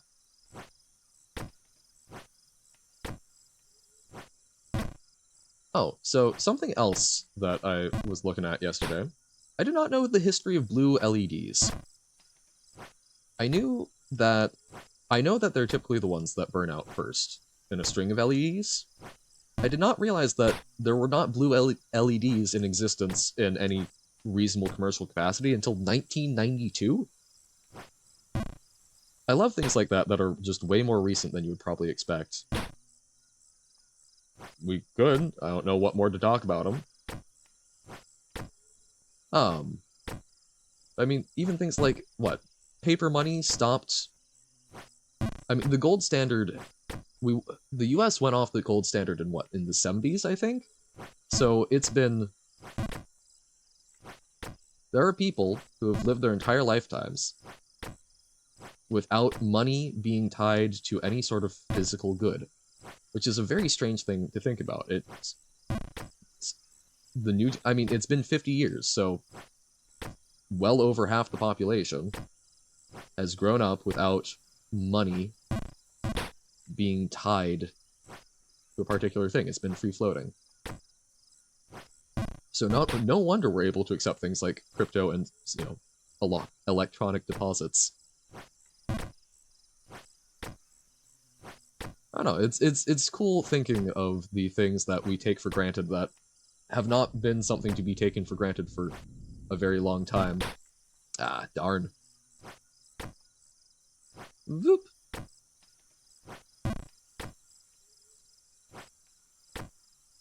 Remember the good old days when Pluto was a planet, not a dwarf planet? Now I just sound like a crotchety old ink blob. And I saw something that, while the Brontosaurus original was, you know, a composite of two different dinosaur skeletons, it was, in fact, apparently one of the pieces, I believe the skull, was actually a new species, which has now been named the Brontosaurus. Can't be doing this to us!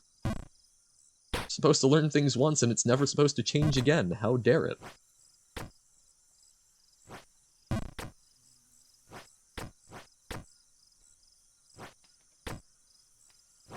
Dun, dun, dun, dun. Back to the sewers. Haha. By saying that's what we're going to do, it worked. Something manifesting. I'm going to jump on the platform. Haha. So is that what I've been doing wrong in Magic? I'm going to win this game. Voop, voop, vop. And just... Oh, that was too much. I was like, just a little baby jump. It's too late.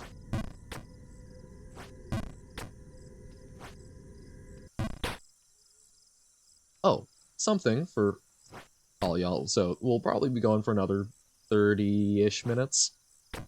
For anyone who sticks it out, please help me remember, I need to get into the habit of rating people at the end of stream. So if y'all have any recommendations for people that would be good to send y'all over to, let me know.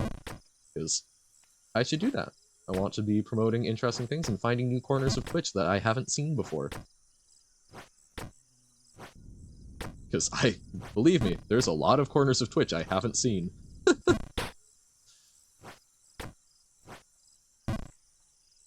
Womp.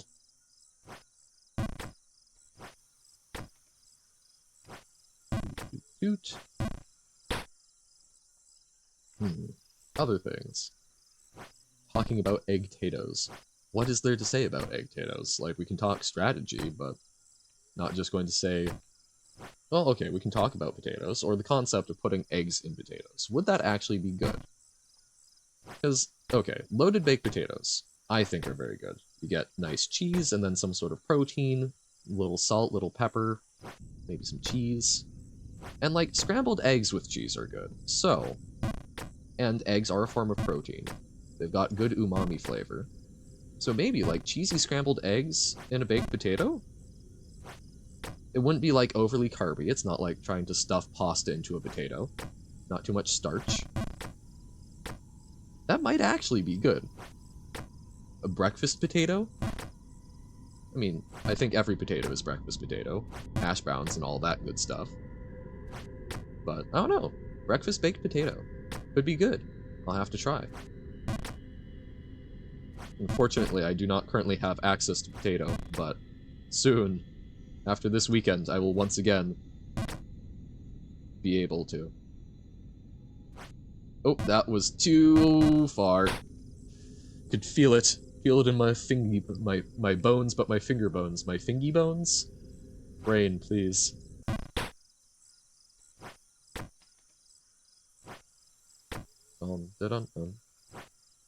Oh, now I had one friend who, for breakfast, would always, like, cut a hole out of a piece of toast, and then crack an egg into the hole, and add in a bit of cheese. So, basically, the scrambled egg baked into the toast with cheese, and my god. Should not be talking about these things when I haven't eaten breakfast yet.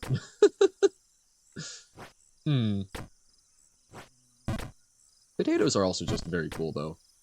I mean, it's not something often discussed, but, like, potatoes, really the backbone of the Industrial Revolution. We would not have computers without potatoes.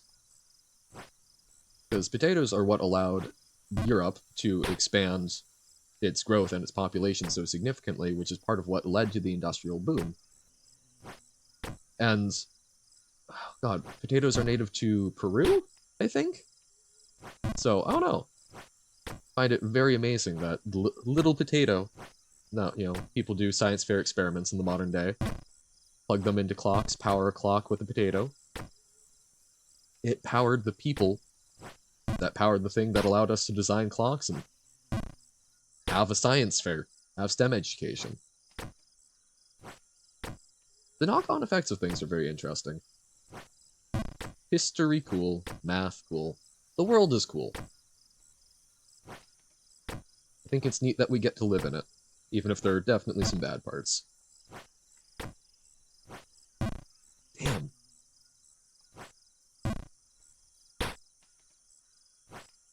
Oh, dun dun dun dun. I can't remember the name of it. Roslyn? Roslyn Chapel, I think. There's a chapel in the UK, I believe in England, that has a lot of carvings that there's a lot of questions about. Because a lot of the patterns appear to correlate to patterns produced by, like, have you ever seen people put a plate on a speaker, and then put some like goop on it, some cornstarch, some non-Newtonian fluid. Um, the patterns that get made in those things, you can use those to figure out, it will be consistent because of the sine waves produced by the sound, by the tones being produced. The chapel has carvings that seem reminiscent of that and form somewhat cohesive music, which is cool enough in and of itself, but there's also a number of designs on the wall which seem very similar to like corn, New World maize. Because corn, I think technically, at least for a while, at least at that time period, would have referred to any sort of grain. So like wheat and such would have also been corn in British terminology. Not super clear on that.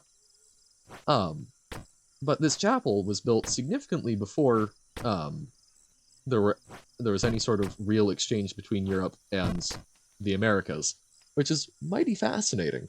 Howdy, Aya, salutations, how goes it?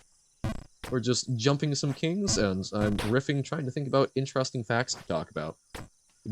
We did some Brotato, which we then decided apparently was an egg, and we're going from there. How goes the life? I did see in Discord, I was gonna reply to it, but I was already running late. You've been playing some Magic, which is very cool. And red is a very... Yes! And red is a very good color. Color of emotion and burning things. You said that you were less fond of black, it sounded like. I like black. I like some of the things it can do, but I like pretty much every color, except blue. I can even suffer blue a little bit. What were your favorite aspects of it? Womp bum bum bum. Do do do do. Didn't get good draws with black when you played it? That's fair.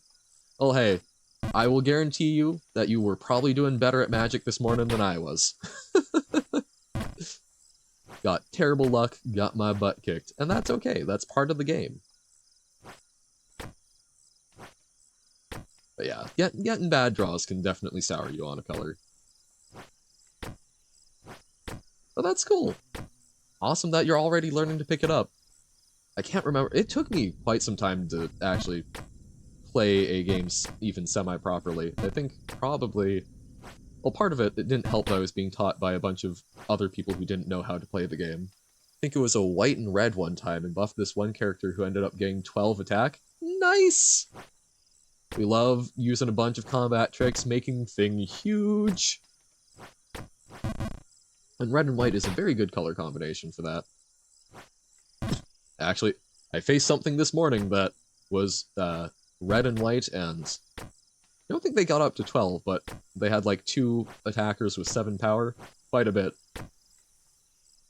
Oh, against a bot and not a person? Well, hey, that's still learning. And also, it's a tried and true tradition. I'm guessing, so you were playing Arena, you were playing the online one. That's good old Sparky. And you know what? We are always happy to beat up Sparky. Did 2 people matches? Nice! That's very brave. Because I know the bot matches are untimed, so jumping right into a timed match? Hell yeah. I'm impressed. So I actually, a while back, taught my mother Magic, and she occasionally plays on Arena, but she is still too scared to do matches against people, so doing better than my mom in that regard. Both ended up resigning? Ah. Well, you just intimidated them too much. You were too strong, too powerful. Can we get back to the sewers, please? Blue and red? Is it? Or, oh, Prismari is the recent one? Green is meh for you? Okay. Well, yeah. Green right now is kind of in a weird position, because a lot of the decks that exist are very good against what green likes to do. But green can do some very fun stuff. Green go big. Green go stomp. And green can also work very well with white. And red. Green and red together like to play a bunch of very big things that go very fast. As opposed to red and white, which like to play a bunch of little things that go very fast, and then you find ways to make them big later.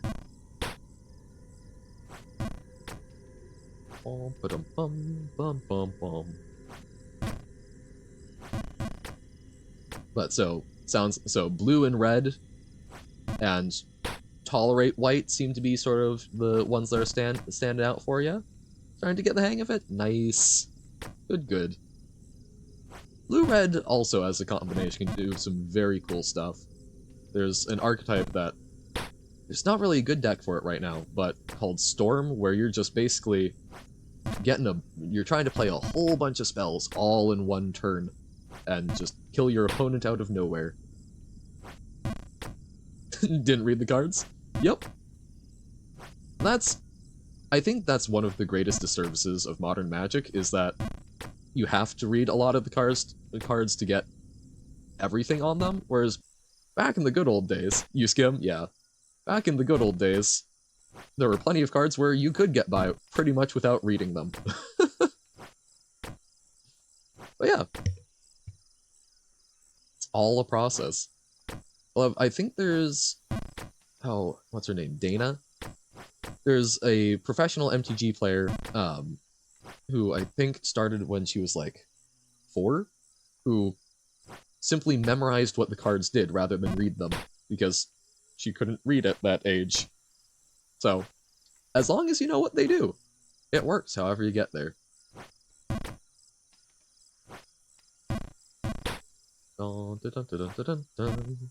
Womp. Okay. Back in phase. Nope. Out of phase.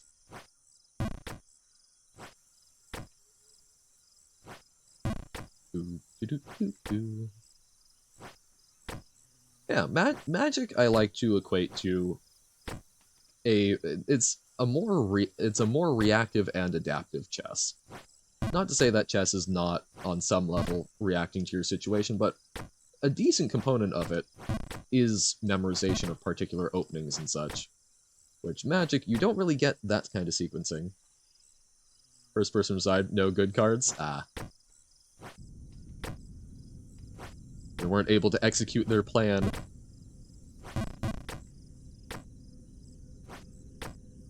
A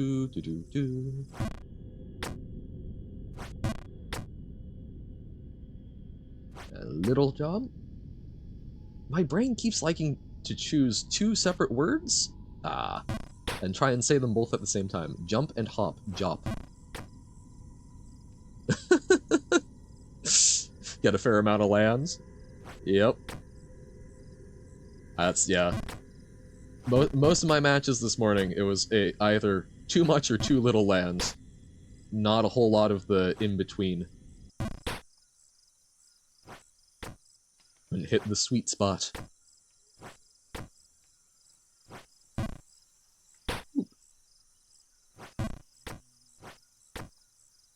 But there are fun things. There are some decks that will like run more or less land, so you get into decks where you're tweaking with the statistical draw rate. So, like, little mono red. Red is your favorite? Well, hey. There's a lot I will say, mono red is something that typically exists in pretty much every format. So if that's something you like, there are different ways of doing a similar kind of play pretty much no matter what you do. Whether that's standard, draft, vintage. There's enough good red spells that let you move fast and break things. Damn. Oh, by the way, I know you've said that you haven't been doing as much of it. How's the Sans fight been going? Is the Satanic Cult guy black or red if he is a color? Oh, the Satanic Cult guy. Oh, Rakdos? He is black and red. Or were we talking about a different one? I think we were talking about the Cult of Rakdos. Because, yeah, the Cult of Rakdos is black and red. Yep, because there are some characters that are. They combine a little bit. Yeah, I think he's black and red because basically demons are typically black. And then the red is because, yeah, you know, he likes fun. He likes to have a good time. We fought him this morning. There was someone who had Rakdos the Muscle. So we fought. Am I a demon? I wish to be. I think I'm more of a fairy, though. I've definitely tried making fairy deals with people. Trade intangible concepts for things like garlic bread. In color, in mana alignment, yes. In skin tone, oh, that is true. I am made out of ink, so that does also work. And ink spirit, you know.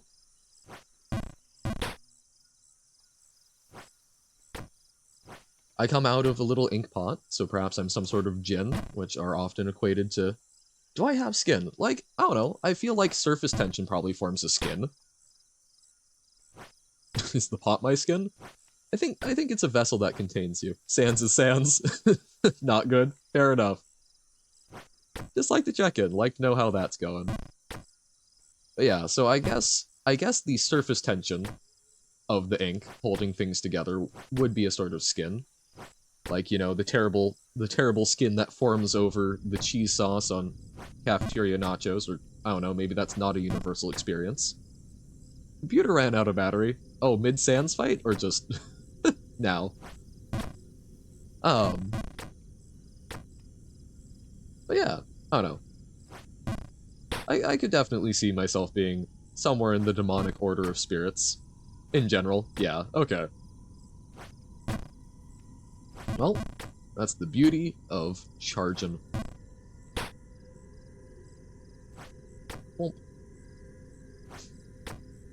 Well, that's the real reason you should have a PC, no battery. Been out of charge for about 5 days. Hold up now. Have you not been able to charge it?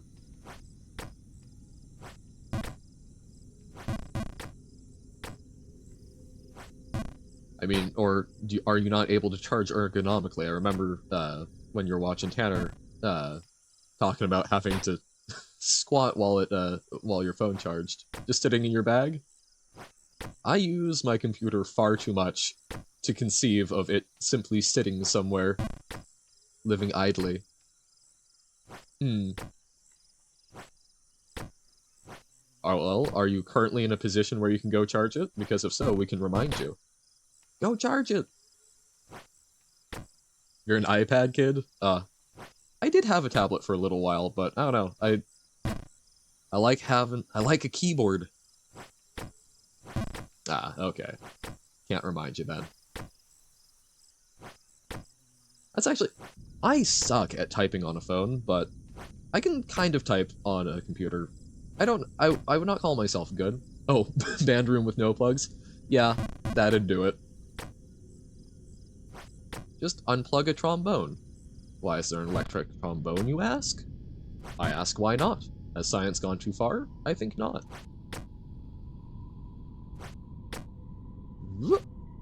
Ha ha ha ha ha. Oh, okay. No!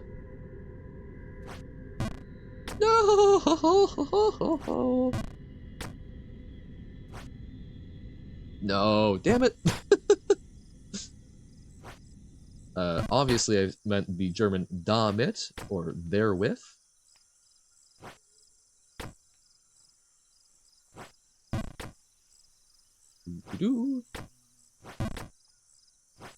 Oh, I had another thought. I do have those on occasion. What was the thought, though, Johan? See, I used to pride myself on somehow just looking at people and them forgetting what they were saying, and now I do it to myself, and I think it's karma. Oh, iPads, typing, yes. So, I would not say that I am at, like, a professional level of typing. I'm not at, like, 120 words per minute. but I think I can typically clock in the like 70 to 80 range, which is not, you know, like, I'm not going to be a court stenographer anytime soon, but even then, that's a whole different system of typing. Um, like, I'm not too shabby at it. On a phone, though, goodness, I am hunt and peck all the way. But so many people seem to have grown up not with keyboards, but the digital keyboards, and can type incredibly fast with their thumbs, and I don't know how y'all do it.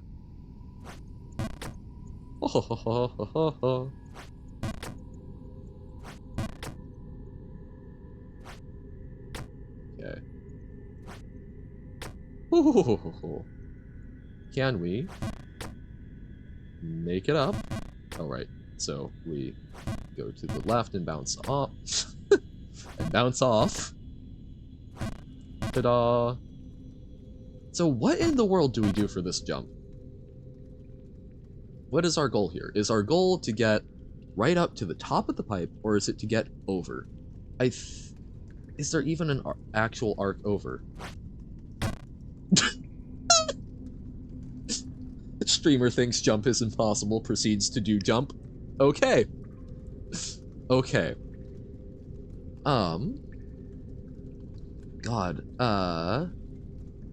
so then I assume we don't want to get on top of the pipe, so we need to do a couple of short hops. Yeah, this is as far as we've gotten. Jumpies. Oh. So we need to do a series of short hops onto the cages. That's gonna take me a while.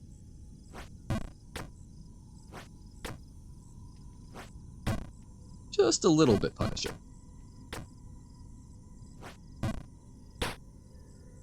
I used to have that jump dialed in, and now I haven't. That's always the interesting thing, at least to me, is when you lose some of the things that you have gotten dialed in, some of your muscle memory kind of goes away. Wah ha ha ha. Whoop.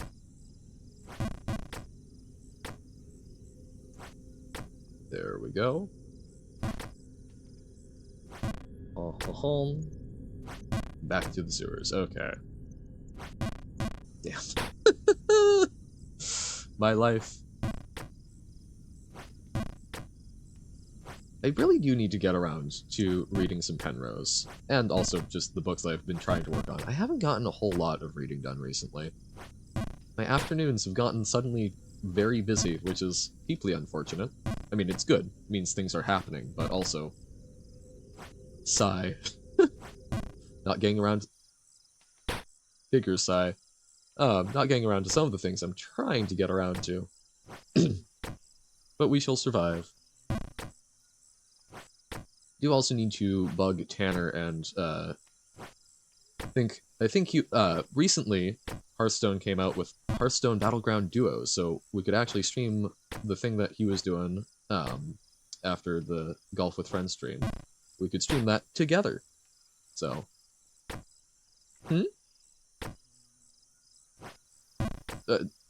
After... Wait. I mean, that just in general, just talking about it. Yeah, I need to get Tanner. No, sorry. I need to get Tanner to stream. Yeah. But working on it. His life has also gotten busy. But he does intend to stream more.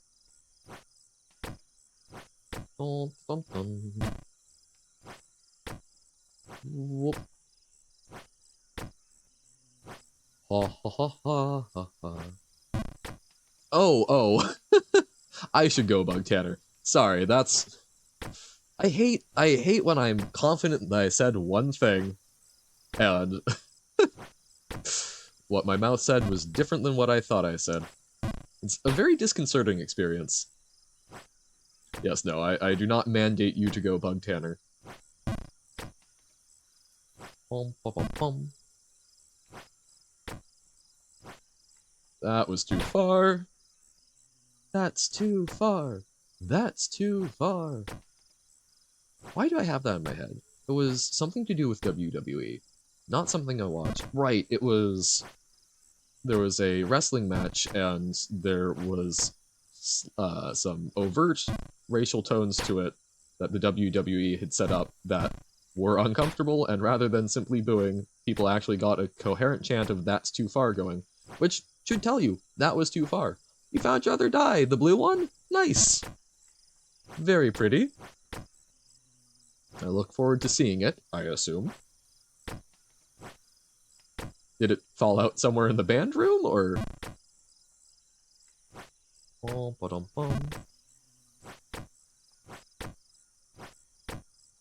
Or did the dice gremlin take it? It was in the shoe cabinet. It was on your shoe cabinet. Interesting. Not where I would expect to die, but that's probably why it was lost. Just plain blue? I mean, there's still a lot of different nice colors of blue. I was talking about blue LEDs earlier. That's a whole thing. It was... Blue is a very difficult color to produce. It's so high energy. Ah. It's also a very, like, specifically high energy. Oh, so there's a question that I don't have a great, I can't sit down and figure out the math. Purple is harder, but for naturally occurring materials, blue is actually more difficult, because at least for, like, making a blue light-emitting diode, right? Getting the proper energy band, even though it's a big jump to try and get it's a bigger jump to get purple and violet. There were some materials that were relatively easy to produce that had that particular band gap, but apparently blue was a much tougher one that required a very strange composite of things to eventually make work. But, okay. The question, why is the sky blue, comes up, right? That's a classic question from kids, and parents go, well, because it is, or, because it reflects blue light.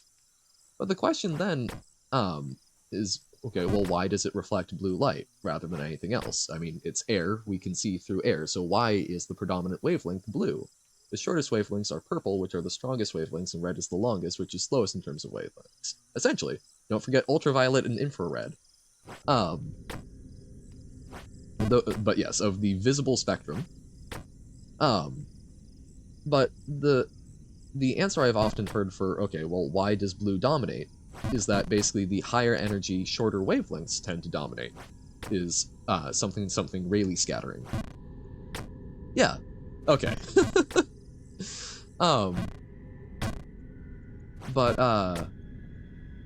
the question then is, if it's about the shorter wavelengths, why is the sky not violet? Why does it predominantly appear blue rather than purple? I mean, sunsets and such, obviously, but you go now? All right, farewell. Off to do great things. Well, yeah, I don't know. I don't have a great handle on the answers to that question. I'm sure it's just something about the particular. It's probably serving as some sort of filter, right? Where it catches ones that are slightly too high energy and that are lower energy. I assume it's something to that effect. But so that the higher energy ones dominate is just an oversimplification, but it's what I understand why the sky is blue better than the average child asking the question, which I think is a good thing, but I understand it just enough to not fully understand why it's not purple. So there's one if you're ever sending your kids off to school. There's a good question to make them ask the science teacher.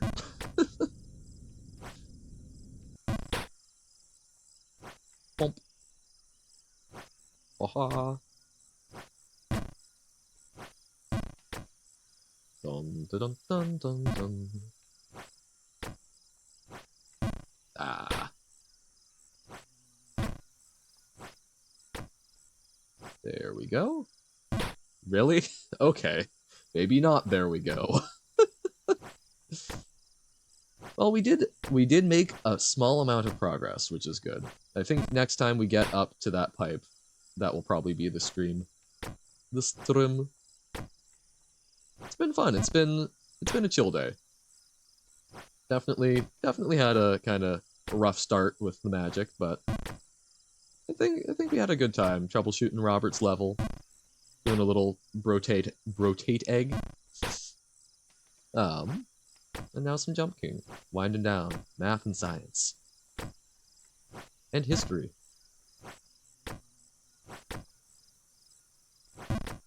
Whoop! Haha. Oh, I've mentioned it before, but the Monty Hall problem is definitely what. Oh, Monty Hall problem is one that I often go back to because it was very helpful for me finally understanding the concept of uh, so a sort of linking concept. It's like selection without replacement, where things where one thing follows after the other, where because you know that one of the things if one of the two things if one of the two doors has the prize, they won't reveal that one, that you are then gaining information about the remaining door. That, I don't know, that's a filter that has helped me understand a lot of other concepts in math significantly better. I like things like that, little anchors that do finally click, things that sit right in your gut, and then help you understand other things, build up other good gut intuitions.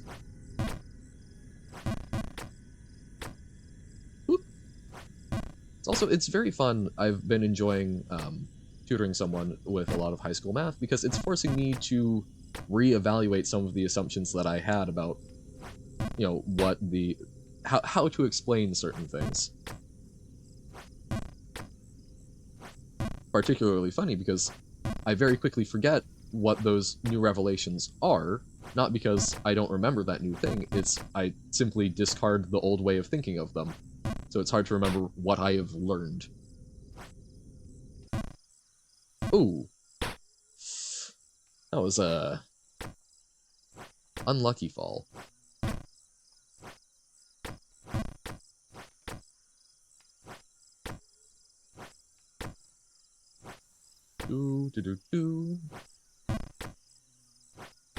Memory is honestly a very interesting thing, particularly because we don't really understand it, just like we don't understand most of our brain. But, we know that brain damage can be associated with memory loss, but it's not like there's a particular one place associated with the storage of memories. We found places that are associated with the formation of memories, but there seems to be distributed areas for retaining them, which is a wonky thing. Whoop. Oh my god. So, we're still definitely a ways off from Men in Black memory erasure.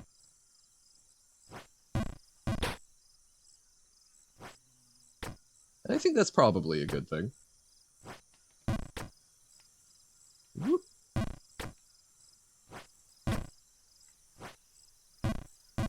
But also, like, the fact that whenever you retrieve a memory, it's subject to alteration, right? Because it's essentially, when you retrieve a memory, there's a sensation of, you're replaying it. It becomes malleable once again, so if you remember something at a particular time, it becomes associated with what's going on in that particular time, which can change what happened in the memory. But that's part of why, if you spend a lot of time thinking about a particular movie, while, you do that every time you pass a certain point in your walk, it will get to the point where passing that point on your walk will trigger that memory. It's the associations. Your brain rewires itself. Neuroplasticity is also just a huge thing. Like, I don't know, the fact that we have developed technologies that allow blind people to see with their tongue is so fascinating, because you have a camera that then basically maps the visual information in a very low resolution into electrical impulses on the person's tongue, and their brain learns to leverage the occipital lobe to do the processing, to interpret those electrical impulses the same way that they would the electrical impulses from the optical nerve. That's so cool. I mean, that's us doing that. That's our brain, and we don't even think about that. That's stuff like that. Absolutely fascinating to me. The ways that we can relearn inputs when people put on mirrored glasses and see the world upside down. The fact that they learn how to navigate that, and then it's difficult for them to readjust to normal. Okay, can we get back up this jump? Can we get to the pipe? And then you will all be free of me talking about interesting world things.